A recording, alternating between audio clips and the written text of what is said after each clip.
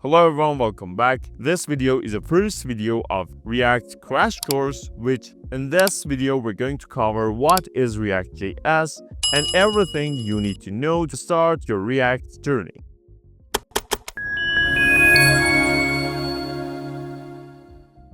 So the first question that we have is, what is React.js? Well, React is JavaScript library for building user interfaces, which has developed by Facebook in 2013 and widely used in single-page applications, aka SPAs, and component-based development. But you might have question of what is component-based development or single-page applications. Well, think of that we have our browser like this. When we use our simple web page, which we got our HTML file, JavaScript file, and CSS file, we're going to load all of them in one page, and all of the codes and web page are going to be in one package inside of our user's browser. But think of that instead of this, we're going to have several components inside of our web page or applications. And each of these components are going to be part of the web page that we want to load.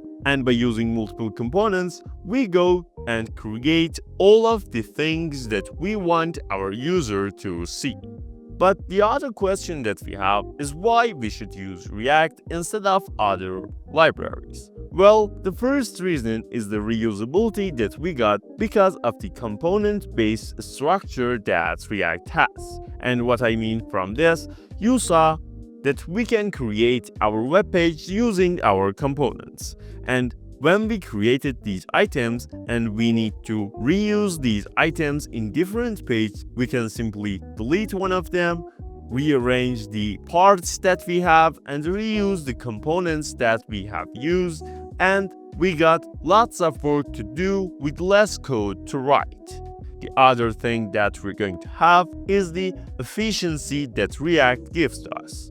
And that is because of the virtual DOM that React has and ensures that we got fast updates and rendering. And if you ask what is virtual DOM, well, think of that we have this server in the left side and our client or user's browser in the right side. If we not use components, we're going to have all of our files, codes, and web page to transfer from the server to the client side, which is larger file than normal, so it takes more time to load and go to user's browser. And when user wants to refresh or update something, again this process repeats and speed is going to be very slower because of all of the files and size of transfer. But in the cases that we use component-based structures, server going to send these components into client side, but because these are separate components, first client's browser is going to create this virtual DOM that you see right here and put all of the components on their own places that we decided and we coded that. Then it's going to put into the actual DOM, which is user's browser. And pay attention, by having this, we got very fast connection between of our server and our browser because of the low size. For example, here, if we want to change something right here, we can do that right here, and speed is going to be very faster than the previous one. So you can see here is the example and compare of these two structures. Let's say we want to change one part of the web page. In the component-based system, we're going to grab only the component that we want, but in the example below, we need to re-render and change all of the code that we have. So because the second one has lots of code and large size of files, it's going to be very slow to come and reload in user's browser. But in the case that we used components, it's going to be very fast because it's only a little component inside of our web page. The next thing that we have is the scalability, which because React is suitable for both small and large projects, we can code whatever that we want using React, no matter how is our project, and it can be best option to use this framework. And if you asked What is the difference between a library and framework? Think of this way, that frameworks are very popular and solid libraries that large amount of people have used this, and basically frameworks are very good libraries. The next thing that we got in the answer of why to use React.js is because it has trusted by large companies and large applications that you might use like Instagram, Netflix, or Pinterest. And in the cases that you might think, we got other frameworks and libraries too, like Angular, Vue.js, and we can do anything that we do with React with Vanilla.js. Well, actually, React is very simple and flexible to do these things. For example, if you want to do something in JavaScript, which takes you lots of time, let's say a week, if you use React.js instead of that, you can do exactly the same thing with better performance and lower waste of time in less than 2 days.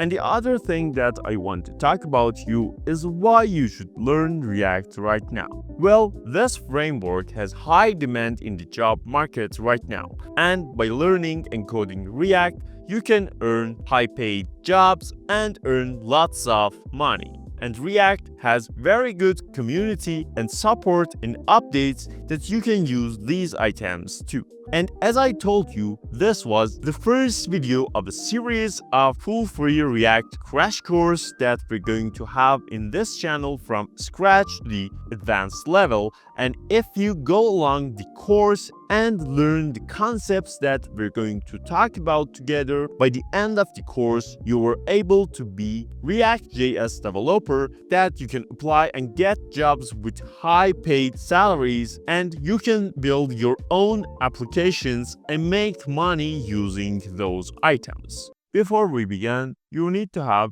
two things on your computer. First one is being the Node.js, and second one is a code editor that I recommend, Visual Studio Code, which is the same thing that I'm going to use in this video. So first, for installing Node.js, you simply search Node in your browser, and you can see here you got this download and install Node from nodejs.org. And here you can download the Node.js for your operating system, which mine is Windows, and the architecture is x64. Then you download it just like this and wait to download. After this downloads, you'll simply open this and you got this, click run, and it can take some time to load the installation UI, so wait a little bit here. Now here we're going to click this next, accept the terms, and select the folder that you want to install Node.js. Mine is going to be in drive C, installed programs, and Node.js folder.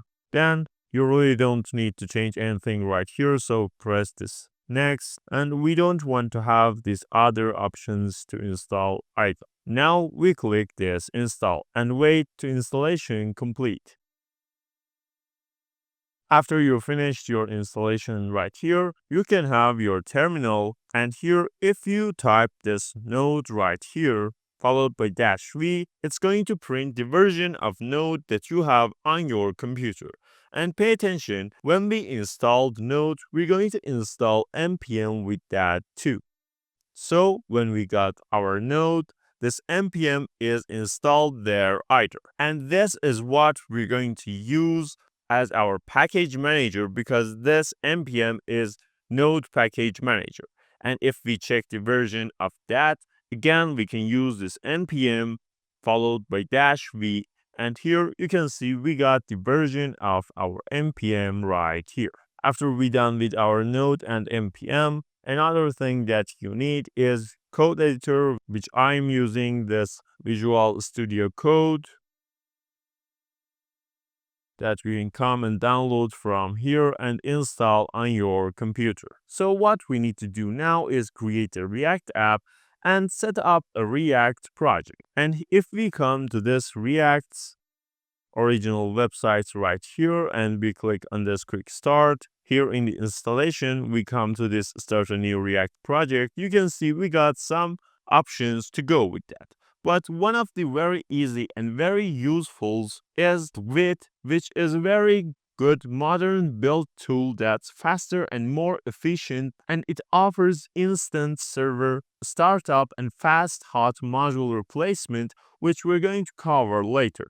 And for creating our React app using Git, first thing that we need is a folder that we want our React application and project to be inside of that. So I'm going to build that here in this path that you can see. So I'm going to open another terminal right here, and we can close the other one there. And what you need to do here to create React project is using this node package manager, aka the npm, and then we use this create, and after this we use this wait, and if we add this @ sign right here and use this latest, is going to grab the latest version of this for us. And after this we're going to define the name of our project. Pay attention that here if we use simple dot, it's going to create that in this folder. But I'm going to create this in another folder inside of my React crash course that you can see we are inside of this folder in our terminal with the name of first app. And if we click enter right here, you can see first it's going to ask us a question that do you want to install the create with package on your computer, which we're going to use this y as yes. And here after that, you can see here in the bit, we got some options that we can use to create projects for that. And you can navigate with your arrow keys, and we're going to select this React that we got right here as our third option. And after we click on this, it's going to ask us another question, which how we want to set up our React. We're going to use the simple JavaScript here. And after we're done with this, if we come and check our folder, you can see that we got another folder inside of our main one with the name of first app. And if we click on that, you can see that we got a bunch of files right here. But another thing that we need to do here is running this npm install. And what this command does is it's going to install the dependencies that we need in our project. And if we click this, you can see that we got error because we need to come to the folder that we have created. Pay attention in our terminal. We are here now, not inside of this folder. So we need to come to this folder inside of our terminal, which we're going to do that by using this command of cd, which stands for change directory. And then you can use this tab to get all of the files that you have, which we're going to use this first app. And after we change the directory to first app, we're going to run npm install again. And now we're going to wait a little bit to installation complete. And you can see here we got this printing of our package and dependencies have been installed. And after we got this kind of information, we're going to use this npm run dev. And what this does, it's going to run our project for us. And if we click, you can see we got this result right here, which says we can access the project by this URL, which is in our localhost on port 5173.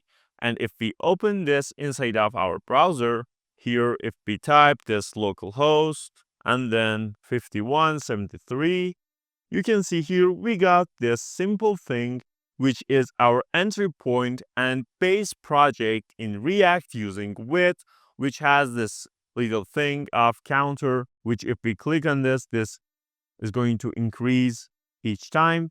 But another thing is very awesome here. If you check your folder right here, you can see now this time we got another bunch of files added to this folder, and we got our full project folders with installed dependencies right here. So let's open this folder inside of our Visual Studio Code, which you can use by having this open folder and selecting that. But I'm going to simply come here and drag and drop this into this section. And you can see that you might have this little pop-up right here, which is going to tell you VS Code wants to save the configuration of your workspace in little file inside of your folder. So it remembers what you have changed and open based off that, which is very good that if you want to save that, which I'm going to save that here again. And now you can see we got our files right here in our Explorer part. And let's have both of our code and the result right here so we can see both of them in one screen. And here, let's talk about these files that we have inside of our project. First one at the top, we got this node modules that you can see, which are necessary things that we need to have to run our React project. So we don't really going to change anything inside of this node modules right here. After this, we got this public folder as you can see right here, which is going to hold our static files for us, such as some image, some global things that we want to have right here, and as you can see, some icons and SVGs. The other thing that we have is going to be this source folder right here, which this folder is where we're going to create our React components and codes inside of this folder. And inside of this, we got a bunch of items here. We got the assets. As you can see here, we got simple SVG of this React that you can see right here, and some CSS file as well as JSX files, which these JSX files are basically JavaScript files, but if you add this JSX extension, you can work with this JSX syntax better and have some recommendations on those items, which we're going to cover what is JSX in the next part of the course. So after this JSX file, you can see we got another main.jsx right here, which we're going to come to here again. And we have two style sheets and CSS files right here. And after this source folder, we're going to have this git ignore, which is basically telling our Git system, which if we want to upload this, for example, to the GitHub, which files we don't want to be uploaded there. As you can see, here we got, for example, this node modules, which because this is a large file, we don't want to have this inside of our Git repositories. After this item, we got this file right here, which is not really necessary, and you can delete this right here. Then we got our index.html, which is the entry point for the app that it can build. So what I mean is this, what we're going to do in the source folder using JavaScript and JSX or some style things like CSS, Sass, or other things is going to come and be in this index.html at the last of the production, and this is what we're going to transfer between of the server and user's browser. After this, we're going to have two this JSON files right here, which here we got this package.json, which this file acts as the brain of our React app, which it tells what dependencies that we have, what are the metadata that we have. You can see here we got some data about the project, and it shows our scripts for the application that we have as same as our dependencies that we have. And after this dependencies, we got our dev dependencies, which these are the dependencies that we use while we're going to develop, and we don't want these items as our production version of the application, which we're going to create application step by step. And after we've finished it, we're going to run this build script inside of our scripts part to create this application's production version. And as you can see, this holds only the name of the dependency and version. This package-lock.json is going to provide exact snapshot of dependencies and tell us what dependencies on what version with more detail than this package.json. So basically, it's like this.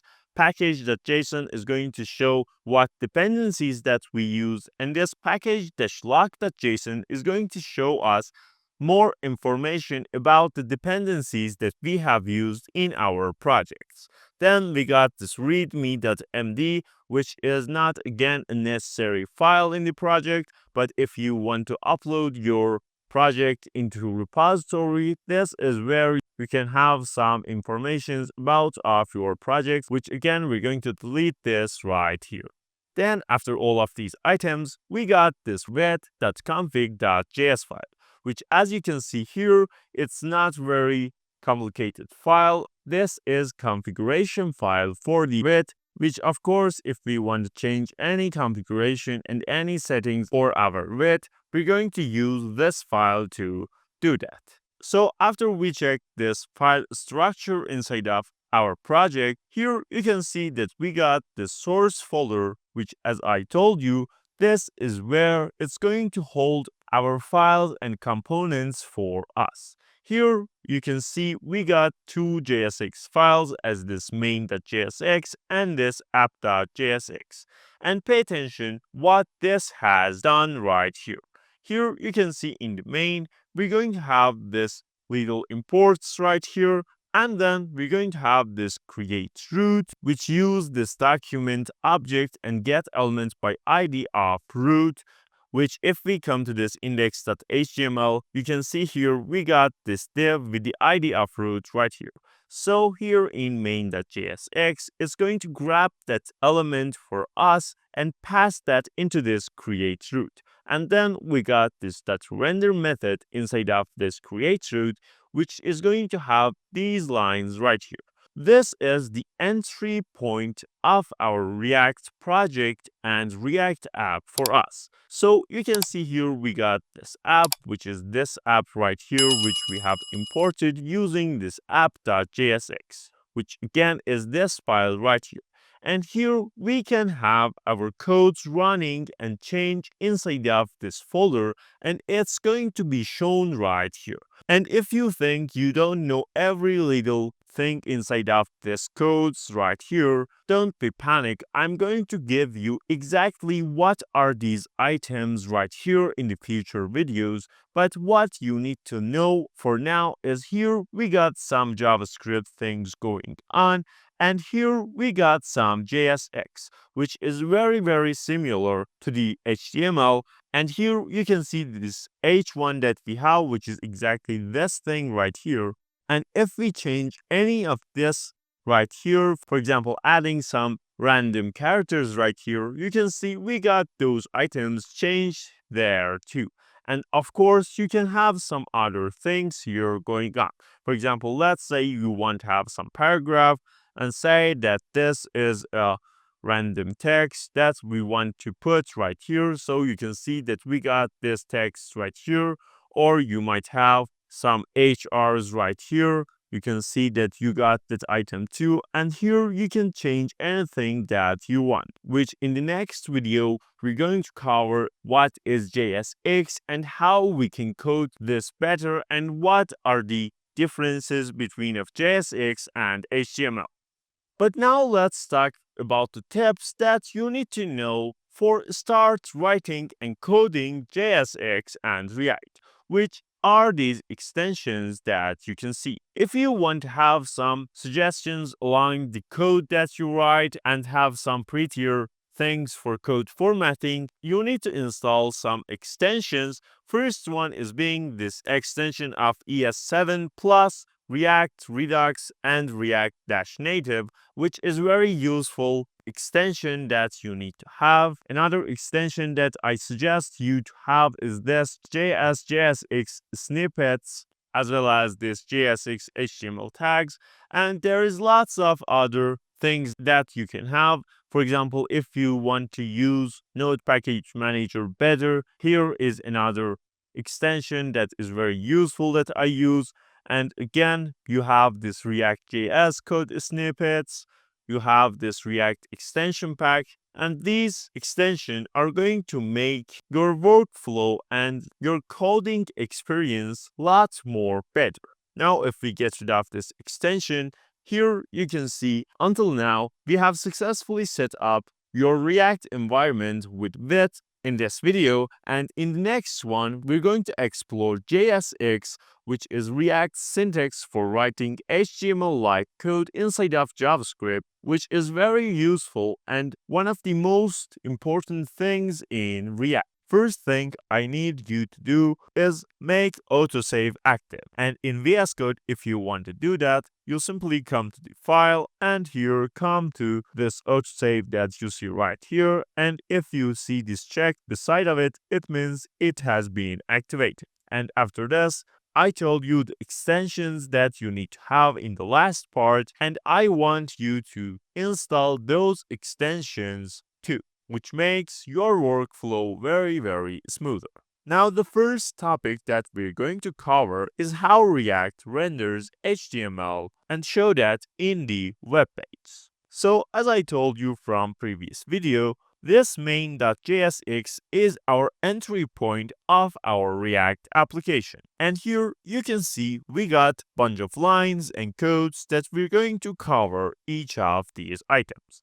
First one that we're going to have is, of course, these import things that we got on the top of our file. You can see we have imported some things from React, some things from React DOM. We have imported this index.css as well as this app component from this app.jsx, which is actually this file right here. The first thing that you need to know here is you can see here we got imported from these two things right here, which unlike these two ones are not path. So how these one is importing? If you come to this package.json, which shows the dependencies that we use in our project, and if you come to this dependencies, you can see that here we got two dependencies, which are this React and this React DOM. And if we come to this main.jsx, you can see those are exactly these dependencies named. So if you have your dependencies installed, you can import them only putting the name instead of the path. But if you have something like this CSS file that we got right here, or some other JSX files, which we call these components actually, you need to import them by the path that is related to them. But here we got another thing that is very important too, which you can see here. We imported app just like this from this path. But if you pay attention here, we don't have anything importing from this path. So if you want to import CSS files into your React components, you need to only use this import and then the path of that CSS file.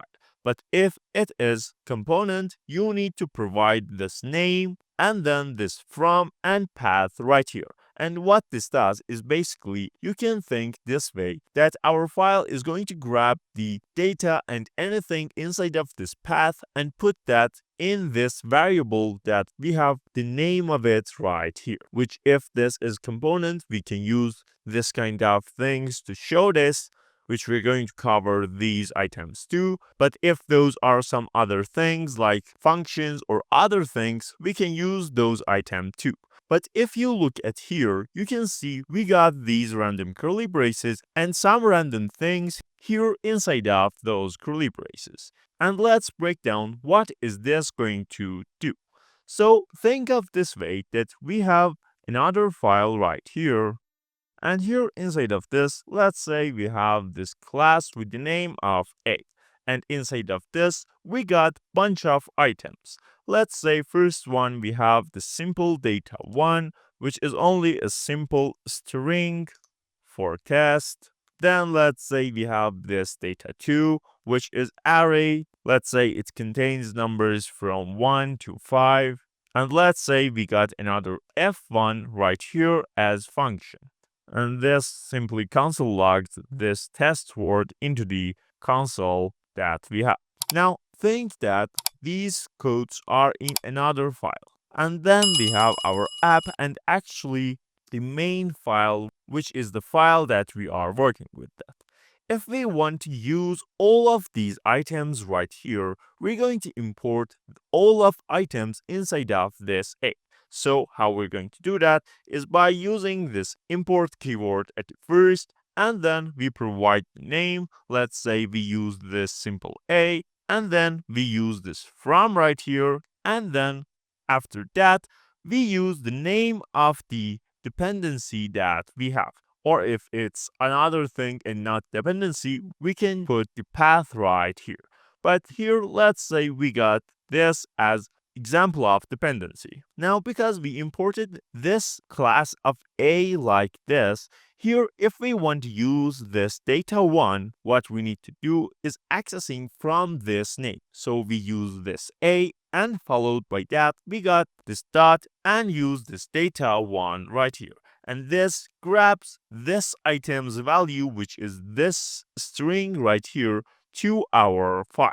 If we want to use this data2, we use this data2 right here. Again, it grabs this array and return that to us. And if we want to use this f1 function right here, what we need to do is use this f1 and call that function.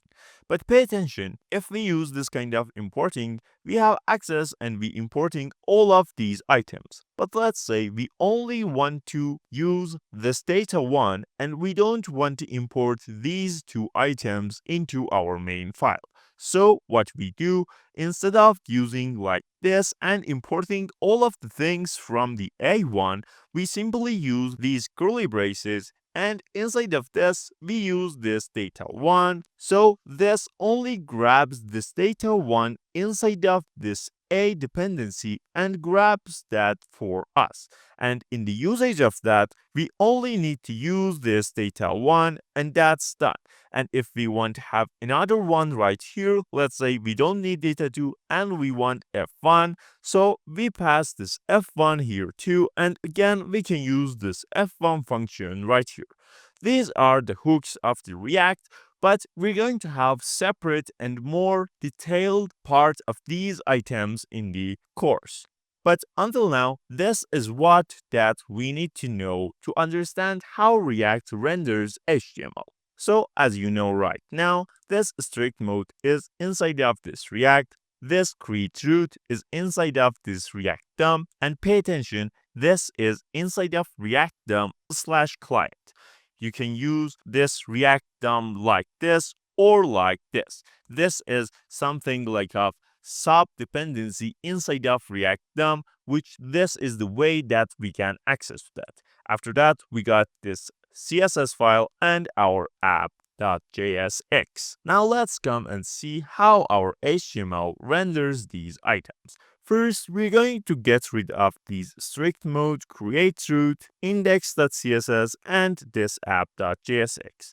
We got these items, which we're going to cover these items too. But the main thing that React does is first selecting the root element that we have inside of our index.html, which is exactly this thing right here. And our React components and React app is going to put and translate all of the JSX and JavaScript things that we're going to code inside of this tag.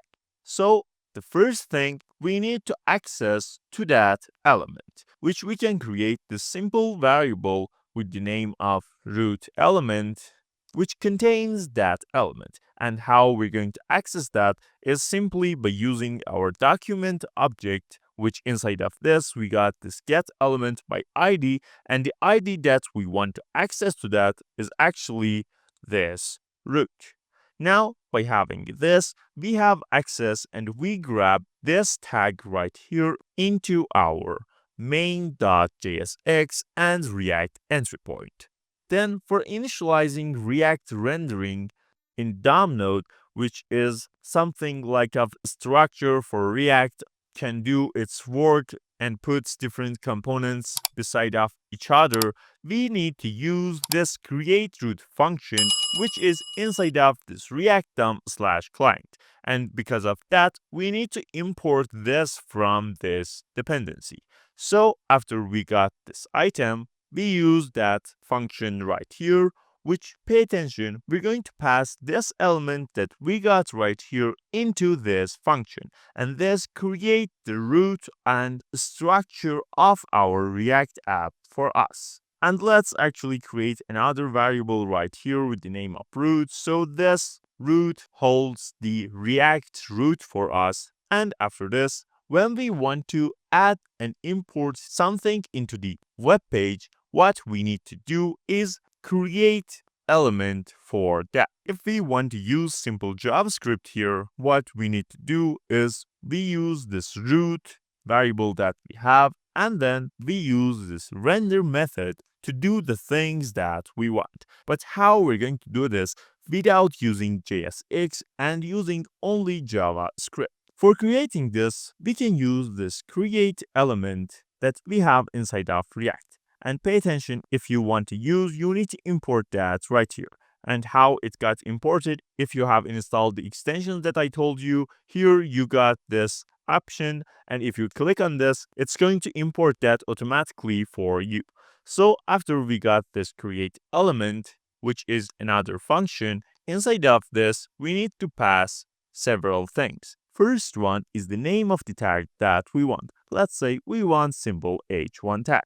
And then after this, if we have any props, we're going to put that right here. So let's say we don't have anything, we put this null here. And after this item, we're going to put what we want to have inside of this h1. For example, let's say we want to have this simple test text. Now, after we done this, it's going to create h1 tag inside of our HTML file that you can see right here. So it's going to create h1 tag inside of this div with the ID of root inside of our HTML file. So let's run our React app right here, which if you use VS Code, if you hold Ctrl and J in Windows, you're going to have your terminal open and you can run your commands right here, which I'm going to do npm run dev. And if you grab the page that you have with this URL, which is localhost 5173, you can see that we got the simple test text. And if we look at the code that this provides, you can see here we got this body, and inside of this body we got this div with the ID of root, and inside of this we got this h1 with simple test text inside of that. Here you can use Ctrl J again to hide that terminal, but pay attention that this is not the way that we're going to do and code our application. This is very hard to maintain, very hard to code, and it can make lots of confuses during the development. Instead of this, we're going to use JSX, which we got another thing with the name of Babel, which is going to translate the JSX into our simple JavaScript. So this is as same as we put this h1 tag right here with this text inside of this in JSX. So this line in JSX is going to be translated using Babel to this JavaScript line that you can see right here. Pay attention that this is not going to contain this root.render and only contains this part of the line. And if we want to use Babel, it's not really anything that we need to do, because when we're using React and installing it and creating React app, in our example, we used Vite to do that, it's going to automatically define and create Babel for us. So instead of that, we're going to use this line that we got right here. And let's actually have both of our code and our web page in the same screen.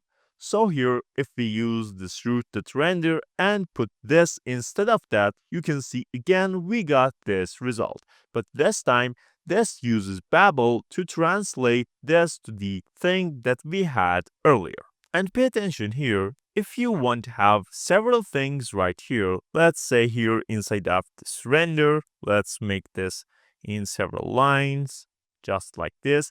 If we want to have, for example, another paragraph with some words inside of this, let's say 50 words inside of this, you can see this is not going to work, because the way that we use Babel and JSX is having all of the items inside of here wrapped in one tag.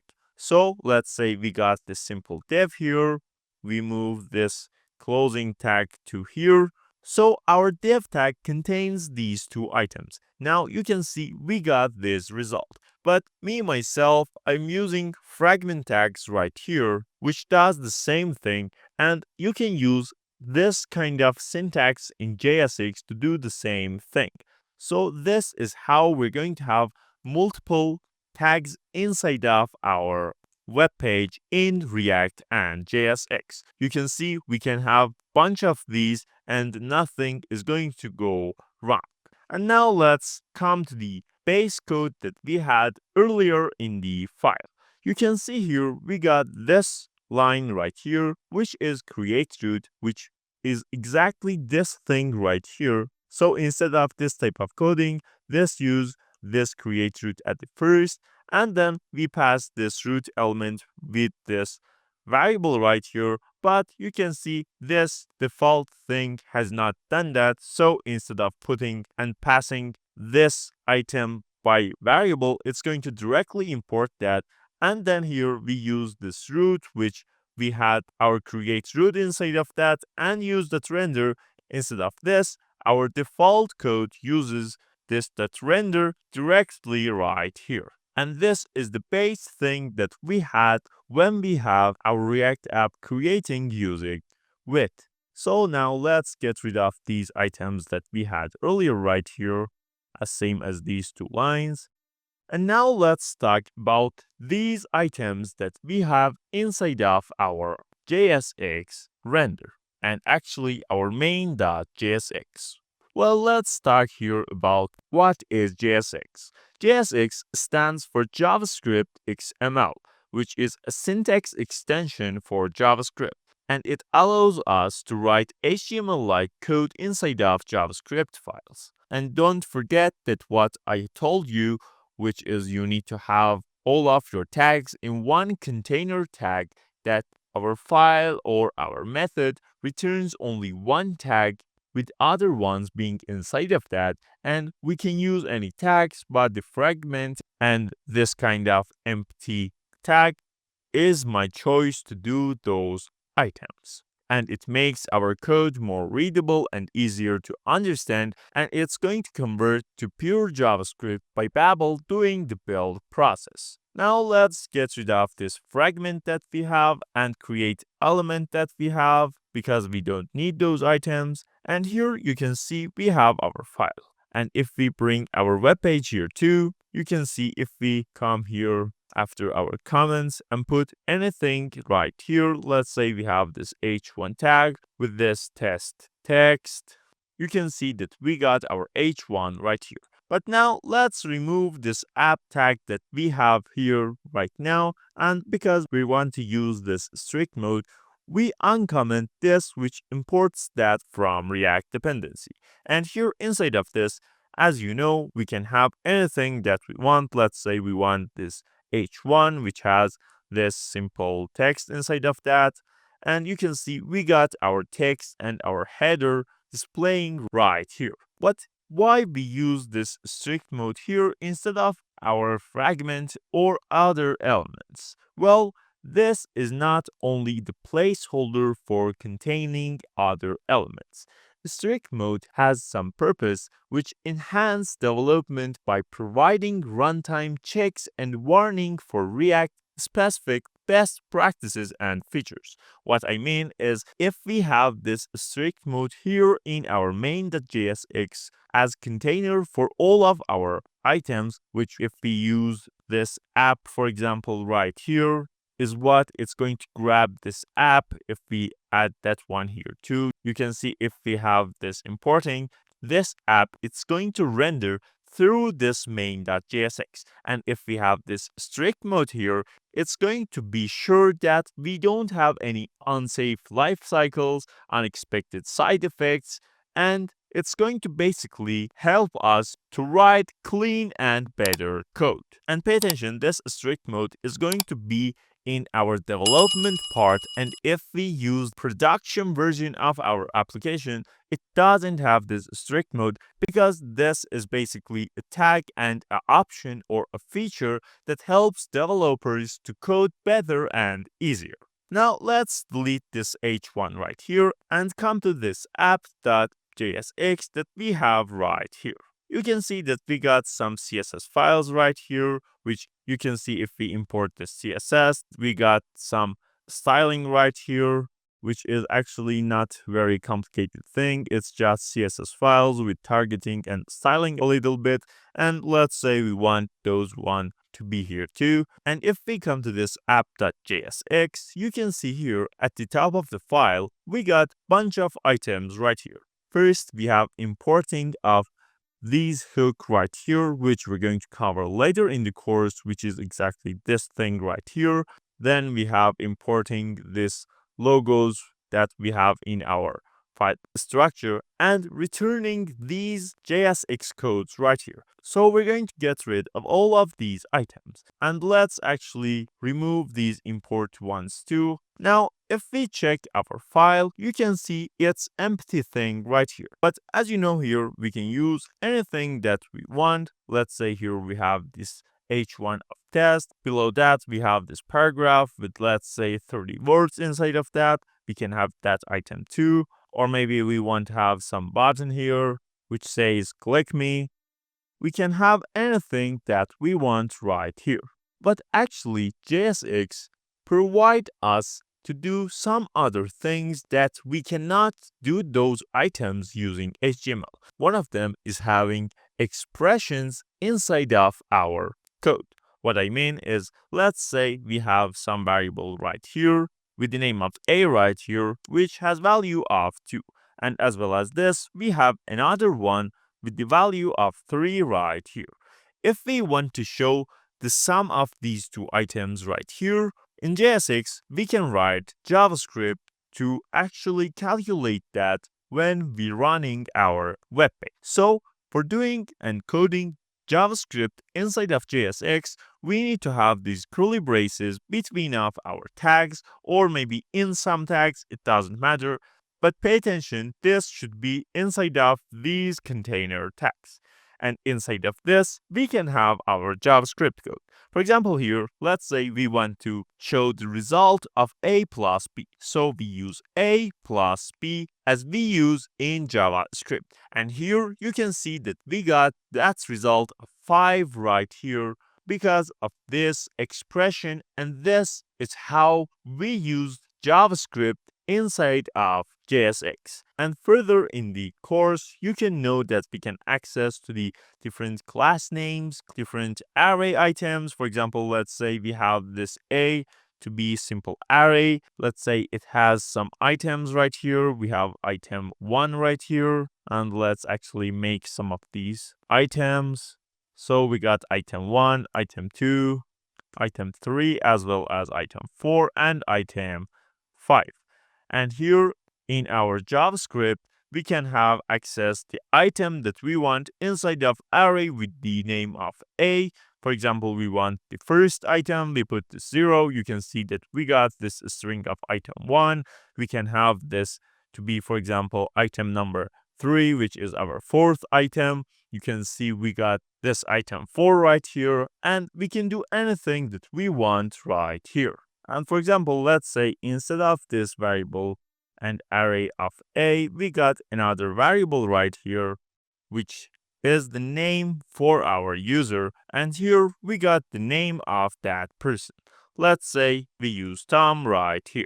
Now here we want to have this H1 to say hello to Tom. What we can do is having the simple hello right here, and then for the name, we simply use again these curly braces right here, and we use the variable of name right here. Now you can see we got this hello Tom inside of our web page, and we can have anything right here. For example, let's say we want hello Mike, we want to say simply user. We can do anything that we want, and this is going to do that thing for us. And because we're using JavaScript here, we have lots of controls on doing different things. Here is an example that I'm going to show to you, which further in the course we're going to use the same thing very more, and actually we might have its own dedicated part for explaining how these items works. For example, let's say here we have another variable right here which tells us if user logged in. So we have this variable of is logged in right here, and this is a boolean value. Let's say at the first it's this false. And here we got the user's name. Let's say we got this as a static value. Let's say this is Jack. So here we want, while the user has not logged in, we show hello user, and when he or she has logged in, we show the name of that person. So what we can do is we can have this simple JavaScript code right here, which uses this if statement right here. Our condition is if is logged in true, so we can use only this, or we can use this right here. And then here, if that's true, we want our h1 here to say hello and the name of that person. And in the else part, we're going to say exactly the same thing, but instead of this name, we're going to have this user. But you can see pure JavaScript here, but this is not working. And this is a thing that we need to use another syntax for conditional rendering. We need to use our ternary conditional operator, which we have our condition here at the first. Then instead of these items, we put this question mark right here, and then we have the value that we want if this condition is true to show, and instead of this kind of else, we use these double columns right here, and we can remove this item right here too. So now you can see this one is working, and because our login variable has the value of false, first is going to show hello user, but if we make this one true right here, it's going to show hello Jack. And this is what we refer to that as conditional rendering. And of course, you can have some additional conditions right here. For example, you can use this as and, or you can use this as or, and other items. And another thing that JSX provides to us is how we can use JSX to render lists very easily in our web page. For example, let's say here we have this variable of cars right here, which is array and holds bunch of cars. Let's say only the brand names, BMW. Then we can have this Ford. We can have this Nissan. And let's say we add another Dodge here at the end.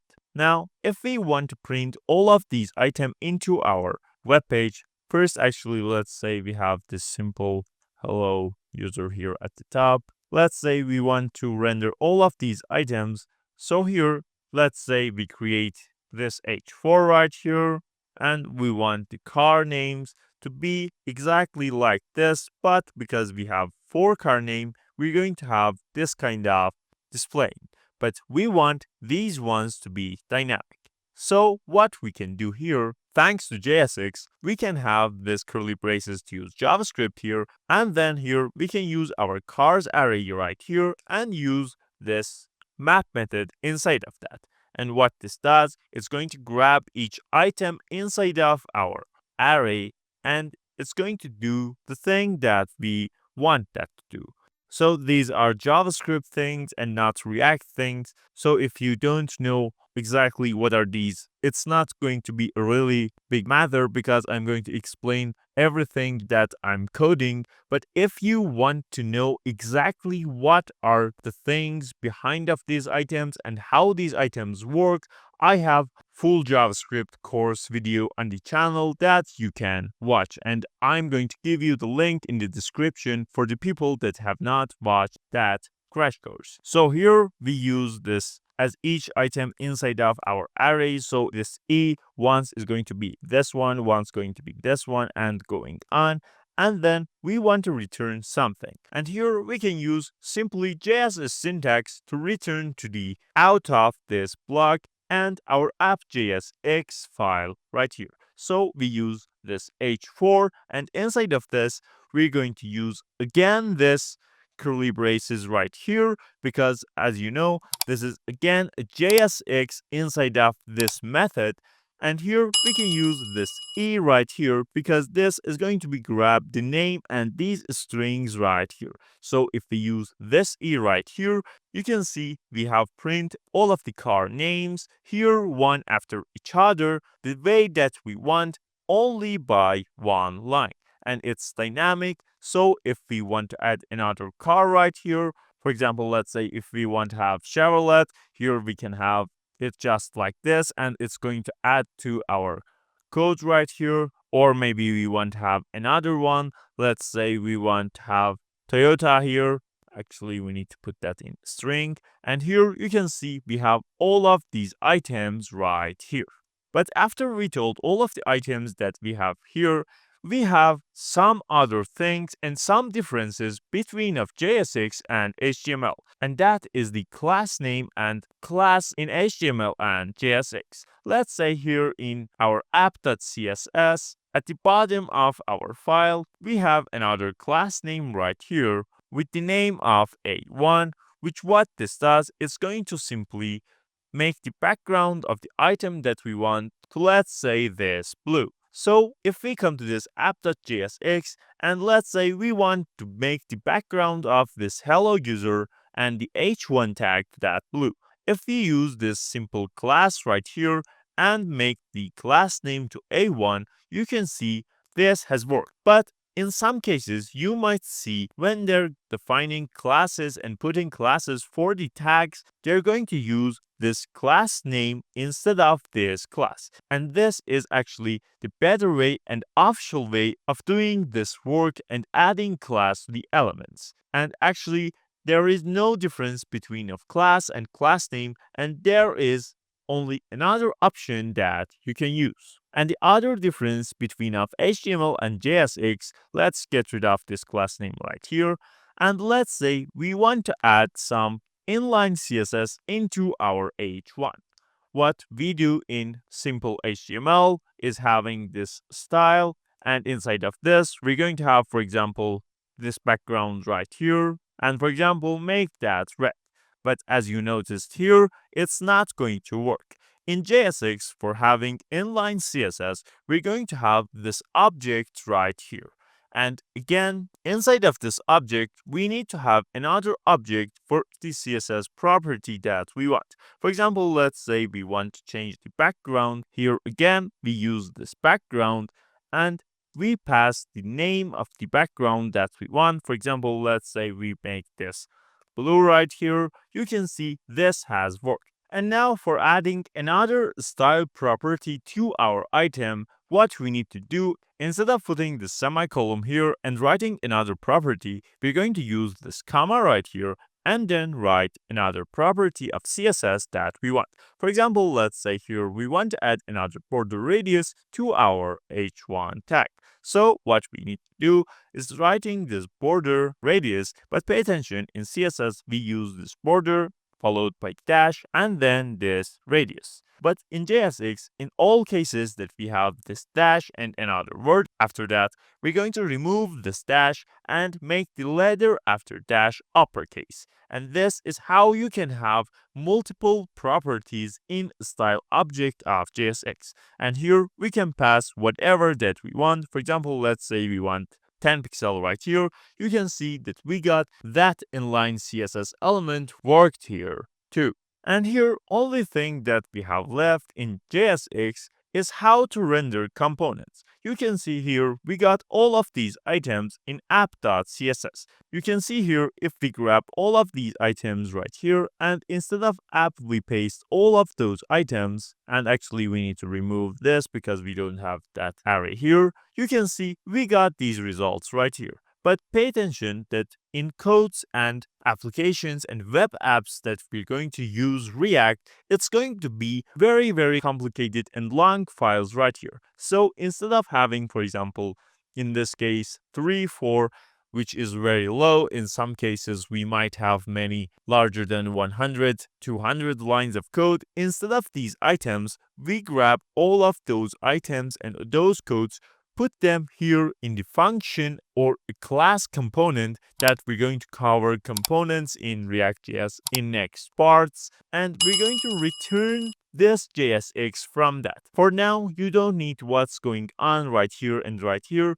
What you need to focus is we're going to return this JSX right here with all of its expressions and things that we have. For example, you can see that we use the scars. We have the scars array right here. And here, what we need to do, we need to import this app.jsx just like this. And when we want to use that component inside of our JSX in our main root, what we need to do is have this opening tag then the name of importing thing that we got right here, and then we close the tag. And you can see we got this item. And pay attention, you can create your own component here too. For example, let's say here in the source, we got another component right here with the name of C1. And then we use this .jsx extension for that. And inside of this, if you have installed the extensions that I have told you, you can simply use this RFCE and it's going to create React function for you that it's going to return this C1 right here. Let's actually make this H1 instead of that div, and we're going to have the text of this is a text that is inside of C1 component. So now if we come to this app.jsx, if we here import this C1 that we created from, and the path is going to be this simple dot slash, and here we got this C1, and here let's say after our paragraph before of the name of our cars, we can have used that C1. So what we need to do is open this tag, the name is going to be C1 here, and then we simply close it. And here you can see this time we got this is a text that is inside of C1 component, which is exactly this thing that we got inside of our C1 component. And the common mistakes inside of JSX is actually two things. First one is not closing tags. For example, here, if you don't use this, you can see it's not going to be work. Or in some cases, you don't close the tag that you have as same as HTML. This is not going to work either. And the other one is not using the parent wrapper that is tagged, which contains all of other items. For example, if we have two items here, you can see we got error right here because each of JSX files and codes are going to be basically in one wrapper and then return to another one. You can see here we got this app, but again here it's going to be inside of this strict mode wrapper. And because we have this, we can have actually another one right here. Let's say we have another H1 right here with the test. Again, we can do this, but if we remove these strict modes right here, we can't have this action to work. So we need to have only one thing right here. Now you know what JSX is, why it's powerful, and how to write basic JSX syntax in React, and how nested components that we used with our C1 and app right here, and we got printing some items from the array that we have dynamically, we got some dynamic texting, conditional rendering right here, and we're going to have lots of more interesting things in the next parts that we're going to have. This is part 4 of our React crash course, which I'll break down what components are, how to create them, and why they are backbone of React applications. Now we have question of what are components in React. Think of components as reusable pieces of a UI in React, which they allow us to break down our application into smaller, independent, and reusable chunks of codes. So think of this as our browser, and here we have our web page and website in this browser. We can have our page like this, or if we use components, we transfer this into some smaller pieces. For example, here you can see we have some headers, then we got the sidebar, we got this main screen, we got the footer of our web page, and we can have actually multiple components inside of another components. And this is how our React applications break the main and big application into smaller pieces. But after we know what are components, we got two types of components in React, which the first one is functional components, which are the modern and widely used type of components that we have, and the other one is class components, which are older and less common in React's latest versions, which we're going to create both of functional and class components in this video. And the other thing that we have is this, why we should use components in React. Well, the best thing that we have here is how this makes our work more easier to create smaller parts and then put all of them together in one piece than creating one large program. And the other one is because of the speed and efficiency that this component-based applications and web page gives to us. Now let's come into our code editor that we have our previous parts code right here, as you can see. So we're going to delete all of these 4 items except this main.jsx. And let's actually run our program right here, which here, because we have deleted those items, we need to delete these ones right here too. So we're going to get rid of these 2 lines, and let's have our strict mode again here too. And this is our first H1 here with the test text inside of that we can see right here. Now let's get rid of this assets right here too, so we don't have anything else in our source folder right here, and let's create our first functional component. So in our src folder, we're going to create another folder right here with the name of components. And inside of this, we're going to have another file, which what name that we want our component to have. Pay attention, this is the name that our component is going to grab later. So use the name that you think is best for this component. And let's say here we have this C1 as our first component right here. And the extension for this is going to be this JSX, of course. Now, inside of this, because of the extension, we can use this RFCE, which is going to create this template of functional components for us. But this time, we're going to code that here together. So we break down what each thing does here. First, at the top here, in newer versions of React, we don't need to have our import of React. But if you see something like this, import React from React, this is what we're going to have already in newer versions of React. And if we pass on this one in functional components, we're going to have our simple function by having our function keyword right here. Then here, we need to put the name of our file and our component right here. In our example is going to be this C1. And then we have these parentheses. And after that, of course, our curly braces. So this is a simple function with name matching the name of the file. And after we got this function right here, under of that, we're going to have this export default and put the name of the function that we created right here.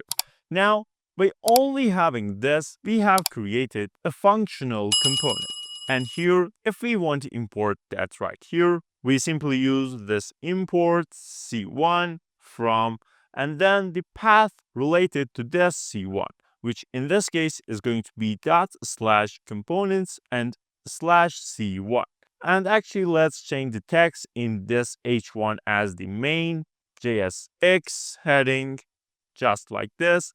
And then let's say we want to use the C1 right here.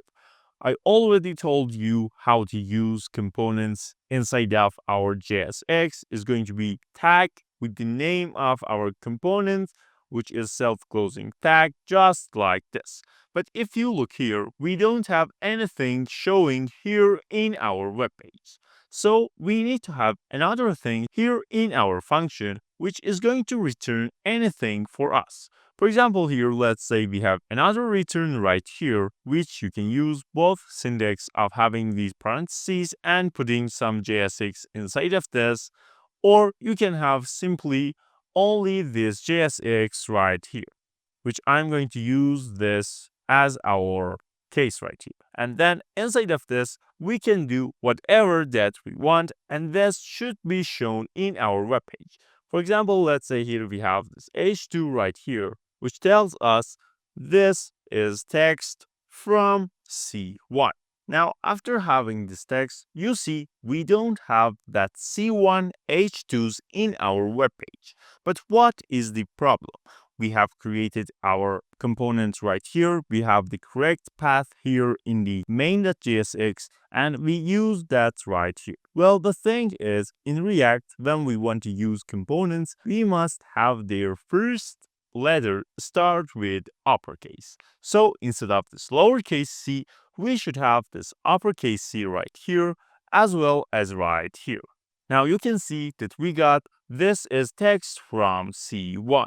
And now basically here we have created functional component called C1 that returns a simple piece of JSX with h2 tag, which you can think this component as a reusable function that outputs this result right here for us. So if we want to have another C1 right here, we simply duplicate this, and you can see here this time we got our C1 component used twice here in our web page, and of course we can have this as many times as we want. Now after having the C1, let's create another class component in our application. Again, we're going to come to this components folder that we have just created, and inside of this, we're going to have, let's say, this c2.jsx as our second component. And here, because we're going to use class to create component, we need to import this component from React just like this. And then here in the next line, we need to create a class as we used to create in simple JavaScript. So we're using this class keyword right here, then the name of the class, which here as same as the name of the component, which should be matched with the name of our file. So we have this C2 right here. Then we use this extends right here because we want to use inheritance here, and then this component that we just imported right here. And then we got this curly braces right here, and this is actually our class. Let's come here and first export our component as we got in our functional components. So we have this export default, and we put the name of the component right here. So in this case, it's C2. And now let's come and create the JSX thing that our component should return. In functional components, we got this return, which holds this JSX codes for us. But here we can't use return because this is class and not a function. So for fixing this, here first we're going to have this render function right here, and inside of this, because this is a function that automatically is going to be called and run when we use this C2 component, here we can use this return keyword right here and have our JSX right here. Let's say here again, we're going to have this h2 right here and tell this is a text from class component. Now, after we got this, let's come to this main.jsx and use our second and class component. First, we need to import it, of course. So we use this import. Then pay attention, we need to start importing with the capitalized name, and we need to start with uppercase letter here. So we use the C2 and then this from, and the path that we have, which is this components and C2 inside of that. And now we can come here. Let's come below this C1 and we use this C2 simply right here.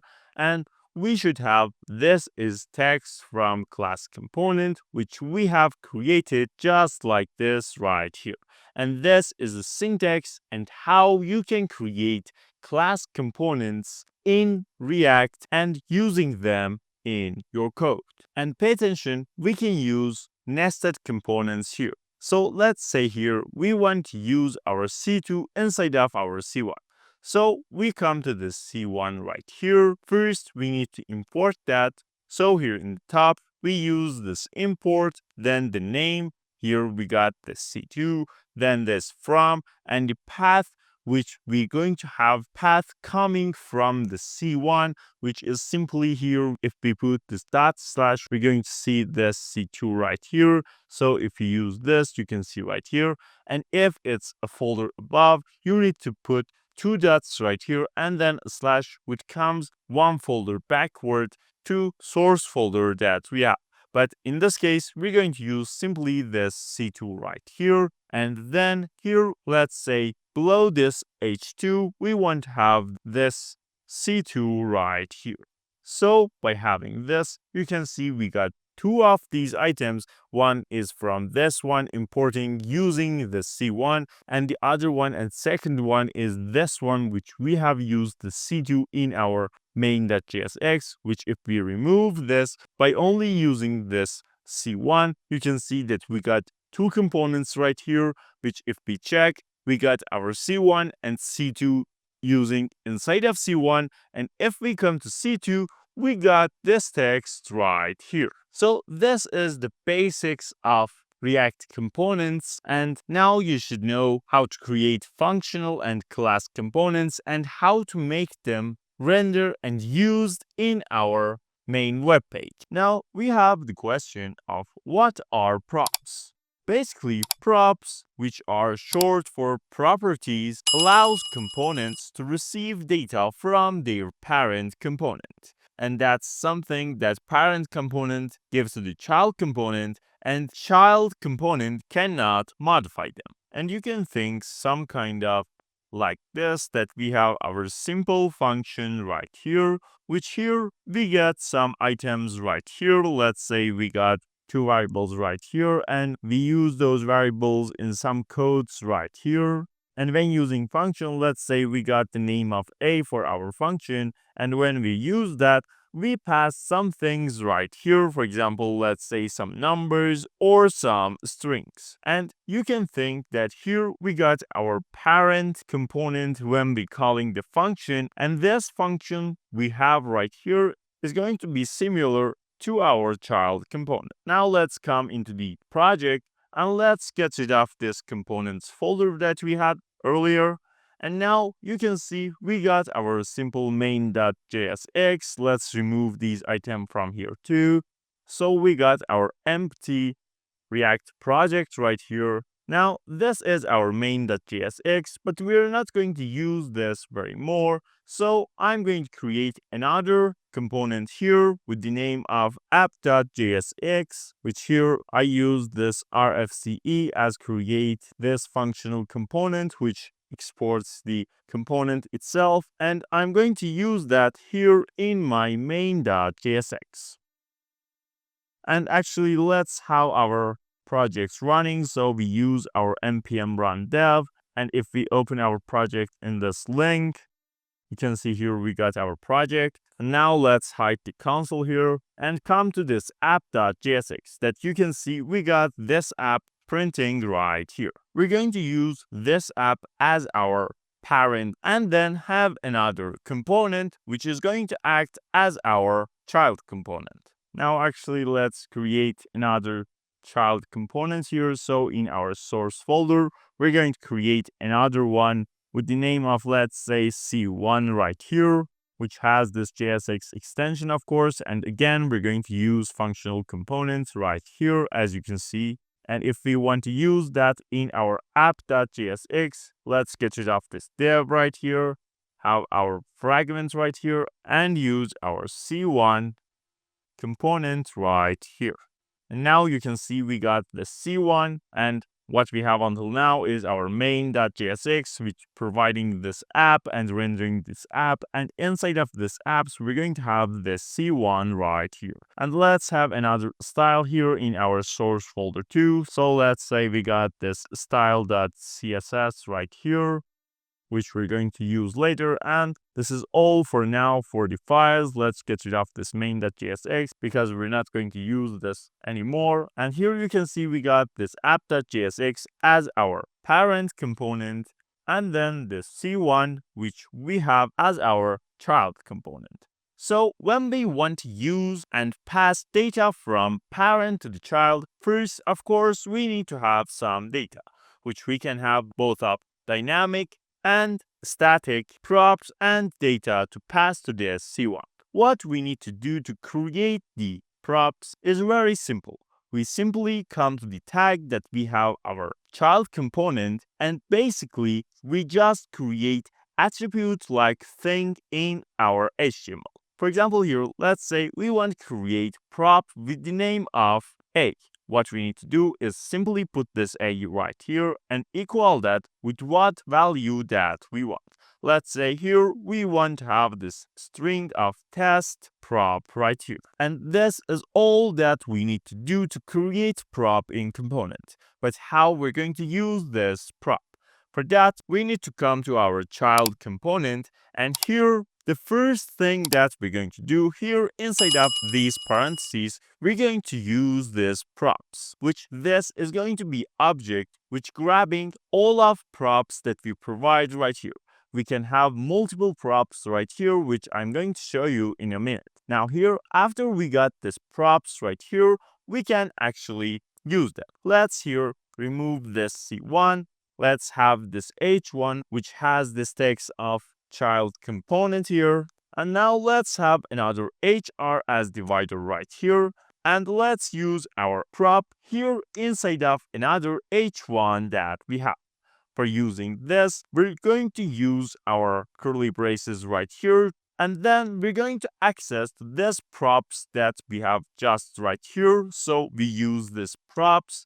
If you remember, we got this props as object. So if we check the type by having this type of, which is built in JavaScript, you can see that we have this object. And if we want to access this A that we have right here, as you remember, accessing fields of an object, we need to have this dot right here and this A just right here. And you can see that we got this test prop appearing here in our component. And we provide the text right here. And pay attention, this is going to be different in every single child component. For example, let's say we have 3 child components right here. You can see we got this test prop 3 times right here and our child component 3 times right here. And if we change the text right here, let's say in the second one, we only want to have this text, and in the third one, we only want to have this prop. You can see we got these items printing based on how we have passed the prop to the child components. But let's say we want to identify the number of components right here too. And let's say we want to make that by another prop right here with the name of B. So let's say we have this B, which has this value of 1 right here. But you notice we can't put numbers like this in JSX. What we can do is having number as a string right here, or using again these curly braces and passing the number here.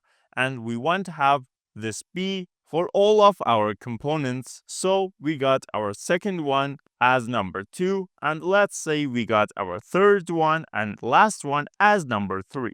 And if we come to our C1 right here, let's use that prop of B here in the heading. We want child component, and then we pass the number right here. As you learned earlier, we got these curly braces right here. Then we want to access this props, and then this B inside of that. And now you can see we got this child component 1, which this comes from the prop of B that we created right here. And here we got this 2, this 3, and the A text that we provided here in our parent component. But another easy way to handling many props when we have lots of props in our child components is distracting these items. As you know from JavaScript, we can have this distracting option, and here we simply pass the names of our props, which in our case is going to be this A and then this B, and we separate them by this comma right here. And when we use this kind of thing and distracting, we don't need to use this props dot each time when we want to use our props. And if we have this B right here or this A right here, we're going to have exactly what we want to have in our result. And pay attention, we can have other types of prop than string or numbers too. For example, let's say here we got this ARR as our array right here, which let's say holds the numbers from 1 to 5. If we want to pass these items, what we can do is, let's say instead of passing these string into this A prop that we got earlier, we want to use that ARR as you know, we need to put these curly braces because we want access to the JavaScript thing that we got right here. So here inside of these curly braces, we can have this ARR, which is our array that we have created in our parent component. And by having this, you can see because we passed them into A and here we printing A, we got these results coming right here. And as well as this one, we can transfer and give prop an object, arrays, strings, boolean values, and any type that you can think. But now let's cover one of the common uses of props, and let's see how this props is one of the very good and awesome parts of React and how it can help us building something unique and powerful with less code and more efficiency. And for that, we're going to create simple UI of application that has some cards that show us some details about different persons that we can give some response to those items. For example, let's say we want to hire someone, and here we're going to have a bunch of people, and we're going to see which one is good and best for our work. And if we want that person, we want to contact with that person. So for that, let's actually get rid of the C1 component that we created and actually this array too. And let's actually remove the C1 right here. And we're going to create component with the name of card right here. Of course, we're going to have this JSX right here and this functional component. Then let's come to our CSS, which I'll accidentally deleted in somewhere. So we got our CSS right here, and let's import our CSS into app.jsx. As you know, we use this import and then directly the path of our style, which is this style.css. And actually we have this misspelled, and this is what we're going to have. And for the style, I have created this right here that I'm going to give you the link to this CSS code in the description that you can use, which let's not waste our time on CSS and come into the React and working with props. So here, first thing that we need to do inside of our app, let's say we got this card component right here, and we should see the cards right here as you can see. And let's come into the card and start coding this item. First, we're going to have a div with the class name of card right here as you can see, and inside of this, we're going to have the simple h1, which tells us name of the person that we have. Then let's say we got this divider right here and have some random text. So this might be as some other info about the person, let's say 30 words right here. And now let's come to this app.jsx that we got right here. And instead of this fragment that we have used, let's make these items divs, which we got this class name of container here too. And here, actually, we need to have this slash before of this div. So if we have, let's say, 3 items right here, you can see here we got 3 cards right here. And let's use props to change the name in these items. So here we use this destructor right here. Let's say the name of our prop is going to be user's name. And here we can use that prop that we got right here. And let's actually come here and pass those users' name right here. So we equal that with this string. For the first one, let's say he has the name of Tom. For the second one, let's say we have this Lily. And for the third one, let's say we have this Jack. And now you can see we have 3 different cards right here in our web page that each one has their different name, but some similar parts as the borders, the lines, some descriptions, and actually we can make the description to be dynamic and different too, but here, because it's test, we're not going to do that item. But another thing that we can do is having another props and another component using in this child component, which in that phase and that perspective, this one is going to be the parent component and the other one is going to be the child component. What I mean is, let's say we want to create some buttons here for each of these items too, because it's repeatedly, we're not going to use this app.jsx to do that, but we're going to come to here in this card. We're going to create another component as our buttons, and then we're going to use them here in our card component. So let's here come and create another component with the name of btn right here, which has again this JSX extension right here, and of course is functional component. And let's say we only want to return simple button tag right here, and we want to use actually props right here too. We want the label of the button to be prop, so we use this label right here that we're going to create in our props. And because we're not distracting, we need to have this props that label right here. And let's say here in our card, we want to use that btn component that we have created. So in VS Code, if you use the suggestions, you can see here it got our component, and if we click, it's going to automatically import that component for you, but you need to close that manually.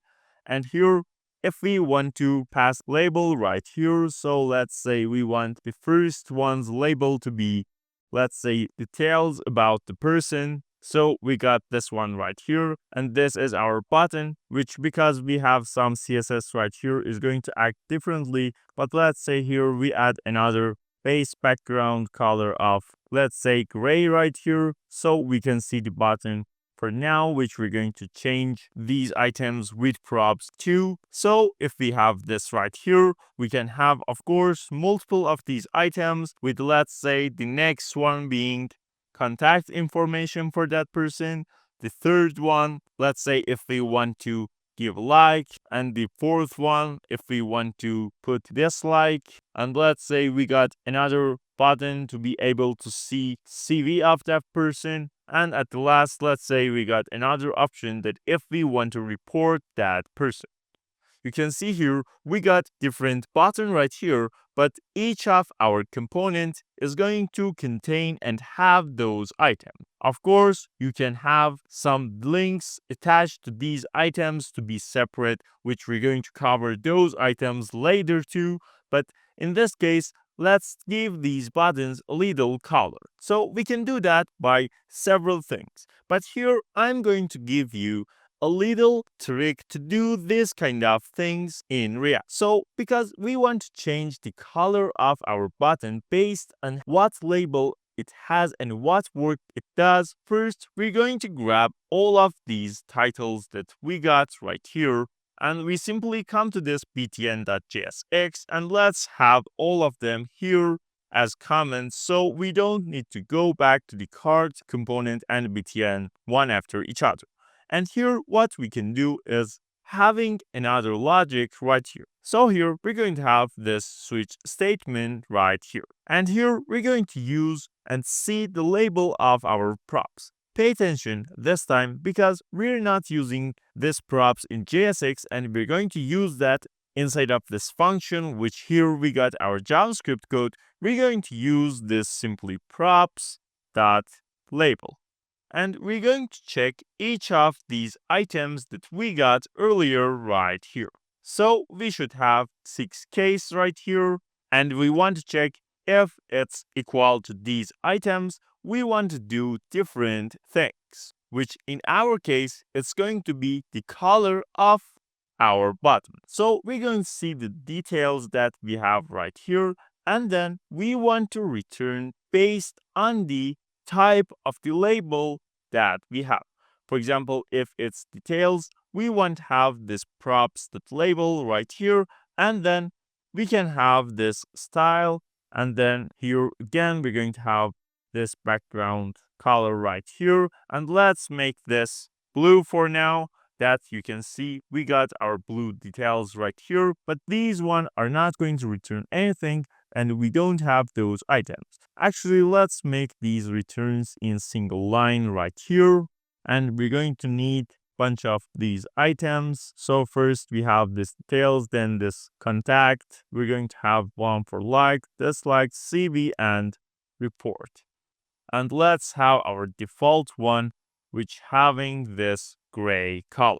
You can see now because we're returning all background color of blue right here, it's going to do like this. But of course, we can change these colors based on how we want. Here in CSS, I have created these color variables that if you don't know, I have video explained variables in CSS that you can watch. And here we're going to use those items, which here first let's get rid of this empty spaces that we have, and then let's come here and change the colors. And actually let's get rid of all of these colors at first, so we have our default one going on.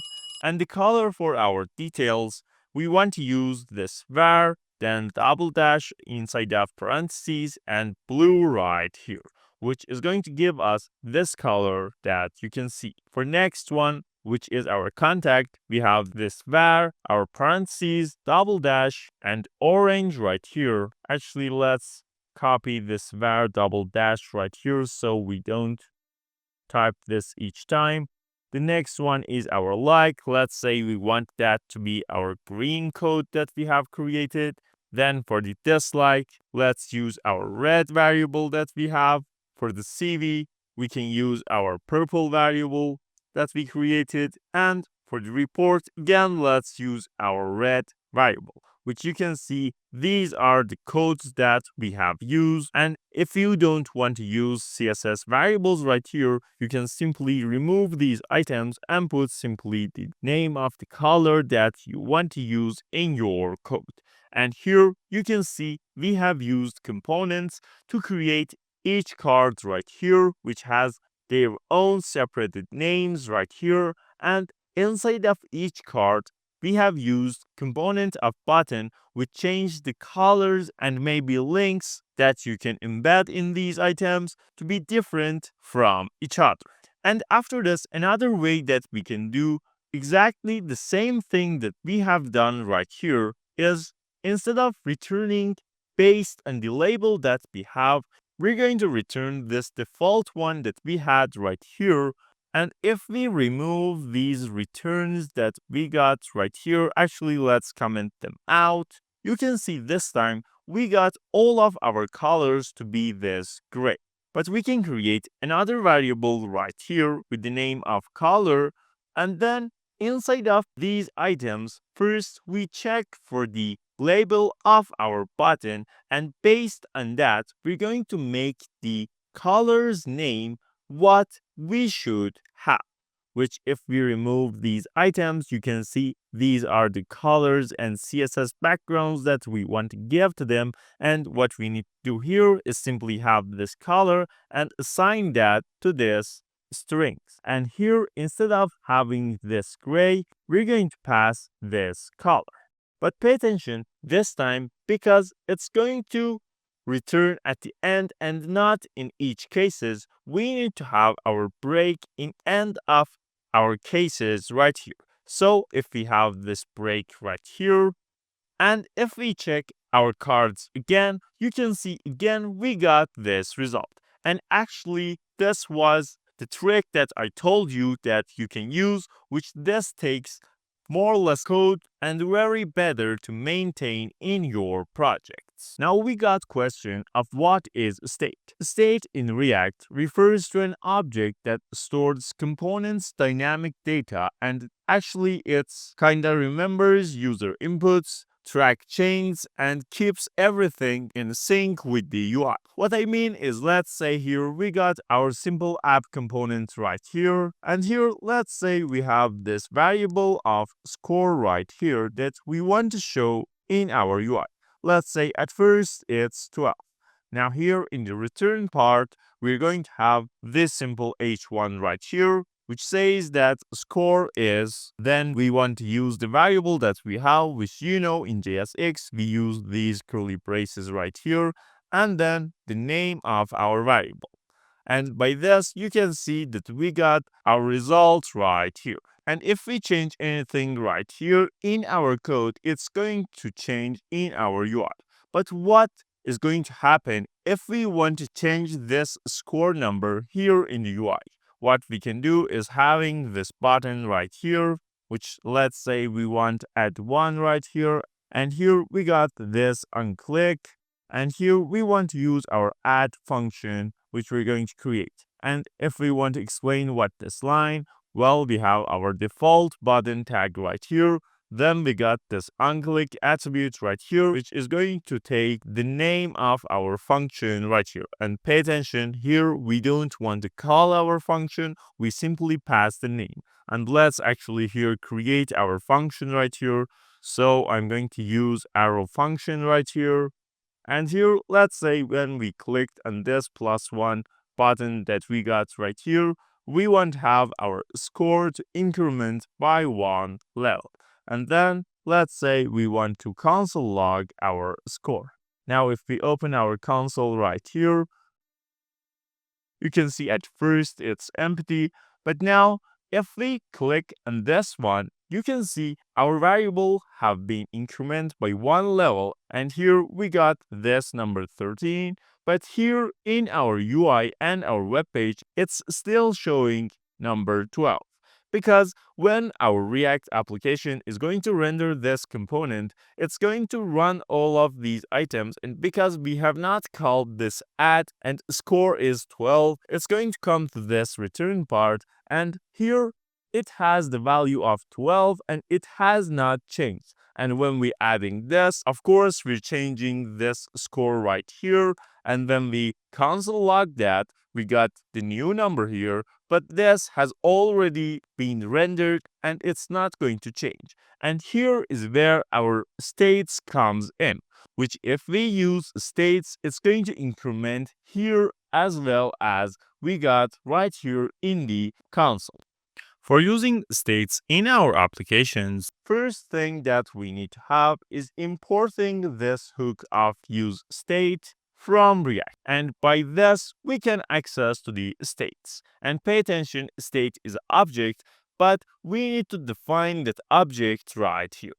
So instead of that simple variable that we got, we're going to create our state. If you use this usestate, you can see it has its automatic template right here that you can use. But here we're going to start simply by coding all along the template that you saw.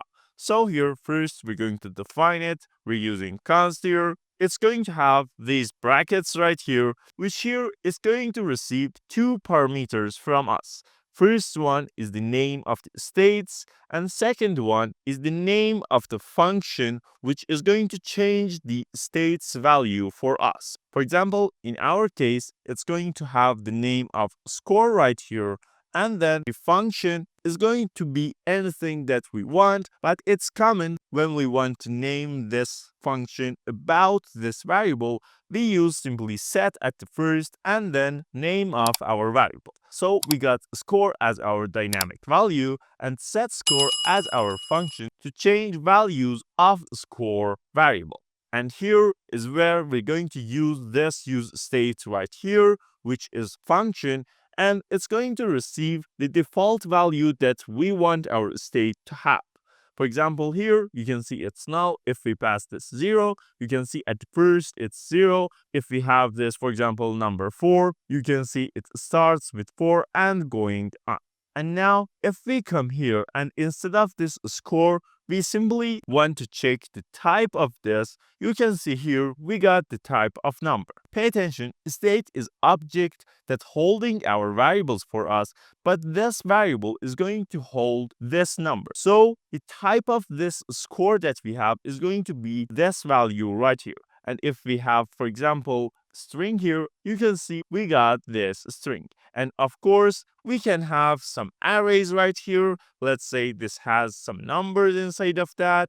And because arrays are going to shown as object, in JS, it's going to show us the object. But again, if we want to print that, you can see we can have that. And we can have objects here too. And actually, we can have any data type that we want. For example, let's say as previous one, we got this value of 12 as start. Then we got our add function right here, which is going to change a little different. You see here, if we add this, nothing is going to happen because we have not used this set score method and function that we have here. So instead of adding like this, we're going to use this set score right here, which is a function. And what value we pass right here, it's going to apply and change our score to that. For example, if we want to change that to number 15, and if we get rid of this console log because we don't need that, if we click here, you can see it changed to this number 15. If we want to change this to number 18, if we click, you can see it has changed to number 18. But pay attention, this is static value, and if we click again, it's still going to show us and be this 18. And how we're going to increment that is here, instead of using this 18, we're going to grab the value that score currently has, which we can use by this score variable that we have. And here we increment that and we pass that to this set score. So here, for example, in this case, the score currently is 18. So we're going to grab this 18 right here, add that value 1, or you can use this kind, it doesn't matter. And then the value right here is going to be 19, and we pass set score the value of 90. But let's have the dynamic control of our state. So if we click here, you can see it's 19. If we click again, we got 20 and going up. And for example, if we want to make that -1, for example, let's say we have this -1 button right here. And here, let's say instead of this at, we got this minus right here. And if we want to have that minus function, we simply copy this. We put the name to the minus right here. And instead of +1, we use -1 right here. And by this, you can see that here, this is going to add 1 to the number that we have, and this is going to -1 from that number. And pay attention, here we have the start value of 12. If we make this number 0, you can see it starts from the 0, and we can go actually to the negative values and come to the positive ones, and we can change this how we want, and it's going to work.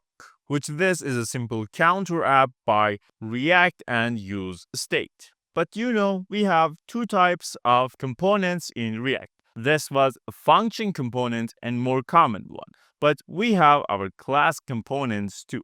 And the way that we're going to use states in class components are a little bit different from functions. So let's say here at first we have this simple class component of app that we got right here, and we want to do exactly the same thing that we created with functional component in class component too. So at the first, you know that we need to import this component. So we use inheritance right here. Then here in the render part, we're going to return this simple div which says app right here, which we're going to change this to this fragment. Then here we want to have our h1. We have this score. Then here we're going to have state. Let's say at first we stay with this 12. And below of this, we're going to have our buttons, which are going to be +1 and -1 right here. So for creating states in class components, we don't need to import anything from any library and dependency. What we need to do above of this render function that we have, we're going to create our constructor. So here we have our constructor, which is function as if you have watched in our JS crash course, which I'm going to give the link to that part too in the description. And here we're going to create our states. Here in the constructor, because as I told you, state is an object in component class, so it's going to be object in this component class, and because we want to use that, we have to use this super right here, which is simple JavaScript right here, and then after this, we can access to the component class and do the things that we want, which in our case is creating a state. So here we use this keyword right here and we target this state object that we have. And then here we can create what state that we want. For example, in our case, we want to create this score and we want the value to have 12 at the start. And here, if you want to have multiple states, you can create another one right here. For example, let's say we have another name right here. which let's say we start with the name of Jack right here.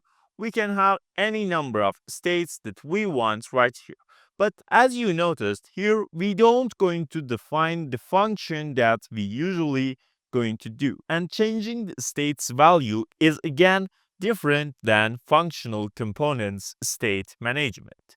And for changing those values, what we need to do, first, let's create the functions that we want to run. Then we click on these buttons. And for creating those functions, we can create our functions right here. Pay attention, here we can use our simply function name right here. For example, let's say this increase, then we have our parentheses and our curly brace. But when we want to use this inside of our button, for example, let's say here this has this simple alert of test right here. If we want to use this in this button, the way that we're going to import our functions in class components is going to be here we got as same as our functional one, the onClick, but here we should use this keyword and refer to that function that we created.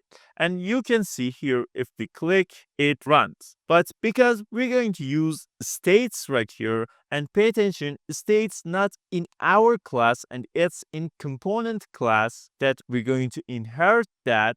So because of that, here we need to use our arrow functions because arrow functions automatically bind this to the class instance. So you can define the increase method as an arrow function and that can refer to state. If we don't use arrow function and use the function to change the state for us, which is going to be this keyword at the first because we want to access the object of states, it's going to refer to this class instead of this one. And for creating that mistake, here we can use arrow functions, which we simply use these marks right here and this changed to arrow function.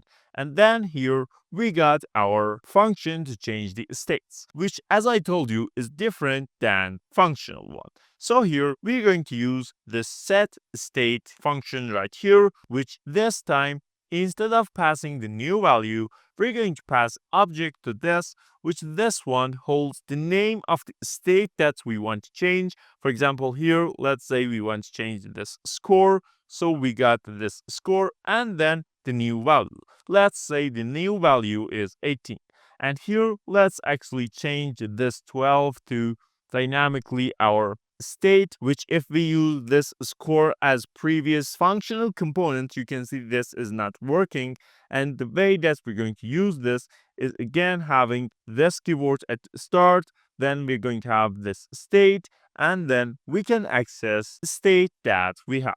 Now, you can see right here, if we click on this +1 button, it's going to change this to 18.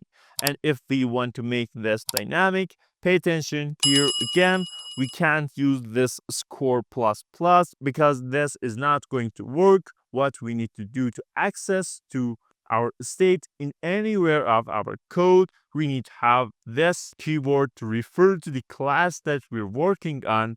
Then we use this state and then we use the name of our state. And here we can add one value to this item right here. And you can see this time this is working. And pay attention, when I told you we're using this to refer to our class, we don't want to refer to this class. Actually, we want to refer to this class. And that is why if we use simple functions right here, we cannot do that items. And for having decrease button, again, we're going to have this onClick that we got right here, but instead of this increase, we're going to have decrease right here. And we're going to copy this method that we created just right here. And instead of adding 1, we're going to have -1. Now, if we use this, it's going to add 1 to our score. And if we use this, it's going to -1 from our number that we have. And of course, because we have another state right here, we can use that one too. So here we use another curly braces right here. We want access to the state, so we use this keyword, then the state, and the name that is the name of our states. And then let's say we have this right here. So we got this Jack's score is 12. And actually, let's have another button right here with the name of change name to, let's say, Tom. And here we don't have this function. So let's create that. Let's say we want to make the name of our function to change name. So we need to use arrow function here again because we want to use set state in this function. And here we use exactly this to refer to the component class. Then we have the set state method that I told you. And here we're going to pass object, which we want to change the name to the new value, which in our case is going to be this Tom. And now let's pass the name right here. So we're going to use again this because in this case, when we use this, we're going to target and refer to this app class that we have. And inside of that, we got this change name. So we use this dot and this change name method. And here you can see if we click on this, now it's Tom's score. And we can change the score here too. And pay attention, here we got another point that is very common mistakes in using states in class components, which having this double plus or double minus right here.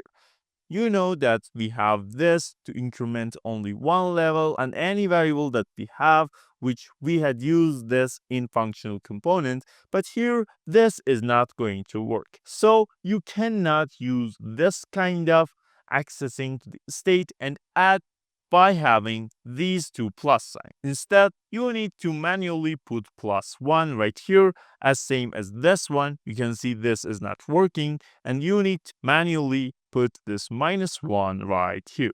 And pay attention, we use states whenever that we want dynamic values in our UI, which are going to change based on the behavior of our user interacting in the web page. So if he has only this web page and he wants to change these items, change names, and we want to give access to that user, we're going to use states. And pay attention, we can have states as props, so the other components inside of our main component can access to that item too. For example, let's say here we have another file right here with the name of this simple card.jsx, which here we're going to have our simple functional component and we want to use that here in our class component. So we're going to import that, and here at the end, after our third button, we're going to use our card right here, as you can see. And actually, let's give this a little bit of style. So we're going to have simple border, which is 1 pixel, solid black, and maybe some paddings right here. Let's say we got 1 rem of padding, and actually it's nice to have some margins too. So let's say we add our margins again. 1 rem is good. And now here inside of this div, let's say we have the simple h2 right here, which again telling score for us. And here we want to use props. You know how we can use props. Here we're going to pass the props to the tag that we're using component in. So here we got this score prop right here, and we assign that with the value that we got. You know how to access the state. It's going to be this right here. Then we're going to have this state right here, and here we got our score. And again, we can come to this card and we can destruct that or simply use our prop right here. And here again, we're going to have our curly braces and this prop, which inside of this, we're going to access to the score. Now you can see it's 12 right here. We can add, it's going to add right here, can decrease by this button, and we can do anything here in the parent one. And because we passing the state and not simple variable, it's going to change in this second component too. So until now, you should know how states work in both of functional and class components and how we can create states, use states, and change the states values, and how to pass as prompts to other components. In the next video, we're going to talk more about event handling, which we use actually some of event handlings right here. You can see here we got some functions that we refer to, and here we got some handlers actually. These can be named handlers in React, which we're going to cover more detail in the next part.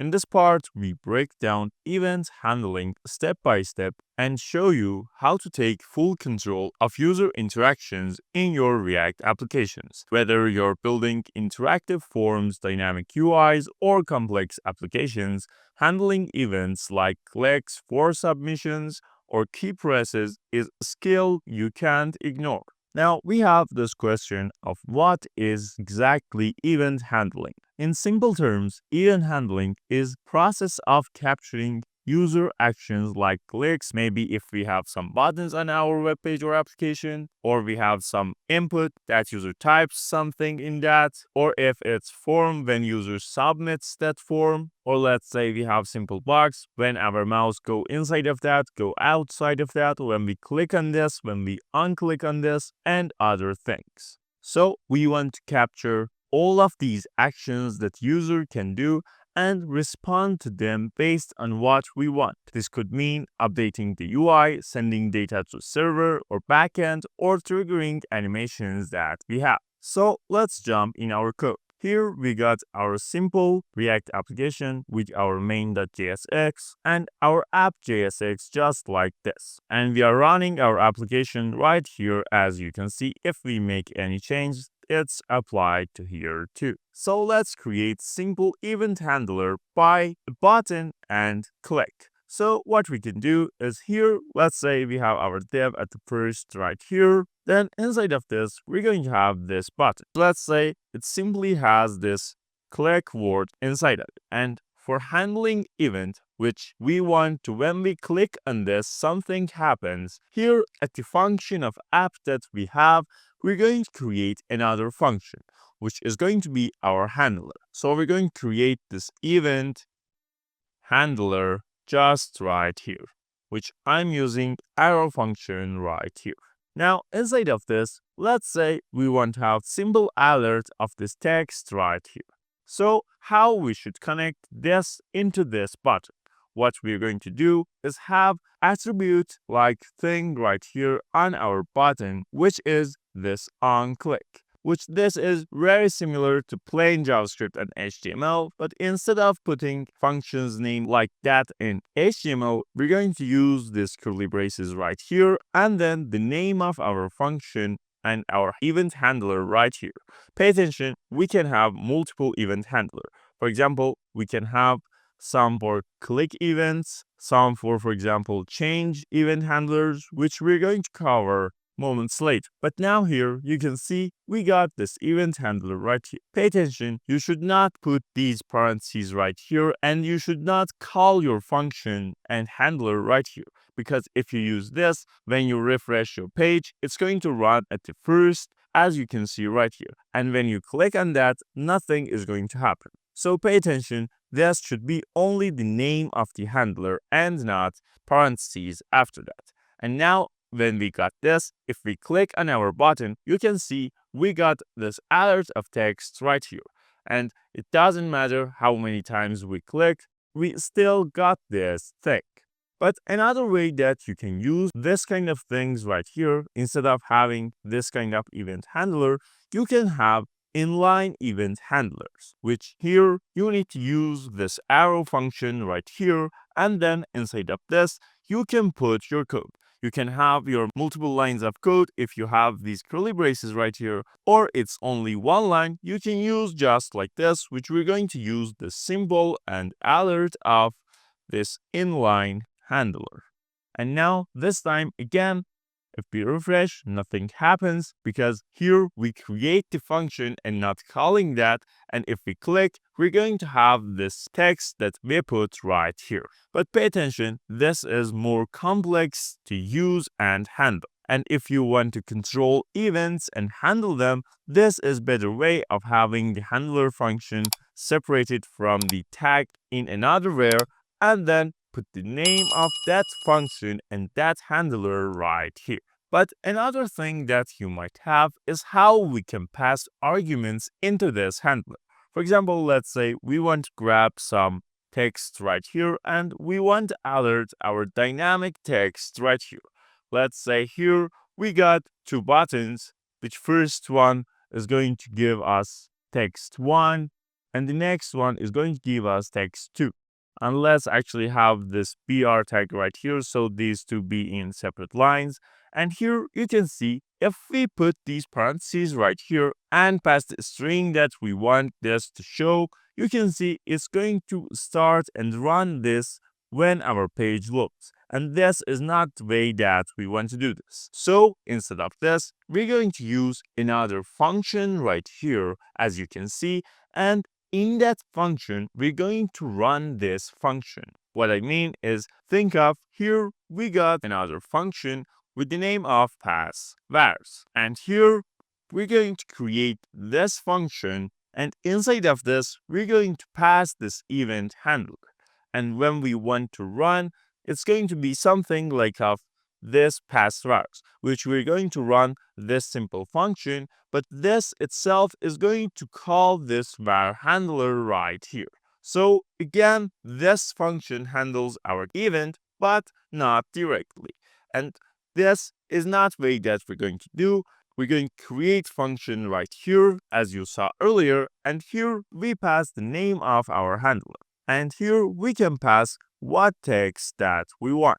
And as same as this, we can do the same thing right here too. So we're going to have this arrow function, again, this event handler, and let's say here we got text number 2. And now you can see if we click on the button number 1, we got this text, and if we click on button number 2, we got this text appearing. But React supports many event types beyond just onClick, which we're going to cover some of the more common ones now, starting with onChange. And we're going to have this onChange event in our forms and inputs. So here, let's say we got this inputs right here, which has the type of text, and we want to control the event of onChange, which we're going to create this onChange right here and pass the handler that we want right here. Of course, you can create another function right here to handle onChange, which is going to be simple function. Let's say we have the name to change handler, and inside of this, you can simply alert this changed word that we have. And when we have any change on our input, we want this change handler to run. And now you can see it's not going to run because we have not changed anything. But as soon as we put anything right here in our input and change that, it's going to run this and give us this changed alert.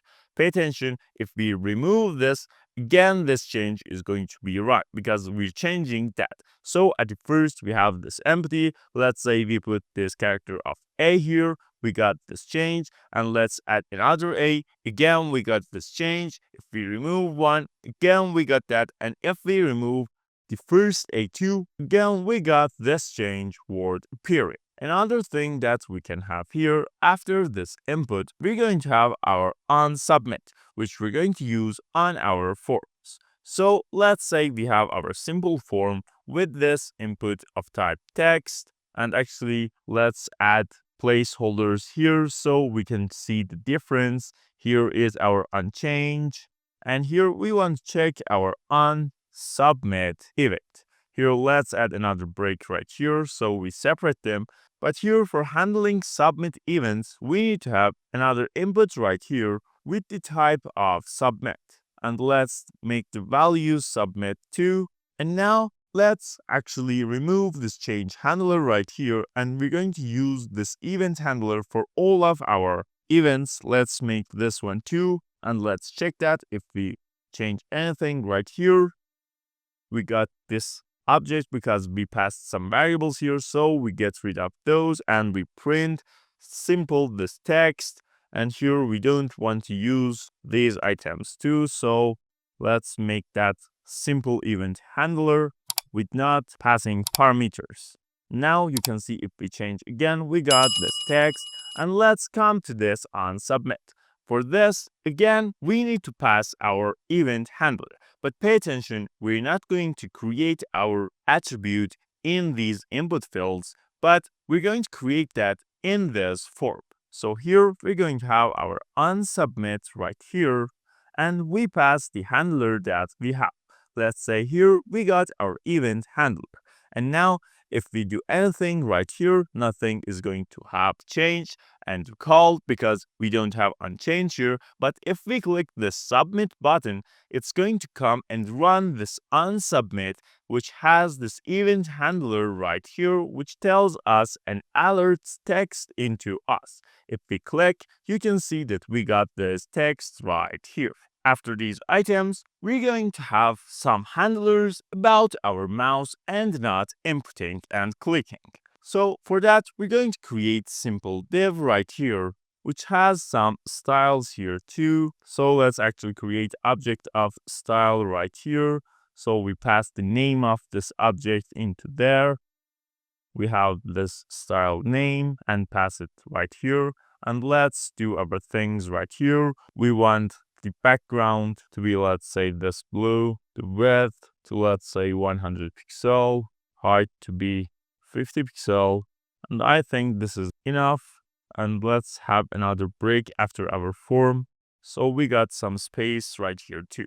Now for this, we're going to cover several items. First one we're going to talk about is onMouseOver, which is going to be run when our mouse goes inside of this box and this div that we have.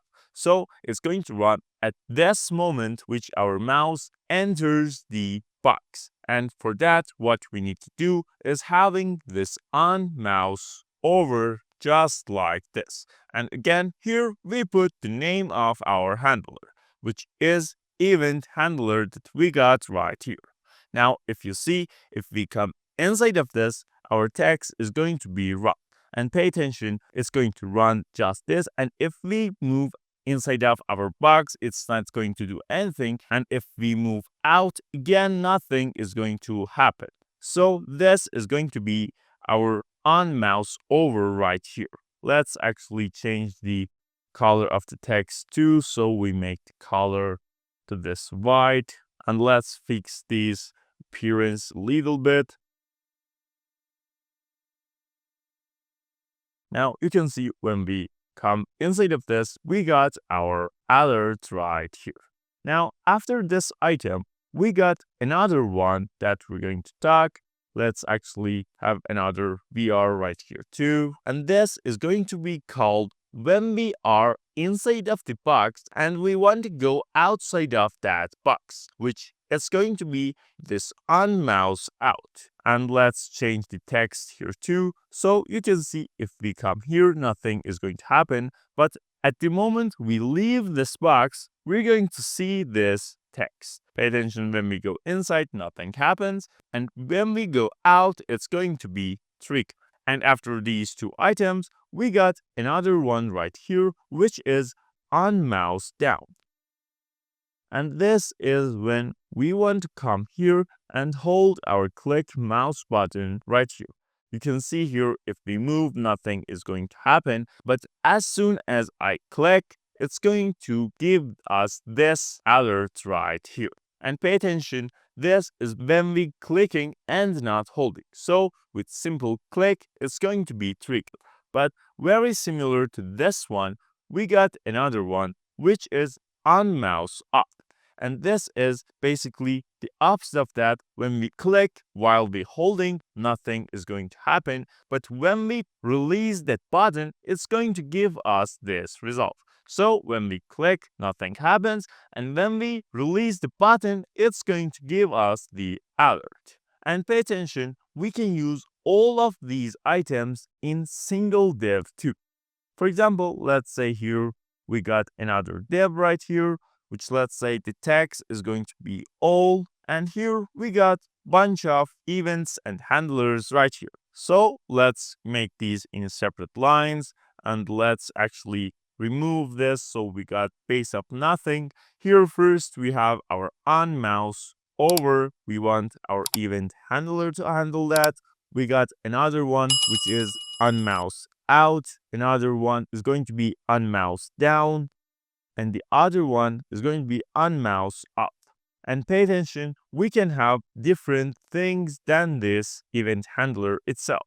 So let's actually use our inline handlers right here to change these items. First, we get rid of these items. We create our arrow function right here, as you know, and then we simply alert here the name of the event that we got. So let's copy these names right here and we simply paste these right here. And when we come into our last div, which is this all, pay attention, when we enter this, we got on mouse over activated. When we start clicking, we got on mouse down activated. When we release, we got on mouse up activated. And when we move outside of the box, we got on mouse out activated. And this is how you can manage your events. But another two events that are very important, which are again related to inputs, let's actually comment out our divs right here. And again, how our input right here. And here we got two other things that we're going to use. First, let's have these placeholders so we can see the difference. The first one is key down and the second one is going to be key up. And what are these? It's going to run when we press any key in our keyboard. And that is the event that is going to trigger. So for doing that, here we got this on key down. And again, we're going to use our event handler right here. So if we come here, if we press this A, as you can see, we got this result. As same as on mouse down, it's going to trigger when we start pressing that key and not going to change when we releasing that. But on key up is the opposite of that and it's going to activate when we release the key. So here we got this on key up for that one. Again, we're going to use our event handler that we created and this time you pay attention, if I hold and never release, it's not going to change. But as the moment I release this, it's going to be run like this.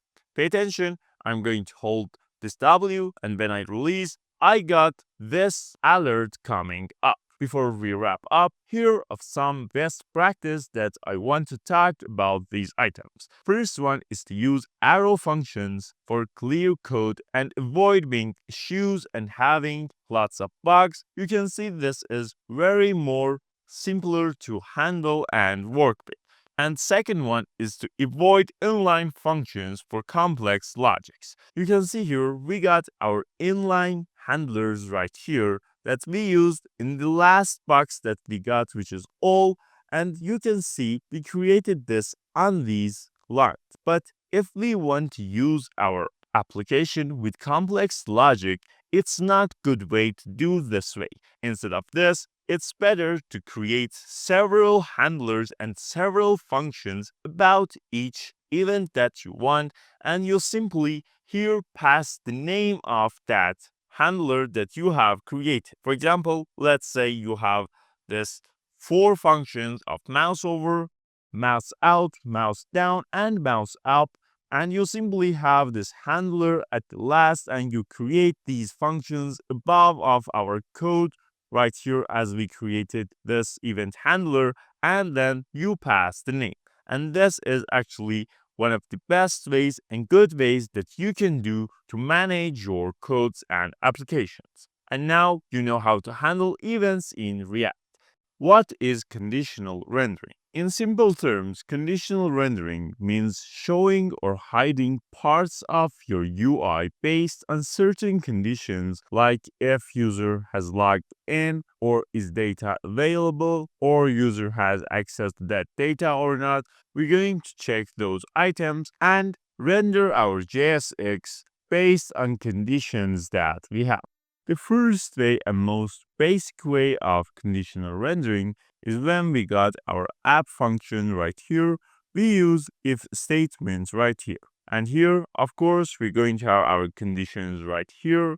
And inside of this, if this condition, for example, let's say here we have this condition 1 is true, we're going to return code 1. And then we can have another else right here, which in this part, we're going to return code 2, which I told you this is the one of the basics ways of our conditional rendering. Let's say here at the first, we're going to have this variable of is log n. And let's say at the first, we got this false. Here in our if statement condition, we're going to have this is logged in as our checking condition. And if user has logged in, we're going to have here this return and let's say h1, which tells welcome user. And now in the else part, if our user has not logged in, we want another h1 right here. And this time, let's say we have this please sign in. Now you can see right here, because our is logged in is false, we're going to return this else part, which is this please sign in heading right here. But if we have this one to be true, so let's make this true, you can see we got this result of returning welcome user just right here. But another way of doing exactly the same thing that we have done right here, but in very efficient way and good way to manage is by using our ternary operator, which I have shown you parts of this option in our JSX part. So for that here at first, we're going to have our return as usual as we have. Then here, we're going to have our h1 like this, and then inside of this, first we're going to check this is logged in right here. Then if it's true, we have the value that we want to pass right here. And if it's false, we want this value to go inside of h1. For the true part, let's say again, we have this welcome user, but pay attention because we want to pass this and return this, we need to put these in these quotation marks to return as a string. And at the false, let's say we got this please sign in. Now because we have this return right here, if we make this in single line, you can see we got this welcome user because this is true and this is going to return to our h1 and this is going to be rendered. But if this is going to be false, again, this please sign in is going to come right here.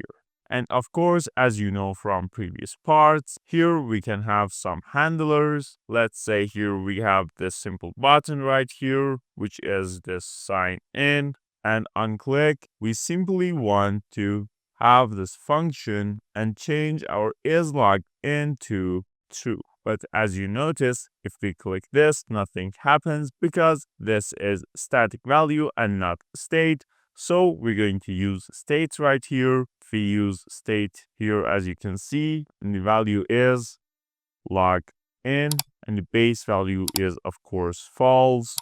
And here we got this function of set is logged in to be true, and actually we don't need this anymore. And now you can see we have this please sign in, and if we click on this button which is sign in, you can see we sign in and now we got this welcome user text appearing. But in some cases, when we have, for example, our users signed in, we want to show some other paragraphs here too. For example, let's say here we want this kind of paragraph showing for our user. Again, here we can have this ternary operator, of course, which we're going to check again for is logged in. If it's true, we're going to have this paragraph tag right here. And if it's false, we're going to have nothing, which we can do by these simple quotation marks. And this is going to do the work. And actually, let's have another button here too. Let's say here we got this log out, and in this one we want to make this false actually. Now you can see if we log out, it doesn't show, but if we sign in, we got this result. But another way and good way of doing this thing instead of this is using logical AND. And for that, we don't need this part right here. At the first, we're going to have our condition, and then instead of this question mark, we're going to put two and sign right here. And this is going to act as before, which if this is true, this paragraph tag is going to be shown. And if this is false, nothing is going to be in our code. So if we log out now, you can see nothing is here. And if we sign in again, you can see we got our result. Another thing that we're going to have is having switch case for conditional rendering. Let's say here we have this variable of user, which here we're going to have if user is admin, if he or she is simple user, or let's say not logged in. And another one of, for example, let's say have access to data. Now, let's say here at the first, we got our user to be admin. We want this switch case here to have our items condition. So the variable we're going to check is this user. The first case is if this person is admin. In this case, we want to return this h1 of admin right here. In the next one that we have, let's say we want to check if it's simple user, then here we want to return another h1, which this time we want to say this is simple user and our break, of course. Then we're going to have our other case, which is have access. And in this case, we're going to return, let's say, this h1 again. And here we say have access to the data. And don't forget your break here. And let's say at the last and default, it's going to have this return of, again, our h1 and please sign in. Now, you can see at the first, it's admin.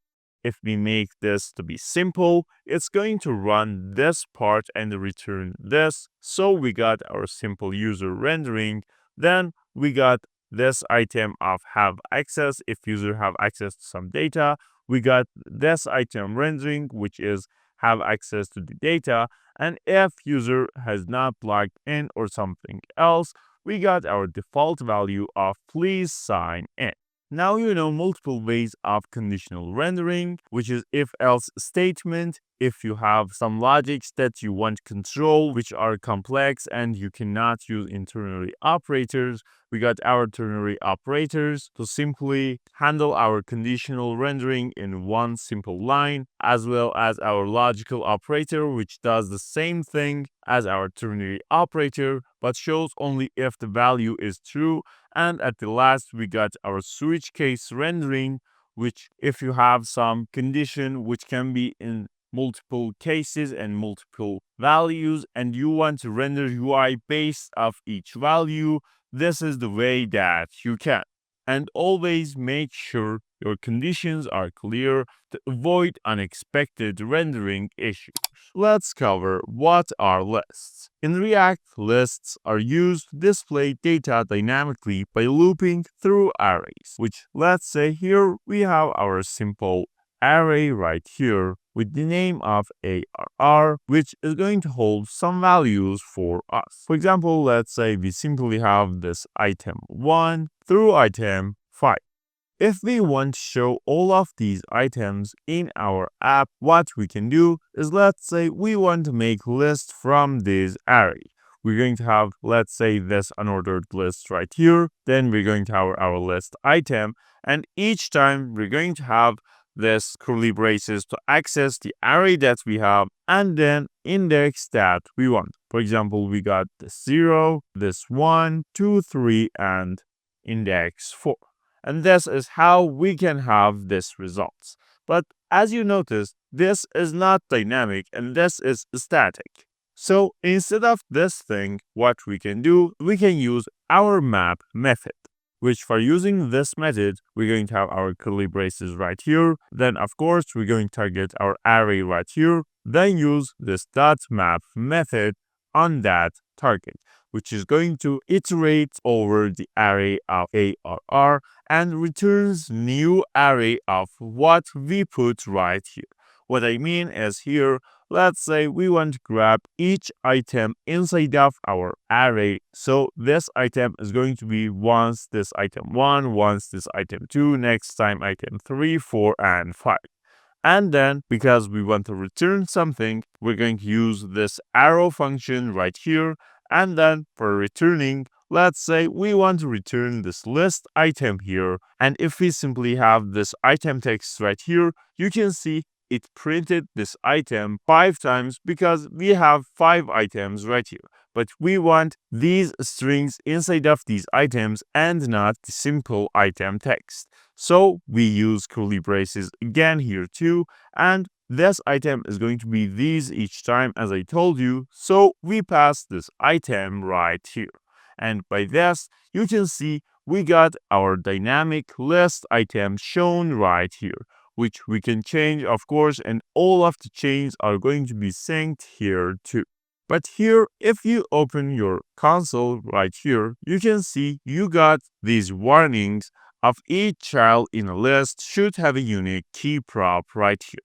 And what is that? If we want to say why keys are needed in React, is because of this, React uses keys to identify which elements have changed, been added, or removed. So in this case, all of these items are going to be same, and React application do not understand difference between of these items. But when we have keys, they improve rendering performance by helping React understand and identify between of these items. And how we can have our key prop here. So in most cases, our array is not just simple the name of our items. Instead, it's going to be array of object which holds data about our items. So let's actually move all of these items to separate lines just like this. And here we can create our object right here for each of these items. And here, of course, first we're going to have some fields. So let's say we have this field of text to be this text that we got earlier too. And then beside of these, let's say we got another ID on each of these items, which is going to be our key prop and different and unique in our cases. So let's say we got these numbers right here. And now here, when we want to render and use our map to create our list items for us, in this list item and li tag, we're going to have this key right here. And inside of this, we're going to use this item.id. Pay attention, this time, this item that we got right here is not going to be this string right here, but it's going to be this object. So we're going to access the field that we need inside of that object, which here is going to be this ID, and here it's going to be this text. Now you can see we got this result. And if we refresh and come to our console just right here, you can see we don't have any errors or warnings anymore. And one of the common errors on this part of React is actually the same key that we just talked about, which people forget the key prop right here, or in some case, they use duplicated keys. So let's say here we got this ID 2, here you can see we have that 2. And this time, if we come to console, you can see here we got this warning of 2 children with the same key of 2. Which is not a good thing to have in our applications. And another cool way you can use this option is by combining this with the child components that you can create. So let's say instead of this object that we have right here, we navigate into this website of JSON placeholder, and here you can come and you can see we got this users right here, or you can simply add /users at the URL, and here you can see we got this JSON file right here, which I'm going to copy this from here, which you can do the same thing too. And here in my array, I'm going to paste that right here, which this is data about some random and fake persons that we have. and we can use as test in our applications to see how it works. So let's collapse all of other items that we have here in the array. We only need one of them to be open so we can see the fields when we want to code that. And actually we got those items here too, so we don't need actually them. And let's say here we want to create another component here with the name of user.jsx. Here we're going to use our functional component, and let's say here we want to have another style.css styling our code, which we're going to add our style.css here in our app.jsx. So we use this import, then we're going to have this style.css. And of course, we need to import our user too. So we're going to do that thing here too. Now first, let's actually check if our user component working right here. So if we come to our code, you can see we got our user right here. Let's make these items comments and have our user here. And we can grab these values that we have right here and show them in good way and pretty way right here. Let's say at first this has this div as container, and let's actually grab all of the values that we need, which let's say we want to show the name, username, and email of each person. So here, let's say first we're going to have this h5 for the name. Let's actually come to our application too. Then after this, we can have this paragraph for our username and what other things that we have. We got the email, and let's say we want to show phone number too. So we can have this email right here as well as this phone number. And let's actually give this div class name of user card. So let's come this style.css and style this a little bit. Let's say we got this simple border here of 1 pixel, solid black. Let's say we want this padding of 1 rem at the sides and 0 rem top and bottom. We can have some margins, of course. Let's say 1 rem here too. We can make the border radius to, let's say, 10 pixel here. And by this, we got our simple card right here. And if we come to this app.jsx and use multiple of these, we can see that we can have this kind of showing, but we don't want to use this simple name, username, email, phone number like this. So instead of these items, we want to use props to pass these values about our users which are in this array and create component list and card from that users. So here, let's get rid of this item right here and actually this one too. And here we're going to use, of course, our curly braces, our ARR. Then we're going to use our map here. And inside of this, we want to grab each item which I show with this E, and I want to use this user tag and user component that we have created. You can see we got our template right here, but it's going to show us this static values because we have not created props yet. And for the prop, I want to pass simply this user, and the thing that I'm going to pass here is going to be the object itself. So I'm not going to pass each of these items separately, one for ID, one for name, one for username. Instead of that, I'm going to pass this object which holds users' data itself in one place, as you can see. And pay attention, we need to provide our key right here. So we use key, and here in our array, you can see we got this ID to be unique. So we're going to use this e.id as our key prop. And here inside of our user.jsx, we're going to receive our prop as this user right here, which is object. And here instead of this name, username, email, and phone number, we're going to use our dynamic values. So for the name is going to be this user.name. We can see that we got our names right here. Then for the username, we got this user.username, of course. Then we got another one of here user. app.email right here. And at the last, we got our user.phone right here at the last icon. Now you can see we got our results just like this, and we got changed this JSON file and this array of objects that we got right here, which I copied that to this array right here by only this simple line of code in our parent component and this map method running on our array and creating this components for us, which in this components we got our prop to create different cards for our different users. And you know how to render lists and use keys in React effectively. We'll explore all of the ways you can style your React components to make your app look professional. Now, in this part, as you can see, we got our empty React project right here, which we're running that on this side. Here we have simply the main.jsx and our app.jsx. And here we're going to create our first tag that we want to style. And here we have our test heading right here.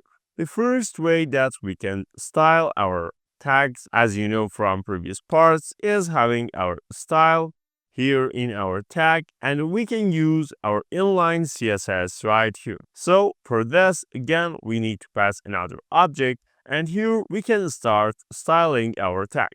For example, let's say at the first, we want to make the color to the red right here. And this is inline style, which is the most basic way that we can use. But as you can see, we have passed objects right here. And if we want to add another thing, for example, let's say we want to have this border. Let's say we want this to be 1 pixel solid black. And maybe we want to have some paddings here. We can have all of these items right here. But pay attention, this is not a good way to put our inline CSS because this type of styling is very hard to maintain. So instead of passing like this, we're going to create another object here in our app.jsx file. For example, let's say we want to name that this simple style, which is object of course, and inside of that we're going to pass these items that we have created right here. And now instead of passing these much of properties and values, we simply pass the style object that we created right here. And as you can see, we got the same result as before. But let's say we don't have only one tag and we have multiple tags that we want to work with them. So let's actually make our fragment tag to this simple div with the class name of container. And inside of this, let's say we want this h1 to have this simple hello world, and then we can have this hr. Let's say we got some paragraph with 40 words inside of it. And at the last, let's say we want to have some button here too, which says simple click right here. Now, if we want to style our items by this kind of inline CSS, we can create multiple objects right here. For example, let's say here we got this style container for this item and this container that we have, and let's code some CSS here. So this is a CSS that we want for our container, and as you know, instead of this class name, we need to put this style right here and pass this style container right here. And you can see we got our results right here. And actually, let's create another one for our button too. So here we're going to create another variable with the name of, let's say again, style btn, and this is again another object, and the code inside of this is going to be these right here. And if we want to add that here too, we simply have this style. Then we're going to pass this style btn right here. And you can see we got our style with only inline CSS, which actually we can manage these items right here too. But another way of doing the same thing that we have done right here is by having these two objects inside of another object. What I mean is, let's say here we have one simple variable of styles, which this is object of course, and inside of this we got bunch of properties. First one is going to be our container of course, which is going to be object, and then we're going to have our button style right here. So we're going to have this button here too. And now we're going to pass these object values and properties that we have created here instead of these separate objects. And now if we get rid of these two items right here, at first it doesn't work because we passed the object's name. But here you can see in our styles object, we got two properties of container and btn right here. And if we want to use them in our container, we're going to target our styles object first. Then inside of this, we're going to target this container property that we have. And we're going to do the same thing for our button too. So we're going to have this styles right here. And then inside of this, we're going to have this btn right here. And again, you can see we got these results right here. And pay attention, you can put this in another JavaScript file if you want. For example, in our source file, let's create another style.js, which here we got this object in this file. And at the last, we can have this export default, our styles. And here in our app.jsx, we can simply import that by our ES6 syntax, which is this import styles from style. And here you can see, again, we got our result right here. But if we want to have our CSS codes in another file, you know the basic way. We're going to create the simple style.css in our source folder. And here we can pass the class names and tags that we want to have. And by this, you know, in this syntax, we're going to use CSS syntax and not object syntax in JavaScript. So we target our class of container. Then here we got our paragraph to have some margin there,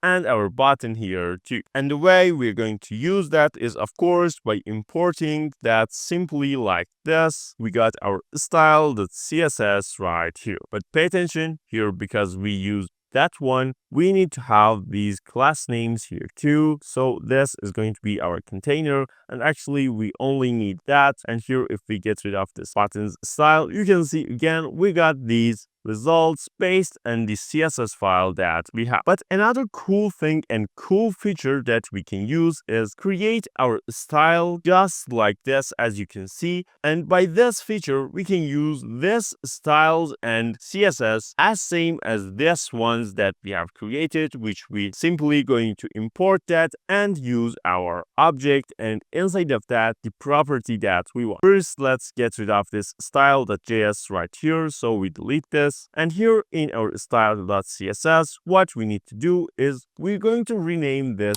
style.module.css. And after we created that, here we're going to import that as same as JavaScript file. So we're going to have our import, the name that we want that have. In this case, I'm going to put the name of styles here, and then we have the path, which is going to be this style.module.css. But you can see here, our button has worked right here, but our container is not going to work. And that is because of here, we got our container as class name. And because we don't have any class names right here, it's not going to work. And for using modules class name here, we're going to have the simple class name. And pay attention here in the class name, we're going to again have object. And inside of this object, we're going to use this styles that we created right here.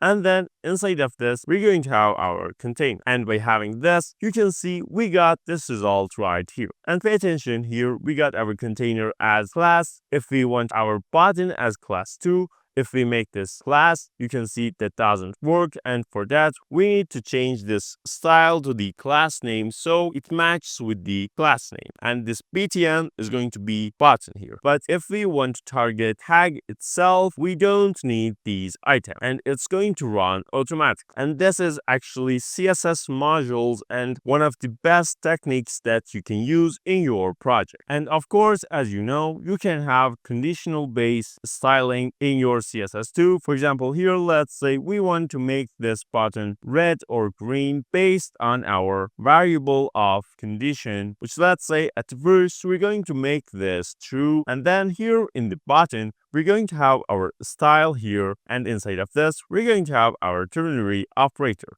which here we got our condition right here. Then if it's true, we want this object which has this background to be this simple green. And if it's false, we're going to have another object, which in this case is going to be this background of red. Now you can see because it's true, it's going to be this green. But if this going to be this false, it's going to be this red. Now you know how to style React components like a pro. So now we got question of what are React hooks. React hooks are JavaScript functions that enable you to use state and other React features without writing a class component. You know that we got two types of component, which is this class component that we can have, which was the base component type before functional component, which has some features like states, lifecycle methods, and context. But now, when we're going to use our functional component,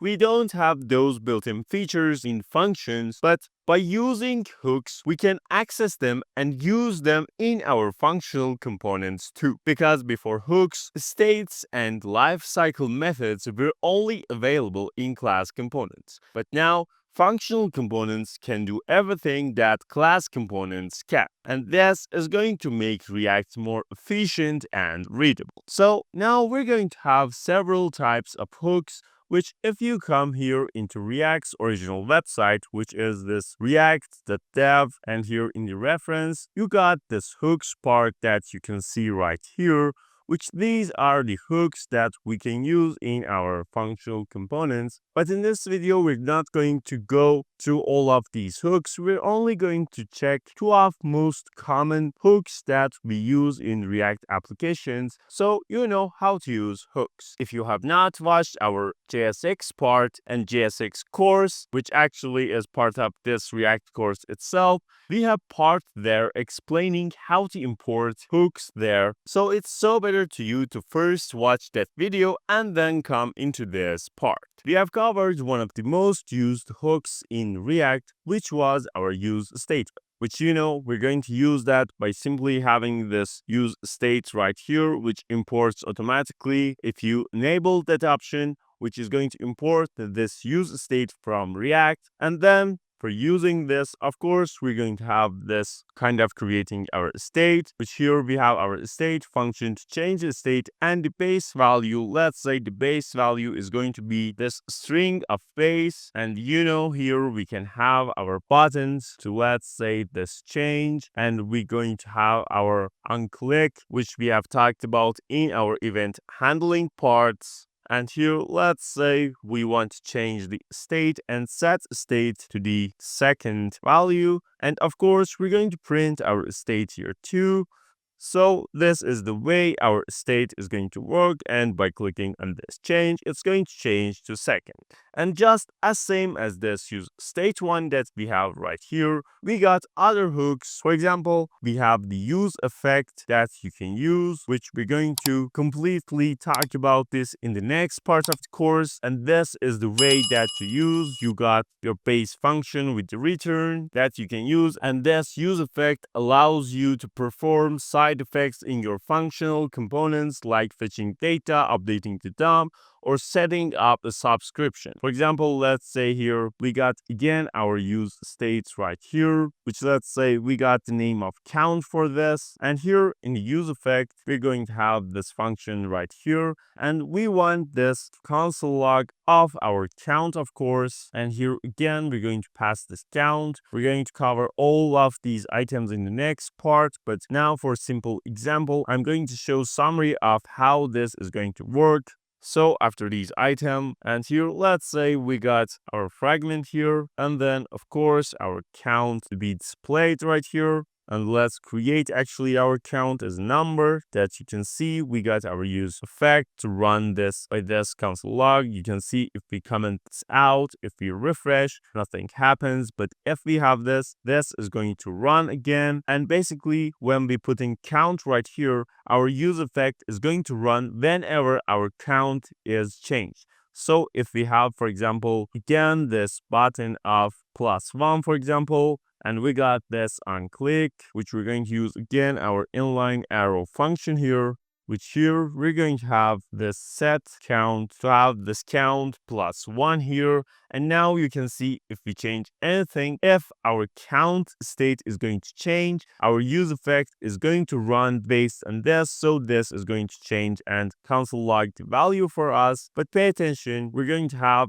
use context for managing global states, use ref for accessing DOM elements directly, and other things. But we got some rules of hooks that we should pay attention to them. The first one is going to be, we're going to call the hooks at the top levels. So we don't want to call the hooks inside of the loops, conditions, or nested functions. So we're going to use that here inside of our function app. But pay attention, when I tell you to use in the top level, I don't mean to use this here at this level. We should use and call hooks only from React functions, as you can see right here. And these rules help React keep track of hooks, state consistently, and avoid unexpected behavior. Now that you understand React hooks, you can write more efficient and cleaner React applications.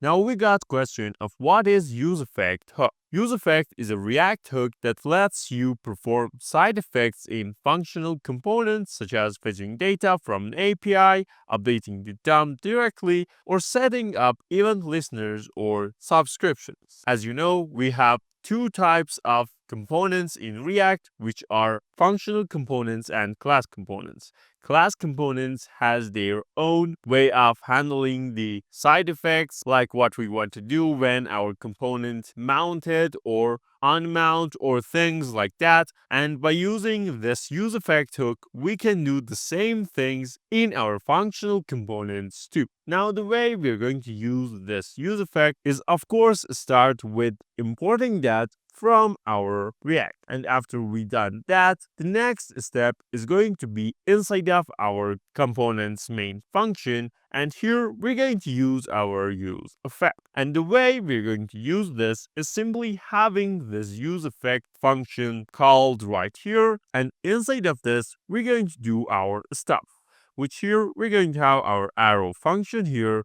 And inside of this is the things that we want to run when our use effect runs.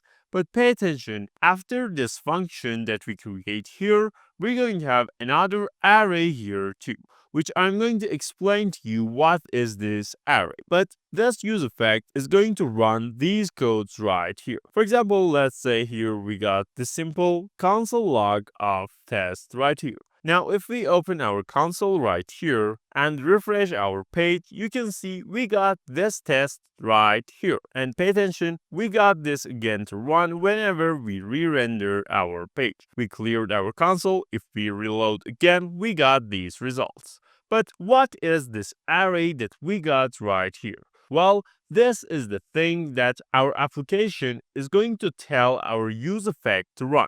What I mean is, when this is empty, it's going to run only when our component is mounted. But if, for example, we have some states here, let's say we're going to have this use state right here, and here at start, we're going to have this value of 0 right here, and here after our h1, let's say we got another button here, which has this +1, and inside of this, we got this onClick, and we got our arrow function right here as our handler. And what we want to do is we want to set state to state +1. Now, if we clear our console here and use this right here, our state is going to increment by 1 level, but nothing is going to change.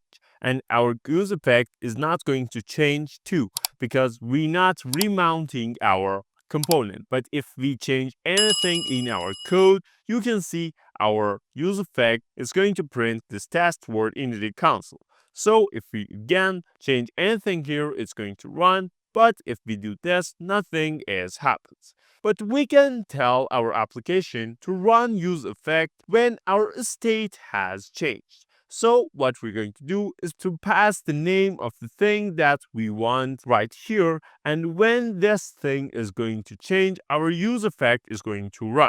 Now you can see if we click this +1, it's going to run again. And doesn't matter how many times we want to click this, again, this is going on. And of course, we can have multiple things. For example, let's say here we got two different use state, one for example, the name, and let's say we want to have another use state, but this time for the score. Now here in our console log, we want to have this name right here, and we add this string of got the score of, and here we're going to pass the score that we had earlier. And if we correct these items here too, so here we don't want this to be state. Actually, we want to use this set score here and make score +1. Let's give the score the value of 0 at first. And let's say here we got two other buttons. For example, let's say this is going to be with the name of Jack, and this one is going to be with the name of this Tom. And of course, we need to pass these items right here, but pay attention not to set score, but to the set name. And here we're going to have our Jack just like this here, and our Tom right here. But pay attention, we need to have the base value here too. So let's say we want to have this Ted as our starter. And now if we change this state that we had earlier right here to the name, for example, you can see we got our items right here, and we got the result of Ted got the score of 0. Actually, we don't need this double columns here too. And because we're checking for the name, if we increment the score right here, nothing happens. But if we change the name here, you can see we got this result coming up, which this time is going to be this Jack. If we increment our score, let's say little, and then if we click on Tom, you can see we got this result of Tom got the score of 8. If we increment again, nothing happens. But if we change that to the Jack, you can see we got this result. And pay attention, this is going to work like this, that our use effect is looking and waiting for this name state that we have created right here to change. And when this has changed, this is going to run. Of course, we can do the same thing with score too. So let's refresh our web page. So we got our empty console right here. Now if we click this +1 to increment our score, you can see we got this Ted got a score of 1. If we click again, we got this result of 2. But if we change our name to Jack, nothing is going to happen. And if we increment our score again, we got the new result here. And we can do the same thing with this Tom too, and we got these results.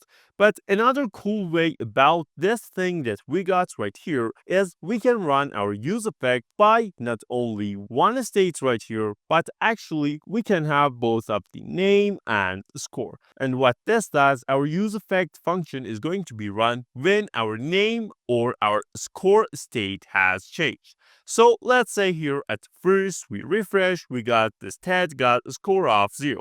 Now if we use this +1 to change the score, we got this result, and if we change the name, we got this result here too.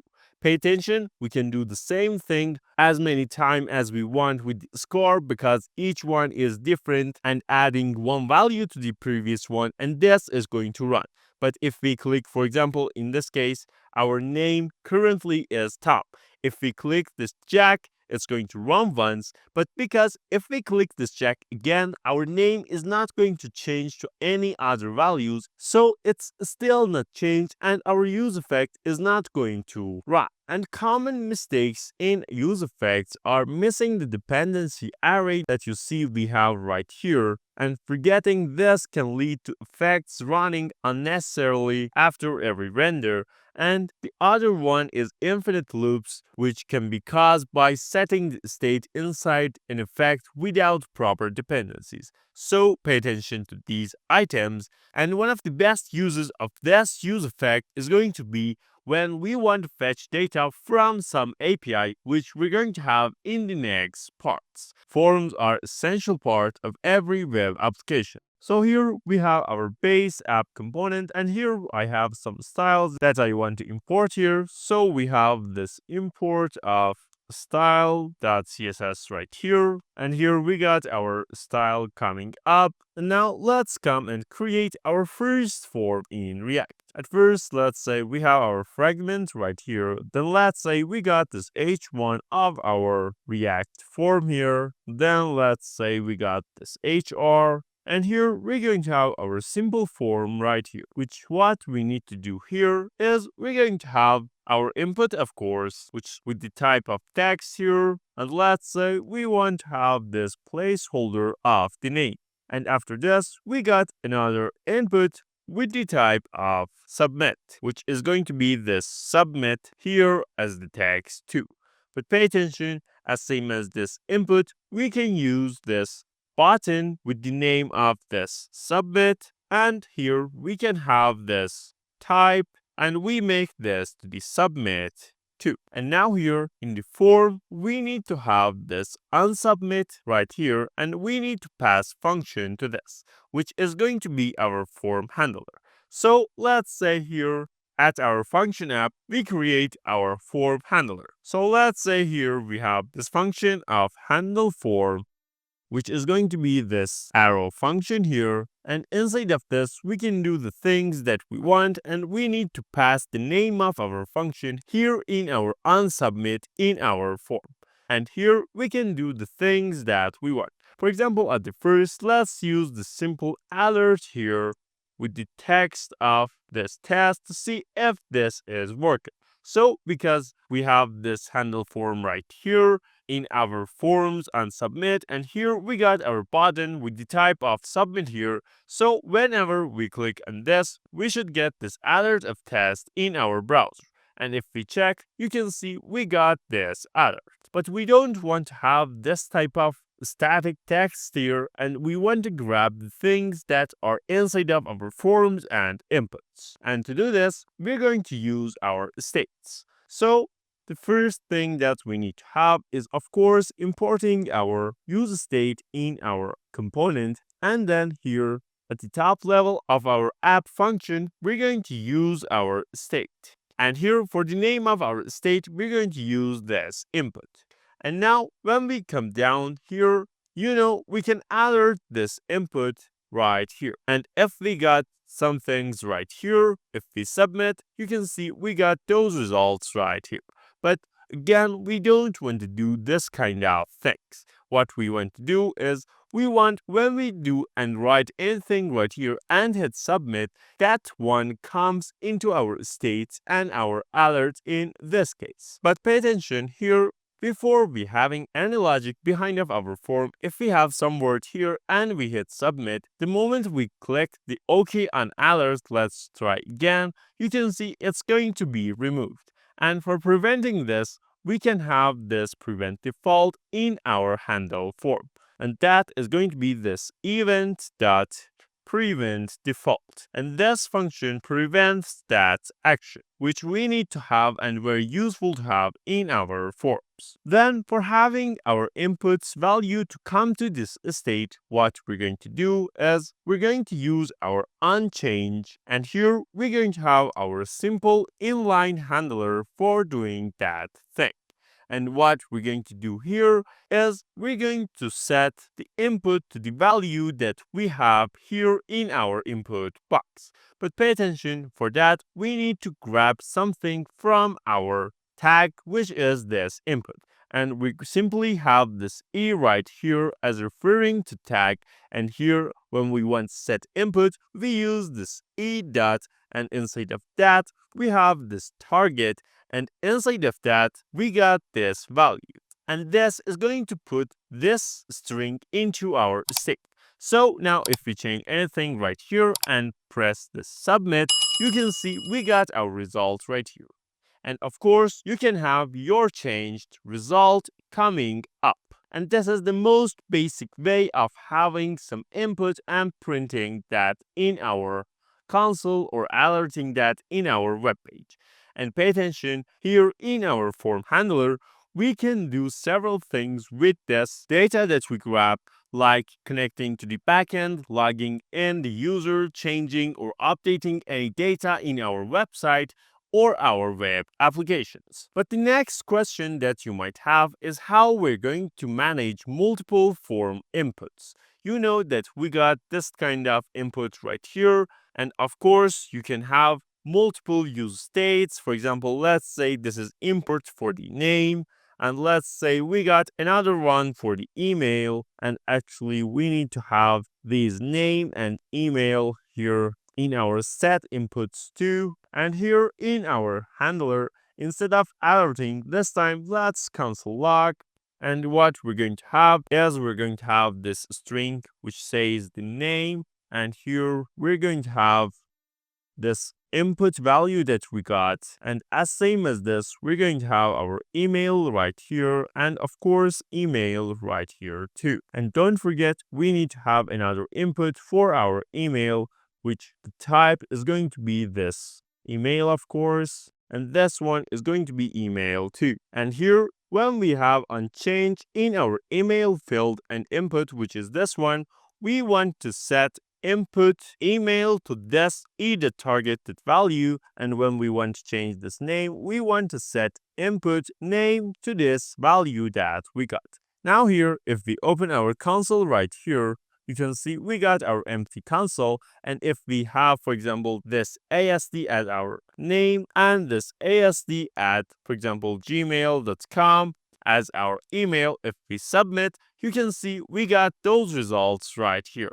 And of course, we can change these items how we want. For example, let's make these like this. If we submit, you can see again we got these results and different emails and names and data in our console, which we can save these items to our databases too. But the topic I want to tell you in this part of the video is having multiple states like this. For example, think you have 8 or 9 different inputs in your form.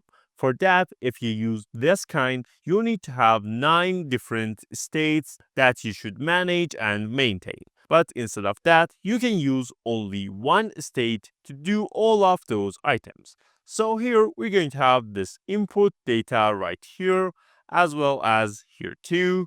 So we got this input data in 2 of these items.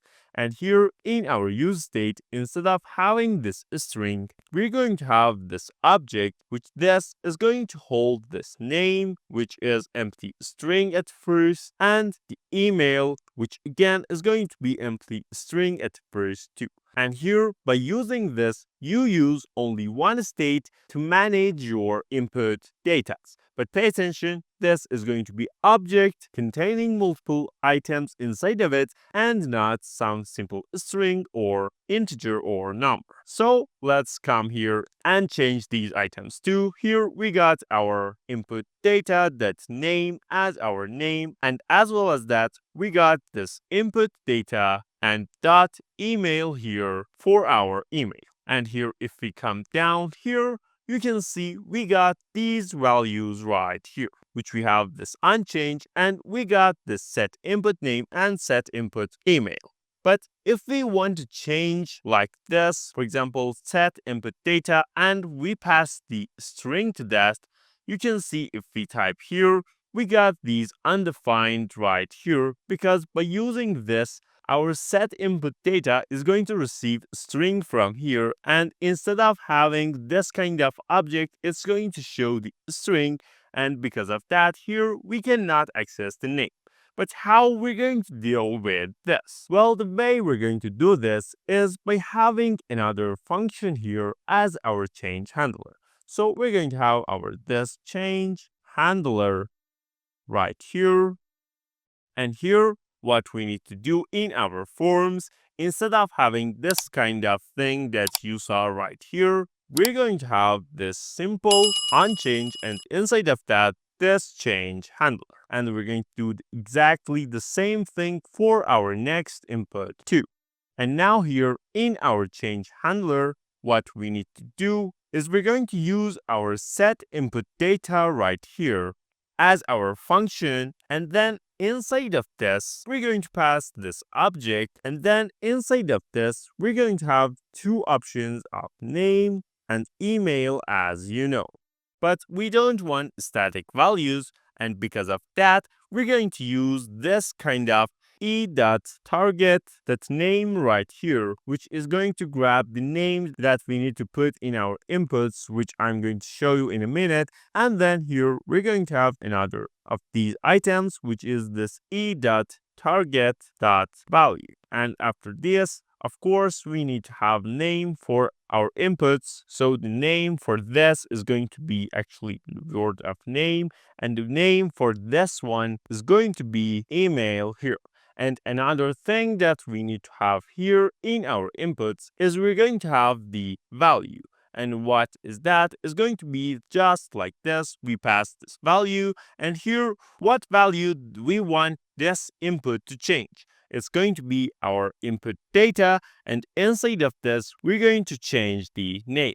And we're going to do the same thing with the next input that we have, which is this email. So here we're going to have this value again, but this time, instead of having this input data.name, we're going to use this input data.email. And now if we check, we got an error, and that is because we have not passed our item into our change handler, which we use this e as referring to our tag. So we need to use this e here too.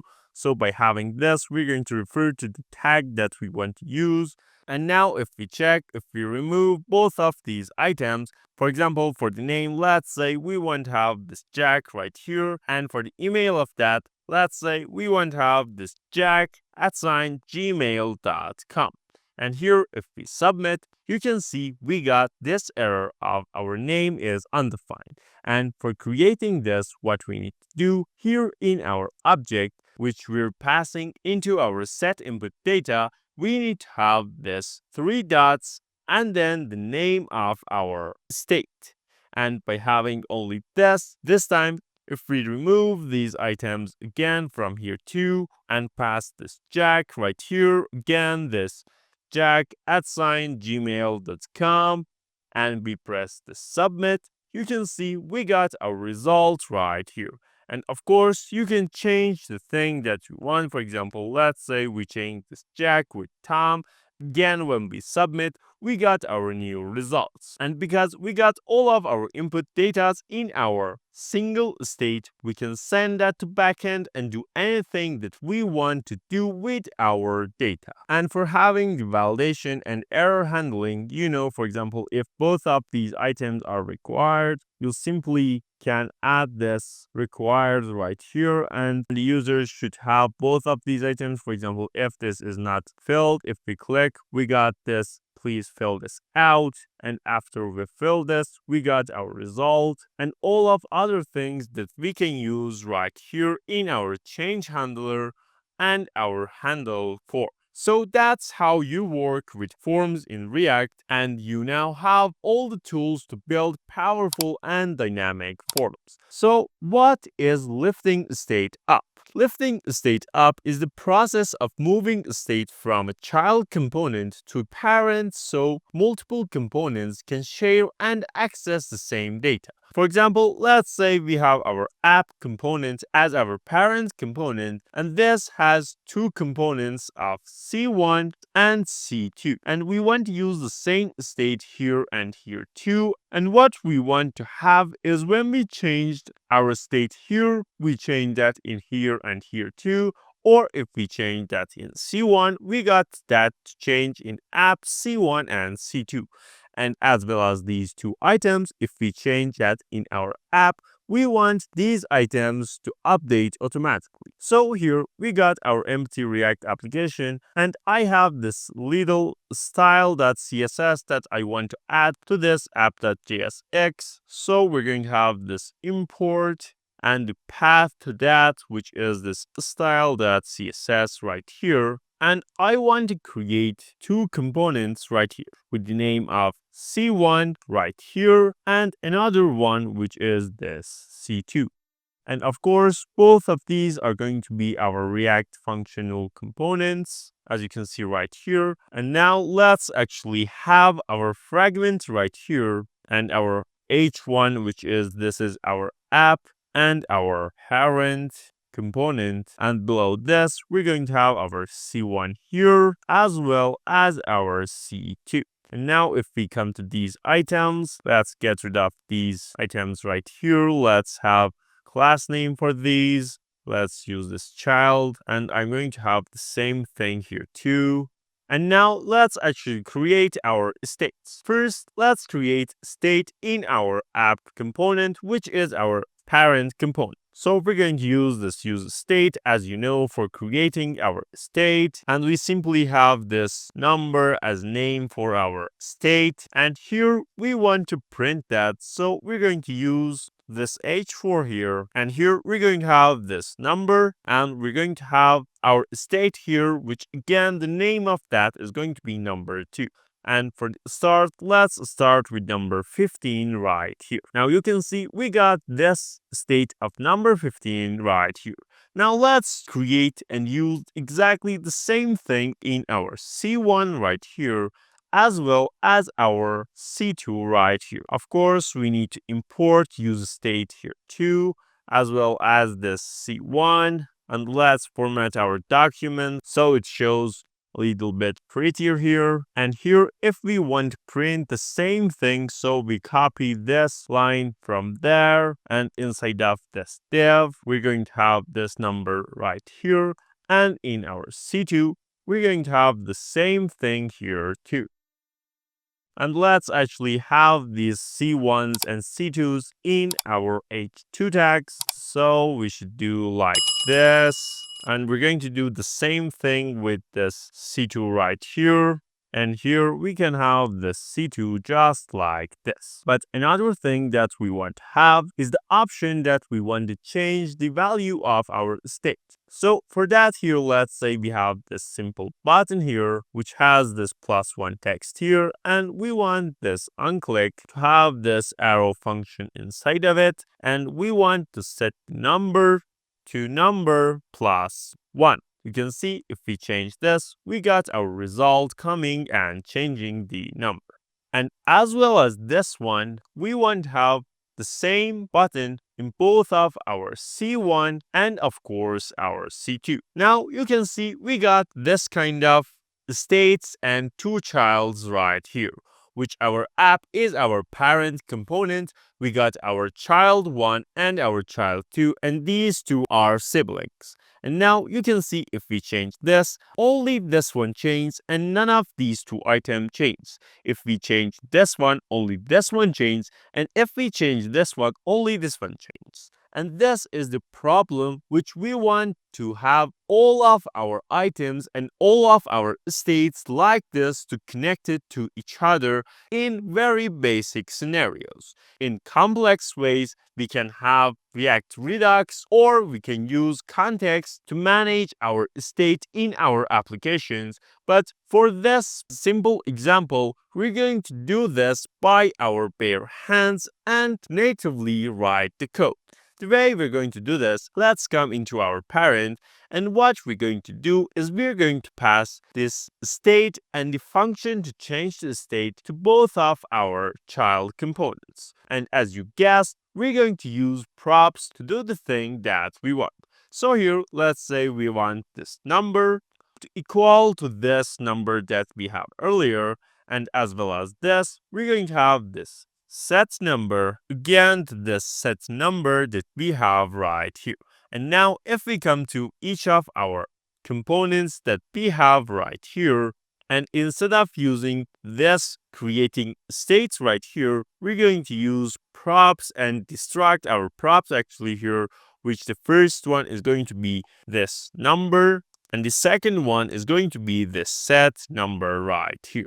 And we're going to do the same thing here in our second component too. We're going to get rid of this right here and pass our destructor of props right here. Now you can see we got the same result in the UI, but if we click, for example, this +1 right here, you can see all of them has changed to number 16.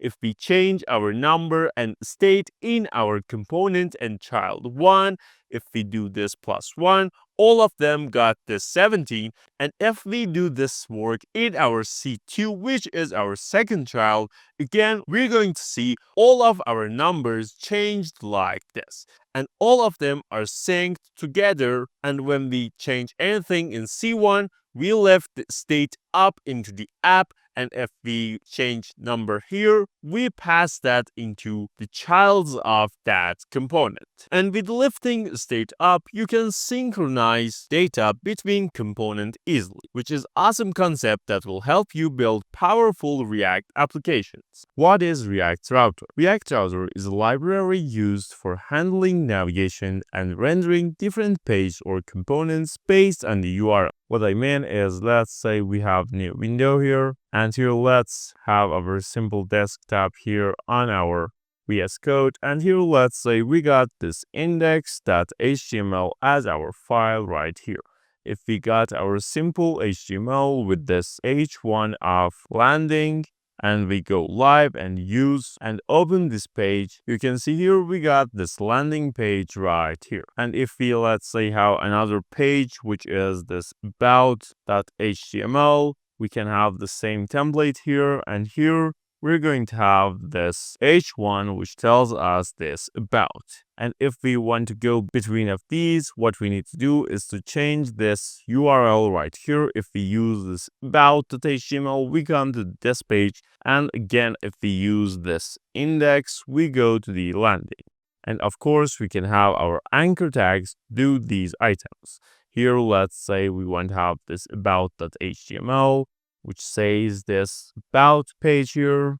And here if we click this, you can see we came here into the about page, and we can do the same thing in our about page too. So let's say here we got our index.html and our home page right here. You can see we can navigate between our page this easily in simple and plain HTML as you saw. But pay attention, React is not like this, and we need to put some other codes here in our app and code to be able to do those items. And the base thing and first thing that we need to do is to install our React router. Here, if we come into our package.json and come here in our dependencies part, you can see we have the simple React and React DOM pre-installed on our React app, which are essentials for our React applications. And the first thing that we need to do is to install our React router DOM, which is dependency for using React router.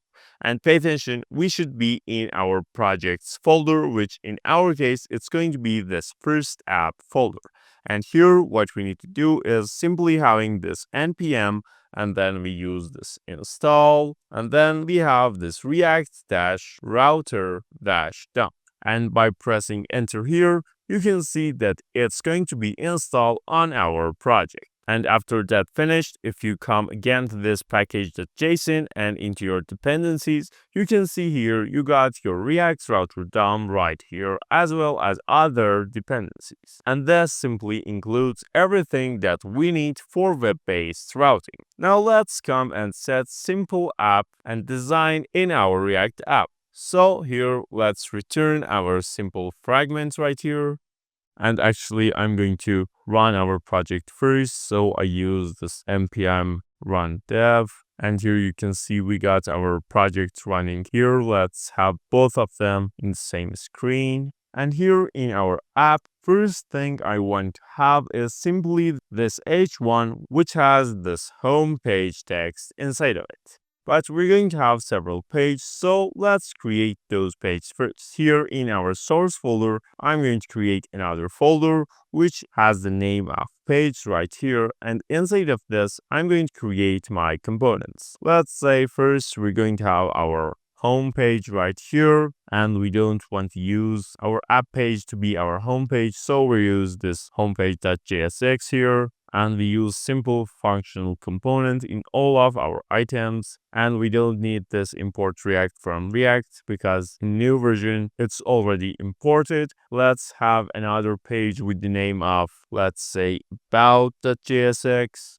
Again, our functional component here. And now let's import both of them here in our app component to see if they are working. So first we're going to have this home page right here, you can see we got our homepage, and let's actually change these items to H1 so we see this text better. And let's do the same thing with our about to, actually lowercase h1. And now let's come here and import that item here too. And now you can see if we add this, we got both of our components right here. But now let's start and create basic app structure for our routing. First thing that we need to do is wrap all of the elements that we have that we want to be in our app and React app in one single element. And we should do that in this app.jsx or this main.jsx. And that tag that we want to have to wrap all of our items inside of it is going to be this browser router tag. So we're going to have this browser router right here, and if you use VS Code, if you open tag and type the name and hit enter, it's going to import the hook that you want automatically for you. So you got this browser router imported from React router DOM. And then, of course, we need to close this. So we got our browser router right here. And what this does is basically this tag enables React router functionality through our project. After we got our item, of course, we can have anything that we want right here. For example, let's say we want to have this h1 of app right here. And let's say we want to have another HR as divider below of that. And then after this, we're going to have our routes tag here too. And what this does is basically contains all of the routes that we want inside of our app. And the routes are basically the URLs that we want to have. And inside of this, we're going to have, as I told you, our route, each one right here. And pay attention, these ones should be like this and start with capital letter. And if we import this, pay attention, this route that we imported from React router DOM is self-closing tag. So we don't need to have another closing tag. And then here you can see our app. But here in our route, we can define the things and URLs that we want to have. And the way we're going to do that is by having this path right here. And here we're going to have the URL that we want. For example, let's say we want to have this homepage if we have this /home at the end of our URL. So we add this /home right here, and then we have this element, and we should pass the element that we want our app to show if our URL has this /home at the end of itself. And the way we're going to pass this is we're going to pass the JSX syntax component right here. You can see we have imported our homepage right here. And here, if we use this simple homepage, we should have our component right here. And now inside of our app, you can see now we got only our app and our HR and line as our divider. But here, if I add this /home right here, you can see we got our homepage right here. And now if we want to have the same thing for our about page, what we can do is we should duplicate our route right here. We change the path to this about, and we want to change the element to this about too. And now this time you can see if we're at home, we got this home page. And if we change this to this about, you can see we got this about component coming up. But what if we want to have our home page to show directly when we are at our localhost 5173 or if project has deployed in our base domain? And the way that we're going to do that is we're going to remove this home right here and passing only this / right here. And by having this, you can see we are not having anything right here, and we're at the same domain and URL server that we were before, but this time we got this home page appearing right here. And actually, let's style our page a little bit so we can have some prettier web page here. Here I have my style.css, and here in our app, I want to import that. So I import just like this, and here it's going to be this style.css. And here, let's say we got this class of hero, which has this background of 2400FF, which is this nice blue color that we have. And let's say we want to make the color to the white. And now let's actually come to the home page and let's have that div of hero right here and move our h1 inside of that div. You can see we got this. Let's actually first get rid of all of the default margins that we have. So we use this margin and make the value to 0. So we got this result. We don't need this app and HR anymore. This is our home page. And let's actually have this to display flex, justify content to be center, as same as align items to be center too. And let's have this padding of 3 rem all around of our tag. And you can see we got this. Let's do the same thing with our about to. So I'm actually going to copy this from here, paste this here, and just rename the home page to the about. Now, if we have here this slash about, we should see this as about, and if we get rid of this, we should see this as homepage. And let's actually have this font family to be Arial here too, so this displays a little more nicer. And now let's talk about how we can go between of our page that we have. You can see if we change the URL, we can do that, but we're not going to change the URL manually every time and each time we want to change the route. Let's come here into our home page. The way that we're going to do this is by using this link tag that we have again with React router done.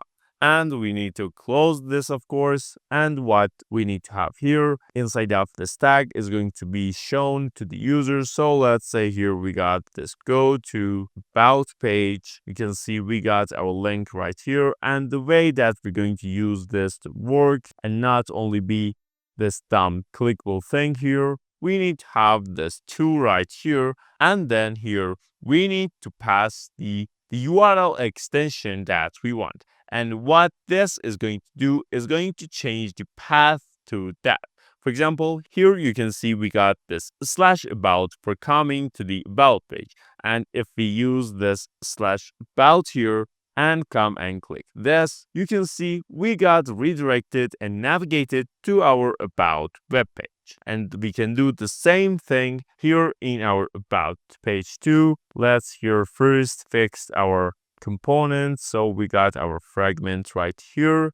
And here after this div, let's say we got our link. And here we want to go back to the slash path that we got earlier. Because we want to use link, of course, we need to import that. So we import this link from React router DOM, just like this. And by this, you can see we got this, but we need to change this to this homepage.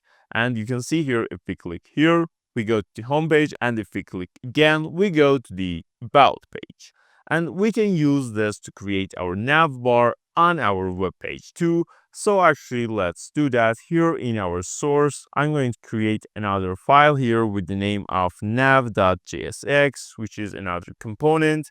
Again, functional component, of course. And here, let's say we got this simple nav here. And inside of this, we want an ordered list.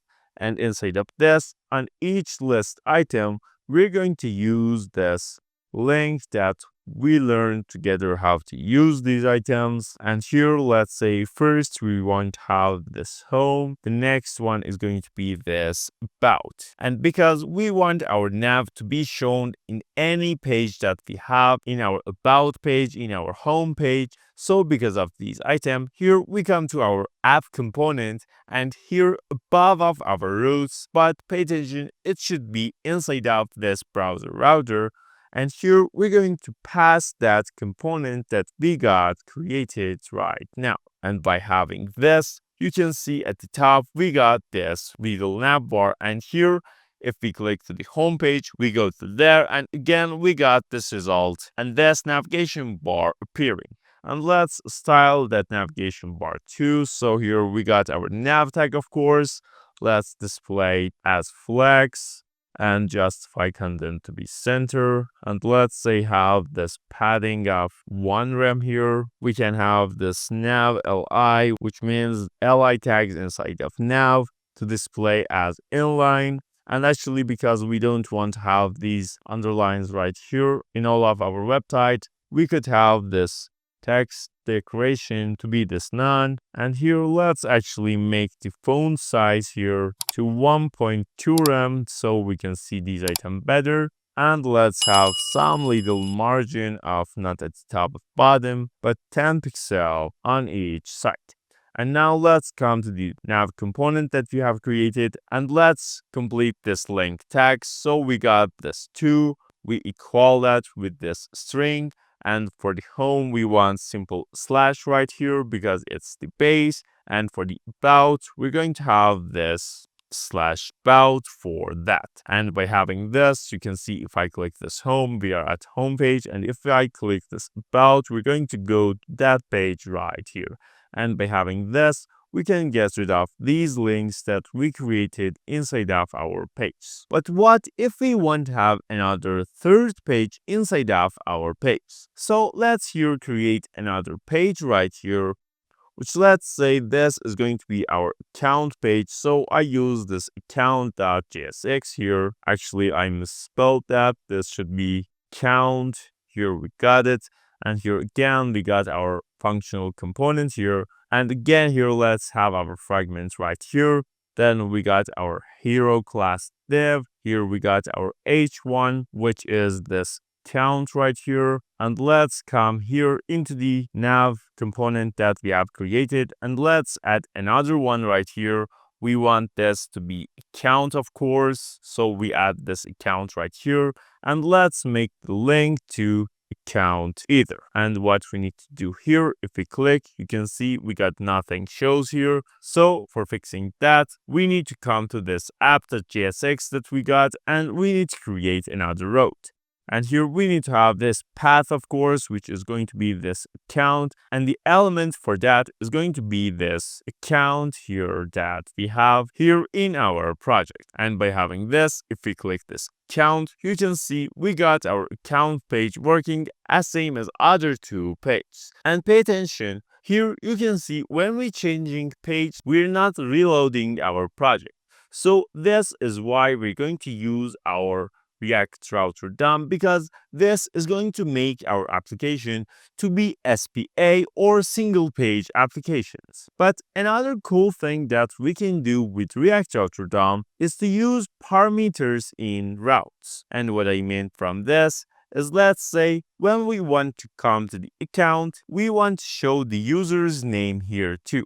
So when we have this account, we want to have the name of that user. What we can do is, of course, we can come to our account. We show that by passing props into the account that we have. And when we want to come to here, we need to pass props here. But that's very complicated and not covering all of the scenarios that we might have inside of our application.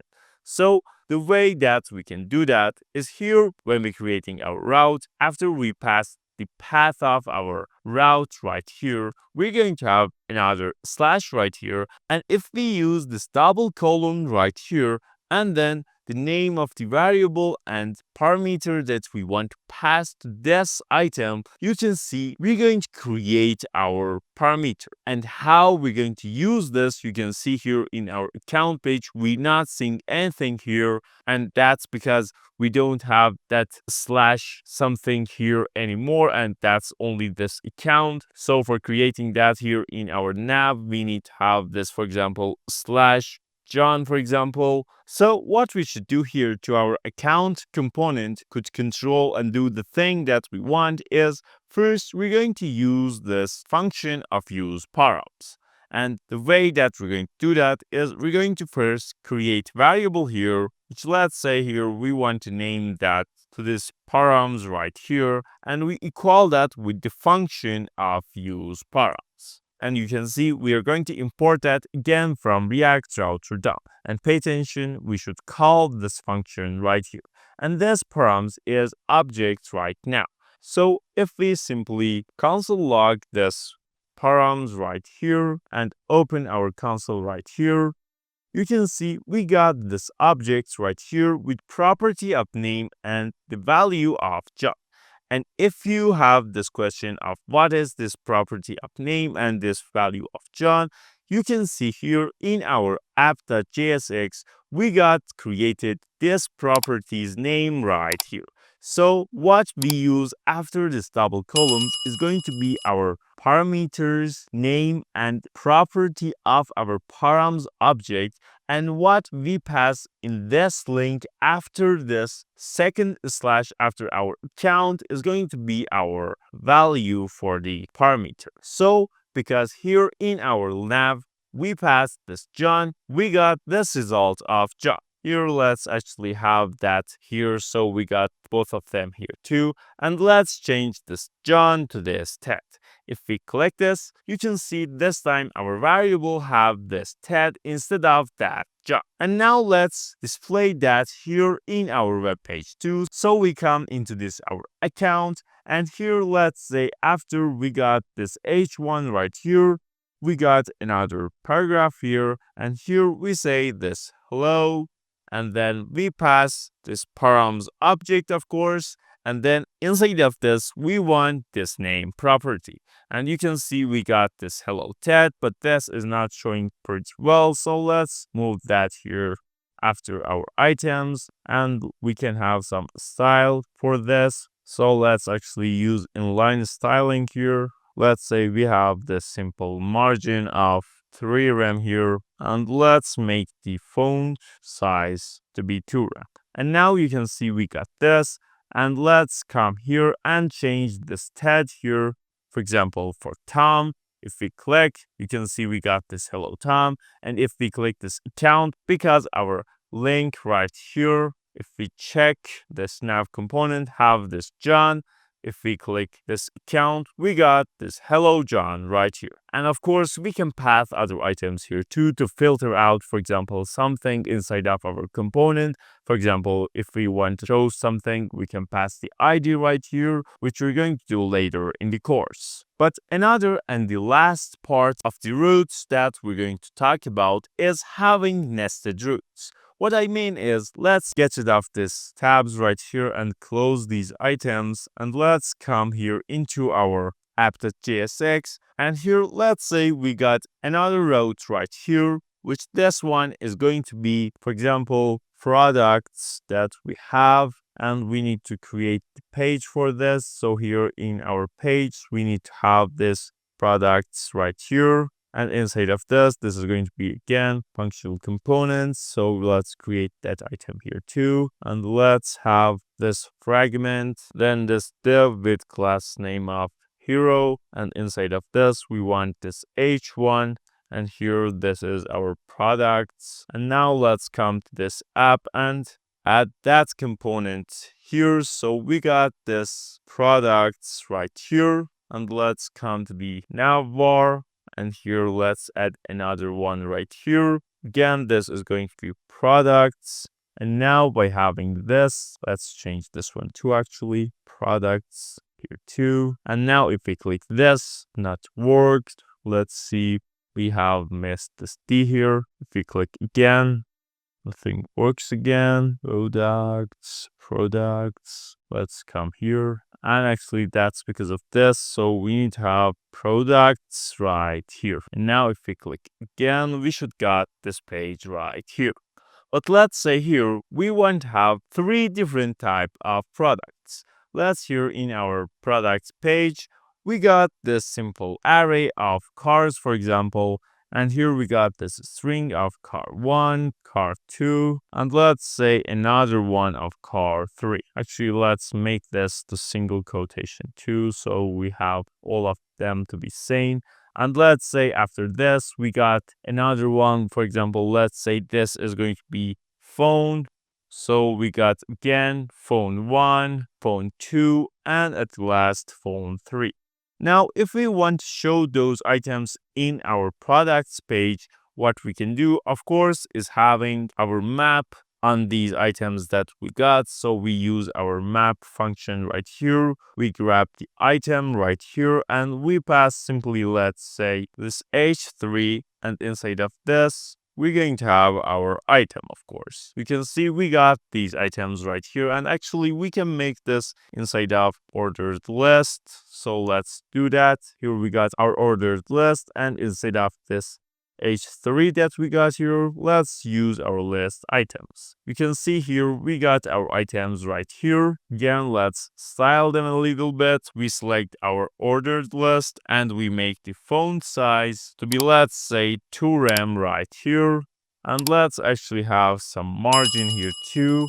I think 1 rem is going to be good. Yes, this is good. You can see here we got our cars. And if we want to have our phones, we can simply change this phone, actually phones. This should be S at last. You can see we can have all of our items. But what if we want to have only our cars or only our phones to be displayed? So the way that we're going to use this is by having our nested routes. And the way that we're going to do this is inside of our product, we're going to have another routes tag right here. And pay attention, we need to import that again from our React router DOM.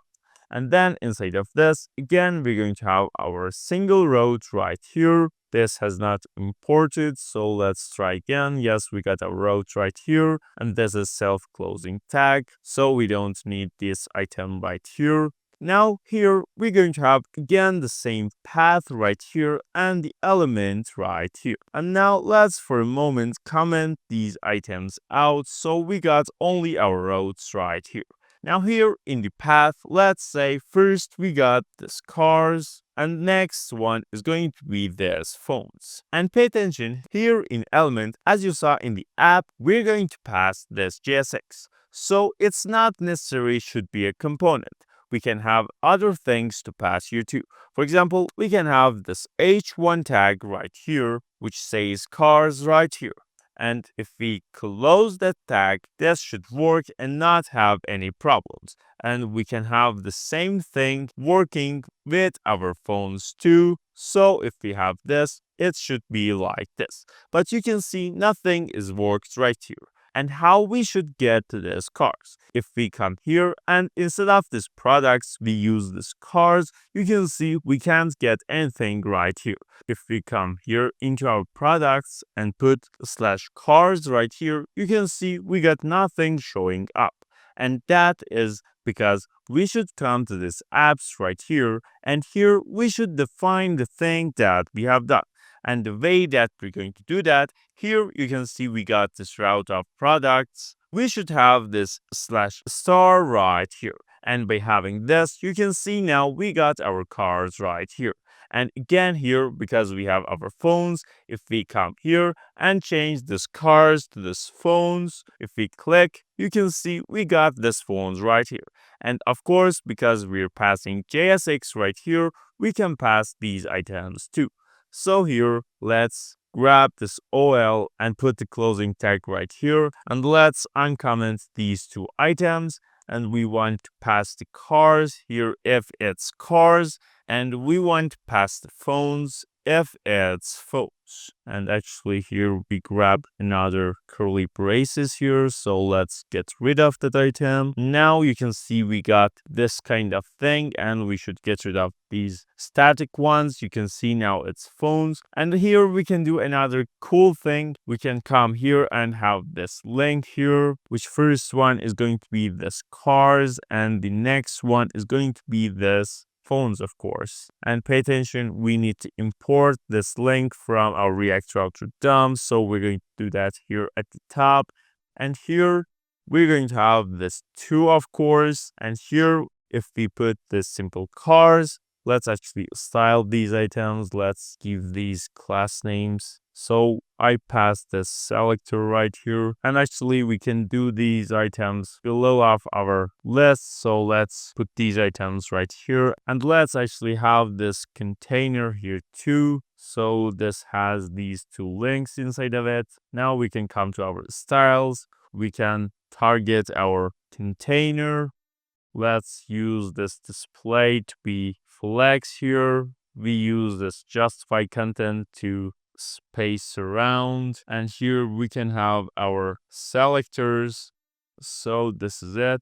And here, let's say we got the simple border of 1 pixel solid gray. We got this padding of 1 rem for the top and bottom and 2 rem for the sides actually. We got this border radius of 15 pixel, let's say. And we want to make the color to the black, of course. And let's actually make the font weight to bold here. Now you can see here we got these items. Now if we come to our products, here you can see if we use this this cars, if we click on this, nothing is going to happen. And that is because our cars URL and path is not cars, and it's actually this products slash cars. Now here if we click on this cars, because we got that, nothing is going to happen.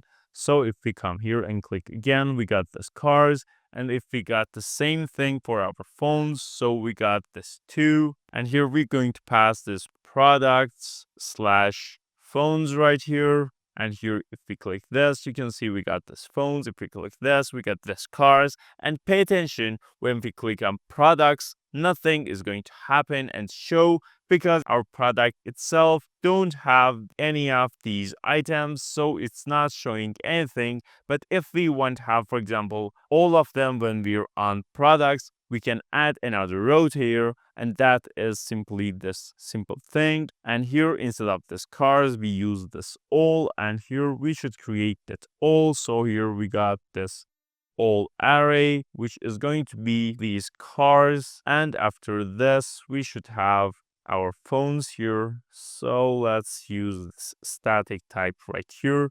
So now we got our home, our about. If we use our account, if we have anything right here, we can pass anything that we want, and it's going to show right here as our parameter we passed with URL here.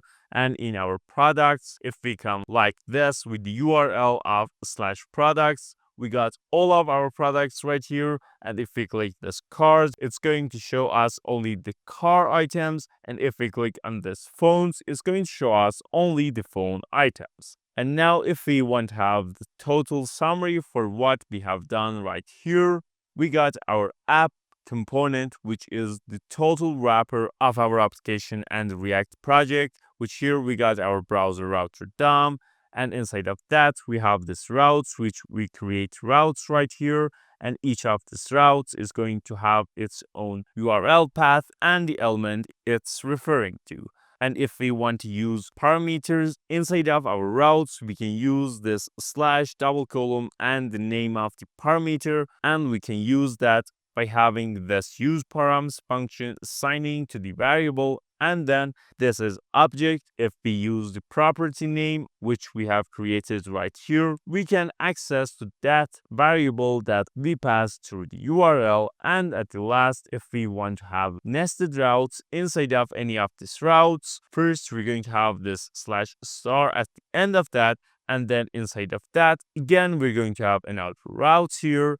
And here, the base one is going to be one with this simple slash, which is going to work if we have, for example, in our case, URL could be something like our domain.com and then slash this products, for example. It's going to show by this because we don't have anything here. If we have this slash cars, it's going to show this one and this thing that we pass right here. And pay attention here, again, we can pass another component if we want.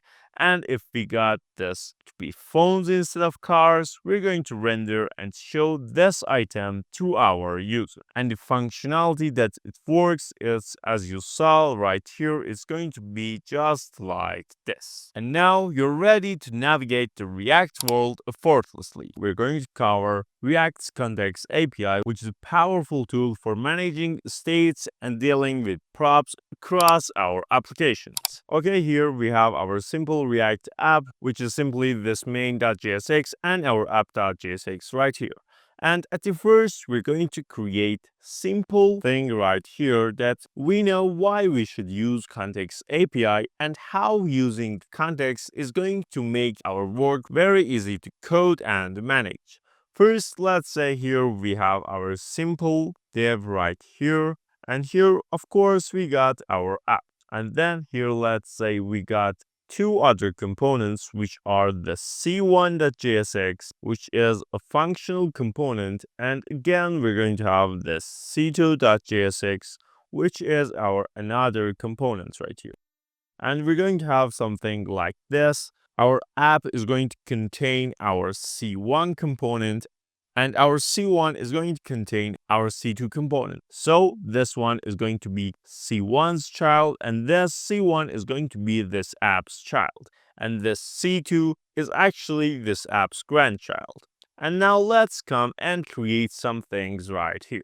First, because we have the divs all around of our app, let's here create another style.css. So we give that a little CSS right here. So we're going to target our divs, which we want the simple border of 2 pixel solid blue right here.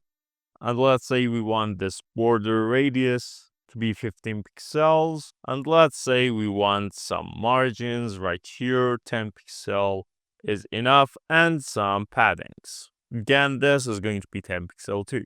Now let's add that here into our app.jsx. So we're going to import this /style.css,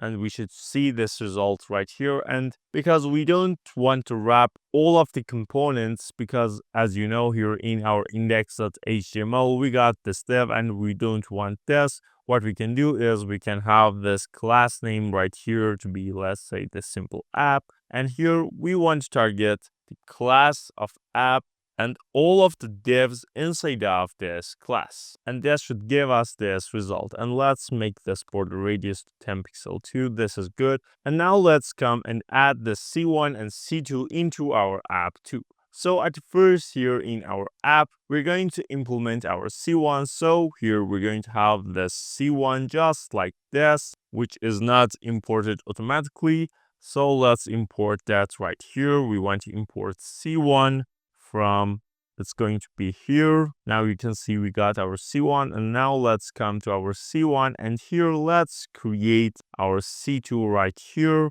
So let's see if this auto completion is going to work or not. No, it's not. So we're going to have the C2 right here, and here we're going to import that at the top of our file. So we're going to import C2 from this /c2 right here. Now you can see this is how our app is going to be, and this is basically the structure of that. We got our app component at the base and first level, then we got C1 inside of that and C2 inside of our C1 app. Now let's say we want to show some name or some random numbers in all of these components. What we can do is having this, let's say, simple variable of name right here, and we're going to have this tag for our example right here. We're going to pass this name prop right here, and the value is going to be, of course, this name that we just created right here. And now we should come to this C1, create this name right here, and use this as prop right here. So let's use this here. After the C1, I want to have this dash and then this name right here.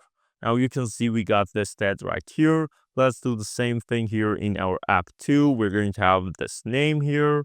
So we got this right here too. And let's come into our C2. And here we should do the same thing too. We should distract this name from our props, or we can use the other method actually here.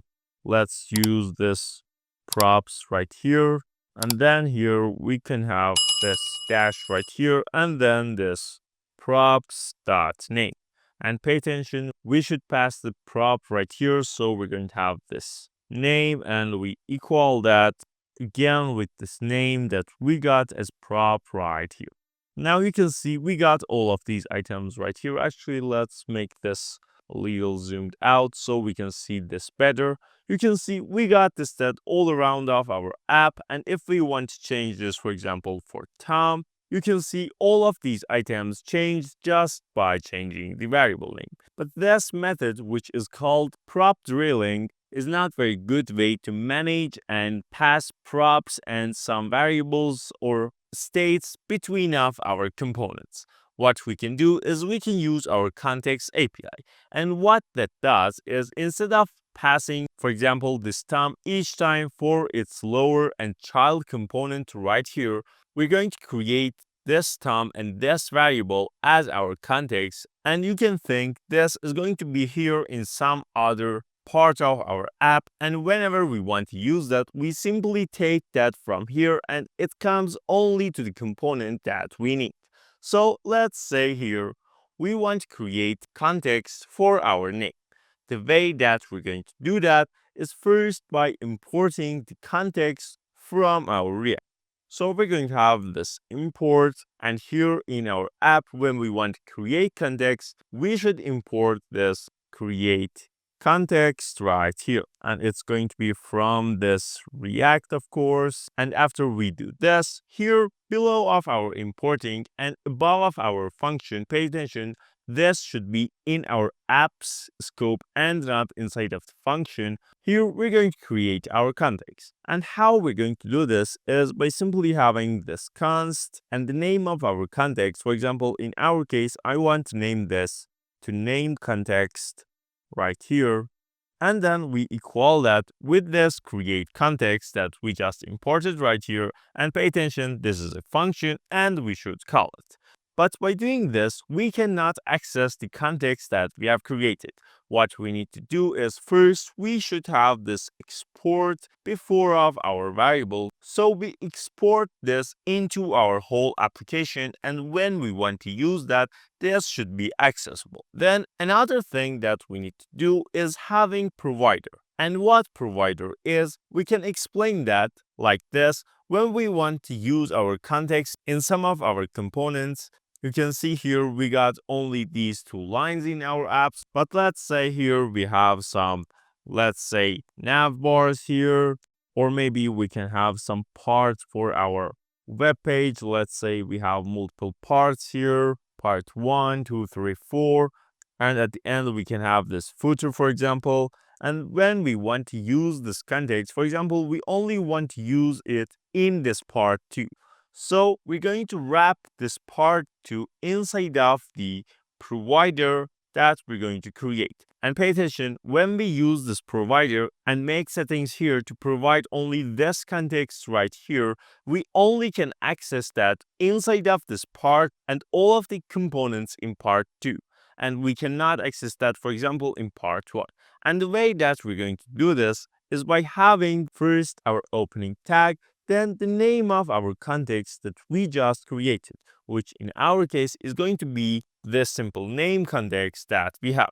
Then after this, we should have this dot, and then we should have this provider. And you can see this provider starts with capital P, and this is not going to be self-closing and has this closing tag. And inside of this, we should have all of the parts that we want them to have access to our context. For example, if we have this part 2 here, none of these other components can access this name context except for this part 2 component.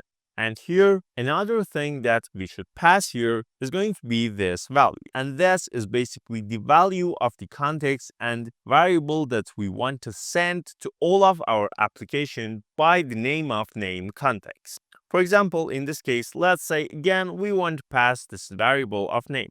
So we pass this name just like this right here. And we can access this inside of this part 2. So because in our example, we don't have these items, I'm going to get rid of all of these items and only have our C1 and app, which are our actual things. And because we provided name context right here and C1 is inside of this and we passed the value of name, in C1, we can access to that context that we just created. Now first, let's get rid of this name that we got right here, and let's remove the prop that we passed to CName right here as well as here that we got. And let's remove these two items here too, so we don't have those right here. And in the C2, we should get rid of this props and this part right here. And let's actually have all of these items inside of this simple div, which has this C2 inside of it. And let's see if C1 is right too. Let's correct this item 2 here. Now you can see this is our structure, and now let's come to our C1 and access that context that we just created.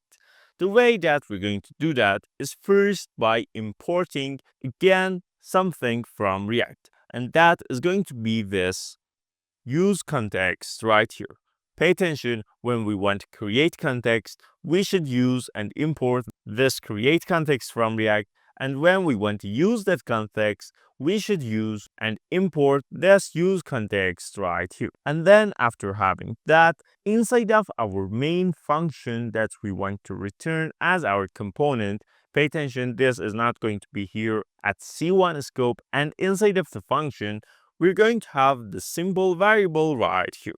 Let's say we want to name this CName right here. C as our context and name for the value of that. And pay attention, this is going to work only here and doesn't matter what name that you want to choose right here.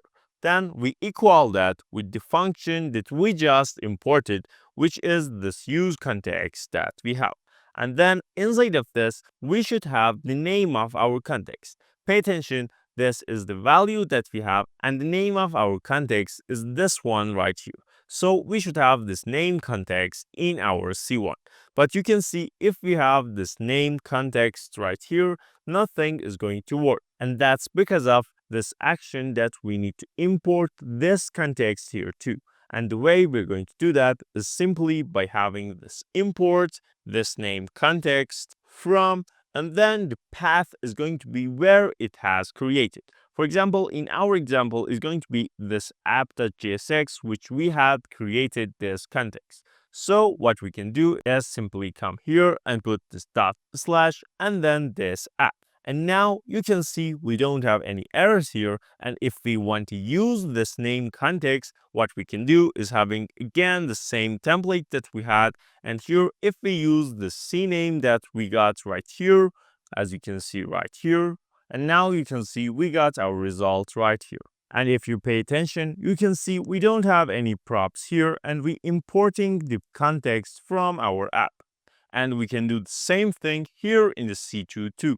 So we're going to have this import of name context from our app. So we're going to have this right here. Then inside of our function, again, we're going to have our variables. So we assign the context value to that. For example, let's say in this case, we want to name this simple value. And then we're going to use context right here. So we're going to import that from React 2. And then the name of our context, which is going to be this name context right here. And again here, if we want to have, we simply have this value, and you can see we got this term right here too. And by this method, if we remove our thing in our C1, so we remove this use context, we remove this name context right here, and we're going to remove these items from here too. You can see again, we can access to that value and that variable, which was this name, to our context from this component, and the C1 component is not going to use that. And this is very useful thing when we are going to have multiple components inside of each other and we want to use one thing only in one of them, and we don't want to pass that variable 5 or 6 times for each component to reach to that component that we want. And one of the other usage, and actually the main usage of this use context, is when we want to deal with states. So here, let's say instead of this name that we got right here, we want to have the simple state of our user. So we're going to use state here, of course, and here we're going to have this user. So instead of having this name context, let's change this to user context right here. And here, let's actually fix this providers too. So we have this user context here, as well as this one. Instead of name, we're going to have this user. And the value, we're not going to pass the name anymore. We want to pass this user that we got. So we got this user here. And here in C1, we don't want to do anything. But here in C2, we want to import that user context that we just created. And here again, we're going to have this user context. And here, if we come to this user and, for example, pass the base value of Ted again here, you can see we got our result again right here. But pay attention, this is state and not variable. And we can pass not only the variable, and actually we can pass functions through our context API too. And the way that we're going to do that is we can create another context to this set user. For example, if we want to do this, we're going to duplicate this. So this is going to be this set user context. And here we want to have provider for that item too. So here we can have this set user context. Then we're going to have this provider. And we should wrap the items that we want to access to this right here. So we got the C1 right here, and let's actually move this app up here, and we want to value to this, and here the value that we want to set is going to be this set user function that we have right here. And by this, if we come to the C1, we can access that. And here, if we come to this C2, for example, again, we can have the set user context to import here. So we're going to have this set user context. We want to have another variable right here. Let's say this has the name of change name. And here we want to use not user context, actually set user context. And here we can have simply this button, for example, which has this text of change name. And we're going to have this on click, which inside of this, we're going to have this change name. And we pass the value that we want. For example, we want to change that to Tom. Here, you can see if we click on this, this is going to change to Tom. But this is not a good way to manage context, because if we want to create one context for each of our states and function, this is going to be a really mess. So instead of this, we're going to get rid of the set user context that we just created right here. And let's get rid of this item here too. And let's come here into C2 and remove these change things that we added here. And let's get rid of only the handler part of our button and still have the button to be like this. And here, what we're going to do, instead of passing only this user right here, we're going to pass object into our context. So our user context is going to be containing this object that we're going to have right here. And inside of this, we're going to have two things. First one is going to be our user that we got right here. And the second one and the second thing that we want to add here, and we want this to be inside of our context, is going to be the set user function. So we're going to have the set user right here too. And now by having this, if we come here into our C2, you can see if we comment this button out, we can't see the value that we have right here. Because this time, this value is not single string, but this is object. If we console log this value right here, so let's have this value right here and open our console here, you can see here we got this object which has this user of Ted and the set user function. And the way that we can access to the thing and to the value that we want is going to be very simple. We're going to access the user field inside of our value. And you can see here we got our Ted right here. And we can have our button to have this handler of the function that we have passed through our context, which was this again value, because we have stored the thing in our context in this variable. And inside of this value, we're going to have the set user that we passed here. Pay attention, here we got this set user and here we're using it.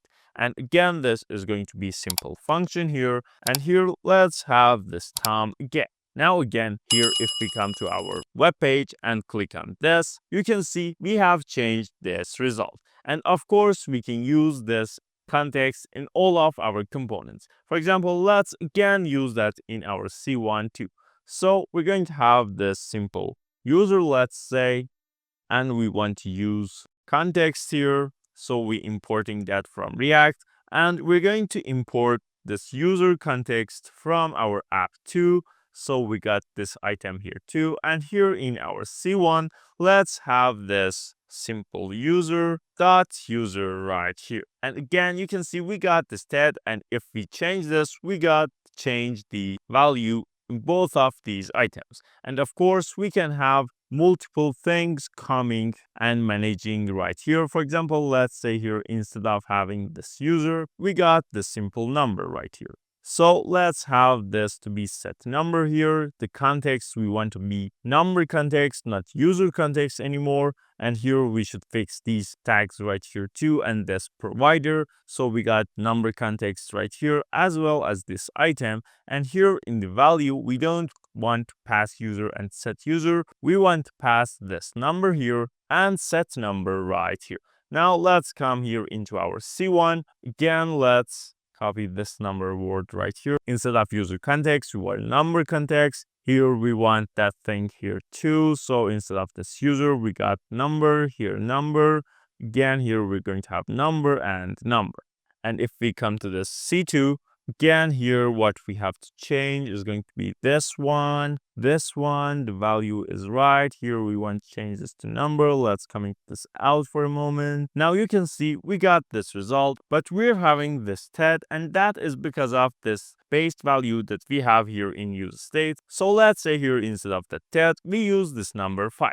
You can see we got this number 5 right here. And actually, let's have our state displayed here too. So we got our number here too. And we got this 5 in all of our components right here.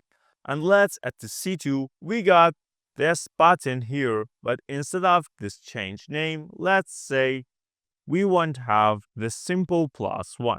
And here what we want to have is this value that set number, which is a function, and the thing that we want inside of this, we're going to grab the value that it is currently. So we begin accessing that state using this value, that number, and we simply add this 1 to that.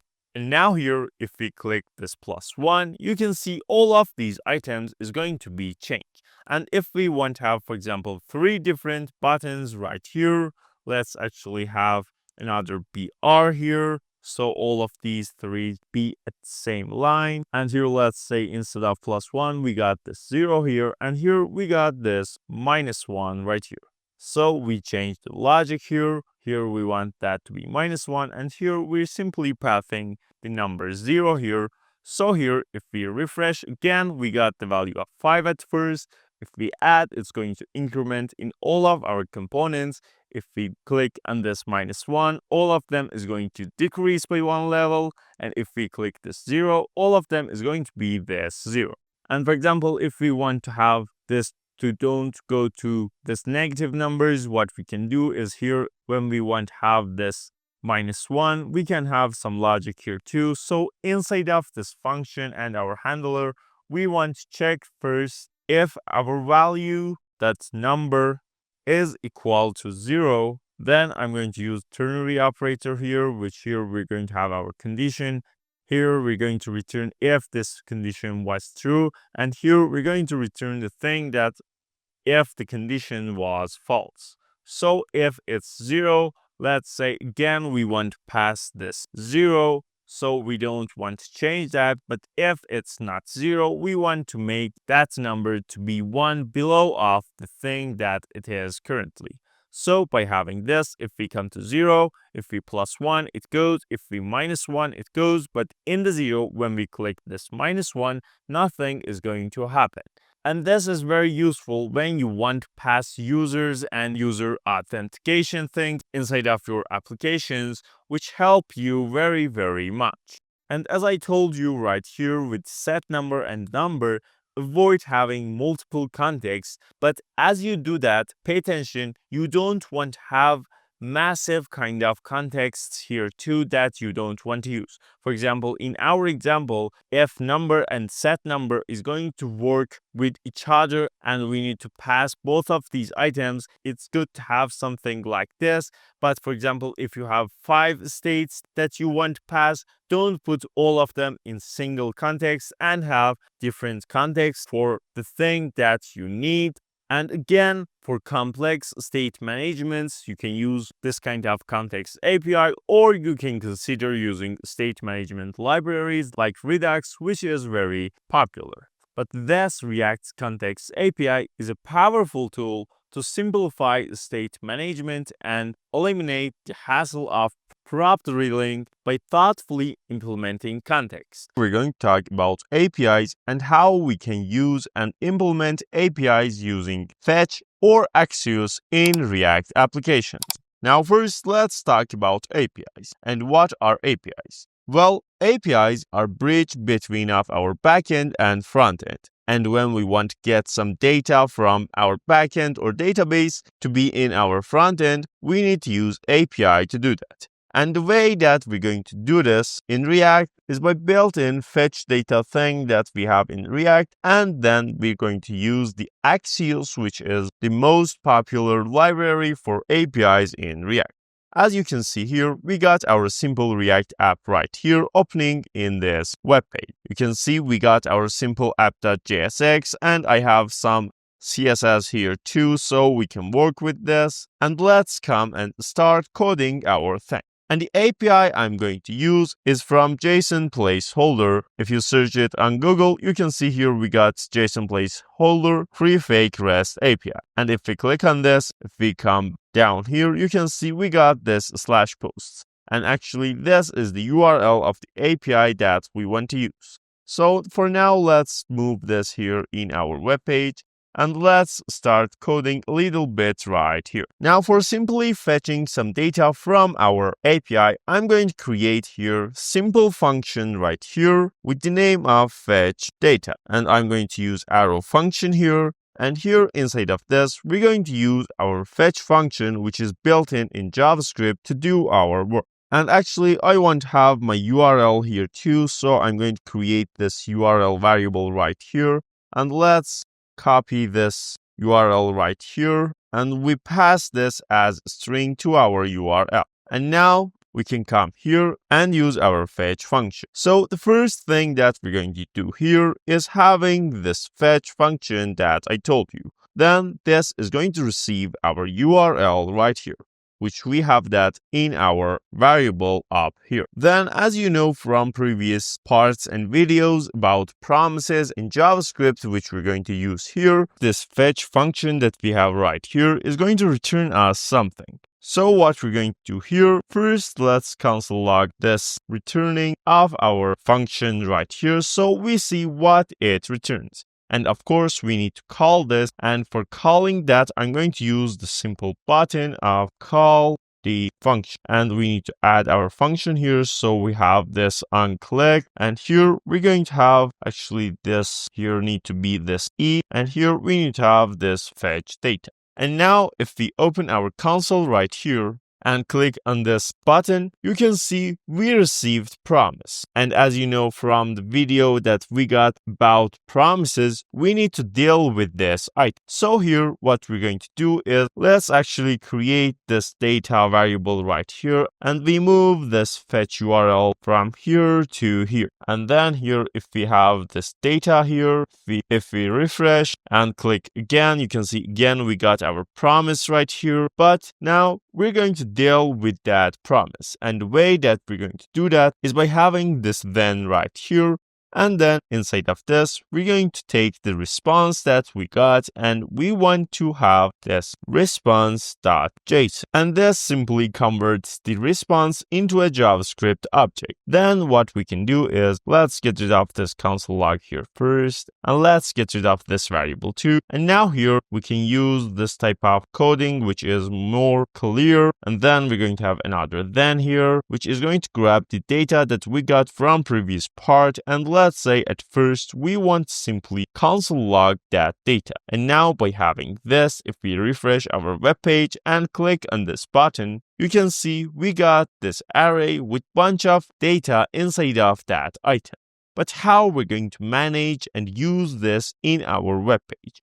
The way that we're going to do this is first having our states and states, which we're going to use that state to save our data inside of that. So we're going to have this use state, of course. We're going to import that and create a state right here. And I'm going to name that simple data that we got here. And then here, instead of console log data, we're going to have this set data to this data. And now let's actually use this fragments here too. So we're going to have multiple tags here. Let's move our button here and let's use our state right here. And here let's simply console log our data. Now if we refresh again, if we call our function, you can see here we got our items inside of our state. And because this is array, we can use our map function here too. So here at this point, let's import our style.css that you saw earlier into our component. So at the first of our file, let's use this import. It's in the same directory as our file. So we're going to have this style.css. And after having this item, let's come here. And instead of having the simple console log, let's use our data right here. Then we want to use this map. And then inside of this, we want to grab each post that we got, and we're going to do several things with that. First, we're going to have this simple div with the class name of card here, and inside of this item, actually because I want to use in different line, we can use this parentheses right here. So inside of this, we're going to have the simple h1 here, which is going to show our post's title for us. And then let's say we're going to have this simple paragraph, which is going to show our post.body for us. And now after having these items, if we click on our button right here, you can see we got our data appearing as we want right here. And actually, let's make this simple div here too. And let's add this class name of app to this one. And here you can see we got our items. And we use this fetch data right here to do our stuff. And of course, we can have another button at the last of our code. So let's say here we got this simple button, and actually let's make these items in their own places. We should grab this button here too, and here let's say this is going to reset the data that we got. So here in our onClick, we're going to have this simple function which is going to set the data to simply empty array. And now you can see we got our items right here, but these are actually very large amount of posts. So let's come here, and when we want to set data, we use this dot slice, which is going to slice our array for us. And let's say we want to use 10 posts right here. And now this time if we use this, you can see we only got 10 posts. And if we click this reset, actually here we need to have another E. If we click this, it's going to be disappear. But as I told you, after the switch, we're going to have Axios, which is another way of using APIs. And that's a library that we need to install and import in our component. So first of all, let's come here and let's, instead of having this call the function, use this fetch data. And now let's come into the terminal. I'm going to create another one here. And here what I do is simply having this npm I Axios, which is going to install Axios for us. And now after we got installed our Axios, if we come here into our package.json, you can see in the dependencies part, we got our Axios right here. We need to import that here to be able to use that. So here we're going to import Axios from Axios, as you can see right here. And then here, let's come and create another function with the name of fetch data, and we add this Axios to the end of that. And this is going to be again an arrow function, and inside of this, we're going to use our Axios function that we just imported. And that is going to be this simple Axios. And then we're going to use this dot, and here we're going to put the type of request that we want to send, which in our case is going to be get request. And inside of this parentheses, we want to have our URL, of course. And after having this, you might think that we should have this converting to JSON, but actually Axios is going to do that for us automatically, so we don't need to do that. And simply we're going to have this then, and inside of this, we're going to grab the data that we got from previous part and simply set the data to the data that we got. And now we're going to duplicate this button here too. Now here in the second one, let's say we use this Axios data, and here again we're going to use this Axios. And now here if we refresh, nothing happens. Actually, let's restart our server here. So we're going to use this Ctrl+C and then again this npm run dev. And now here this time you can see we got 3 buttons here, which are this fetch data, Axios data, and this reset. And actually, let's come here, and before of our reset, we use 2br tags here, so we got some space between of these items. And now this time, if we use this fetch data, you can see we got our posts right here. If we reset that, it's all going to be disappear. And if we click this Axios data, you can see our app is going to crash. And why it's happening is because of our passing the data like this. We use the same method as our fetch, but this is a little bit different. So here, instead of having the set data, first we're going to console log the data that we got from our URL to see what we got in our data. So if we click this, you can see we got the simple object here instead of that promise. And here you can see we got bunch of fields, which one of them is going to be this data, which is actually the data and array that we want. So here, instead of having this data like this, let's actually make this again, this response. And then here, instead of our response, we're going to use this data field that we got. And now this time, if we click here, if we open our console here, you can see we got this array with 100 data inside them. And of course, because we want to use only 10 of them, we're going to use our slice method here. And here we want to pass this 0 and 10. And if we reset this again, refresh and use this Axios data, you can see we got array with 10 objects and data inside of it. And now this time, if we use this set data here instead of that console log, and first let's refresh our web page, let's check our fetch data. You can see this works perfectly. Let's reset. And now if we use this Axios data, you can see we got the same thing that we wanted here using Axios. And actually, we can handle our errors and other things here too. But let's say here we want to use Axios and not fetch data. So we remove our fetch data function right here as well as its button. You can see here this time we got our Axios data, which if we click, we're going to have our data right here.